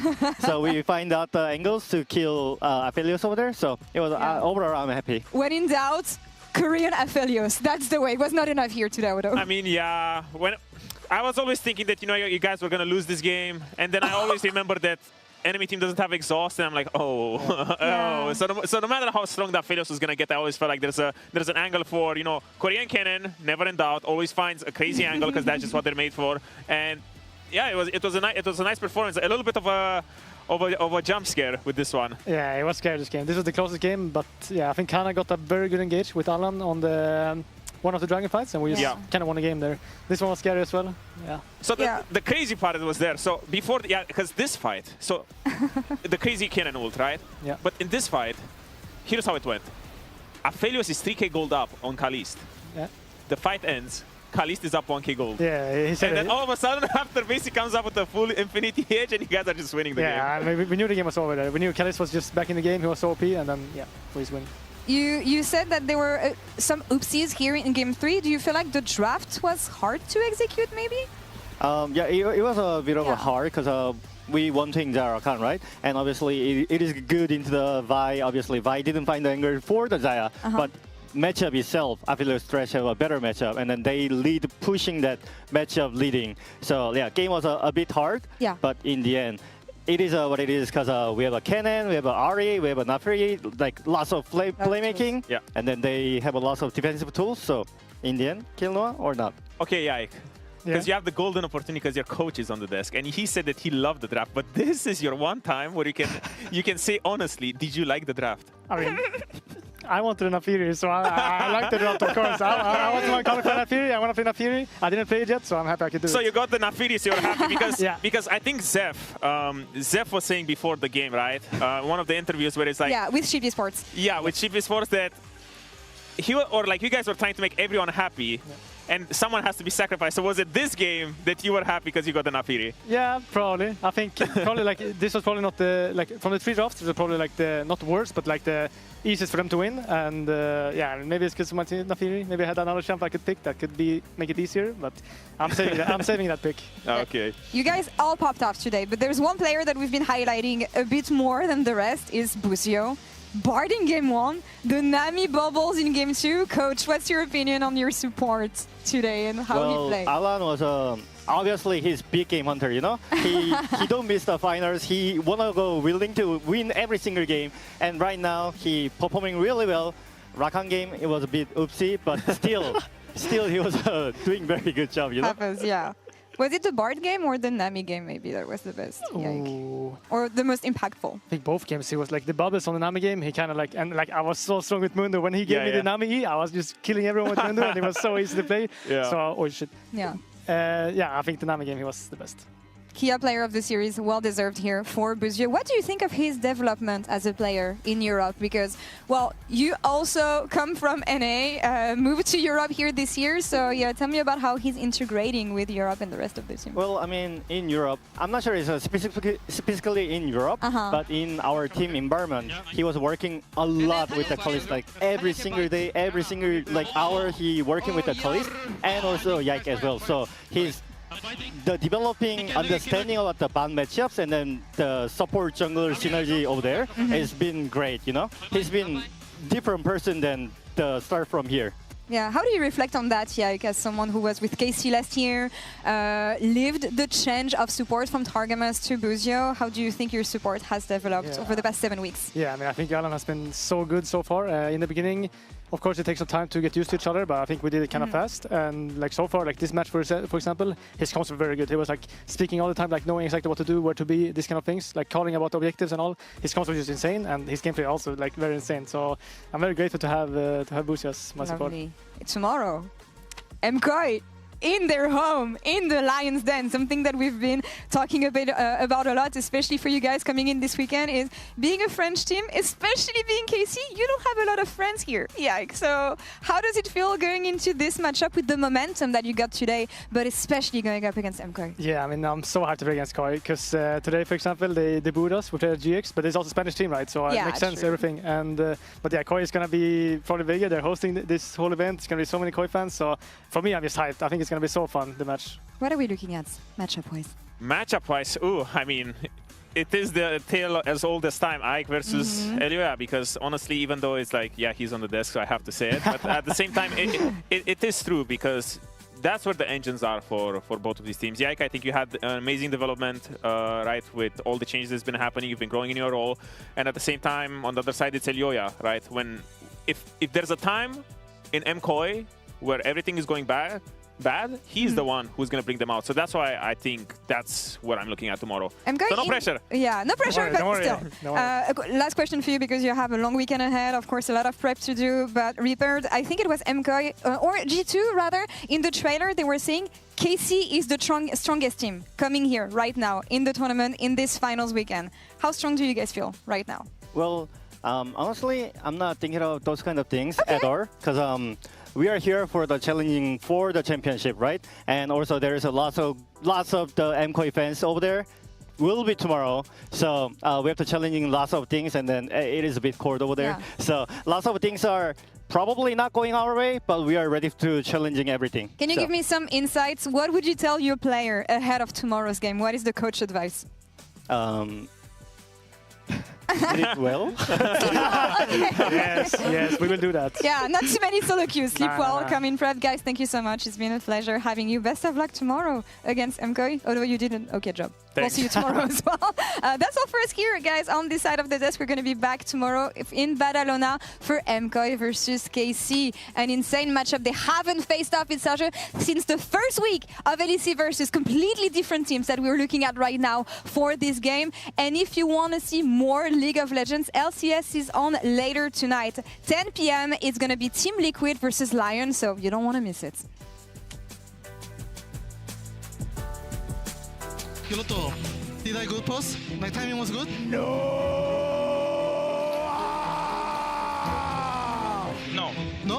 But the double stun is there from Buzio. All the damage currently focused onto Isma as Lot will finally fall. Noah outside of the ulti, but in the extended fight, they're too slow. Noah debating. Can he flash? The answer, hell yeah! Double kill. I'm jumping. Okay. I'm going 5 more. I want to go. Seraphine, no flash. Wait. Beta!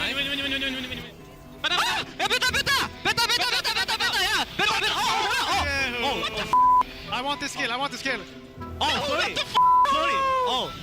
Get the root, good damage from Noah, but the Q goes wide, and that's devastating. Barrier comes out now. Double bubble from Busio, managing to live. I mean, Benny said it best. He's busting, yo. Maybe not the ideal target, but it seems like they have enough damage to finish. Jackie's trying to fire back, and June's ready to turn it. Is Moretti, and they just line up for the kills. 나이샤! 나이샤! 야, 펜다! Hey, come on, 문도! 펜다! What do you want? 펜타 하라고! 야! Oh! Can you see? Look at Kennen! He's in the back! Look at I'm coming, okay? I'm coming. Null Kennen. Null Kennen. I'm fine. Lock and Null. Nice. Can go now? Yeah.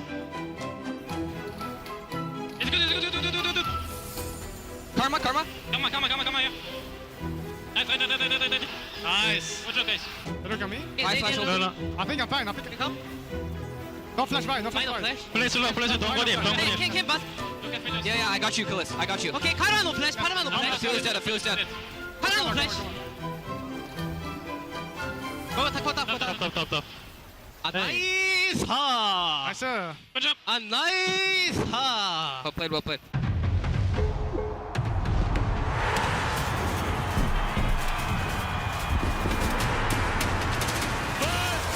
Kill of 2025!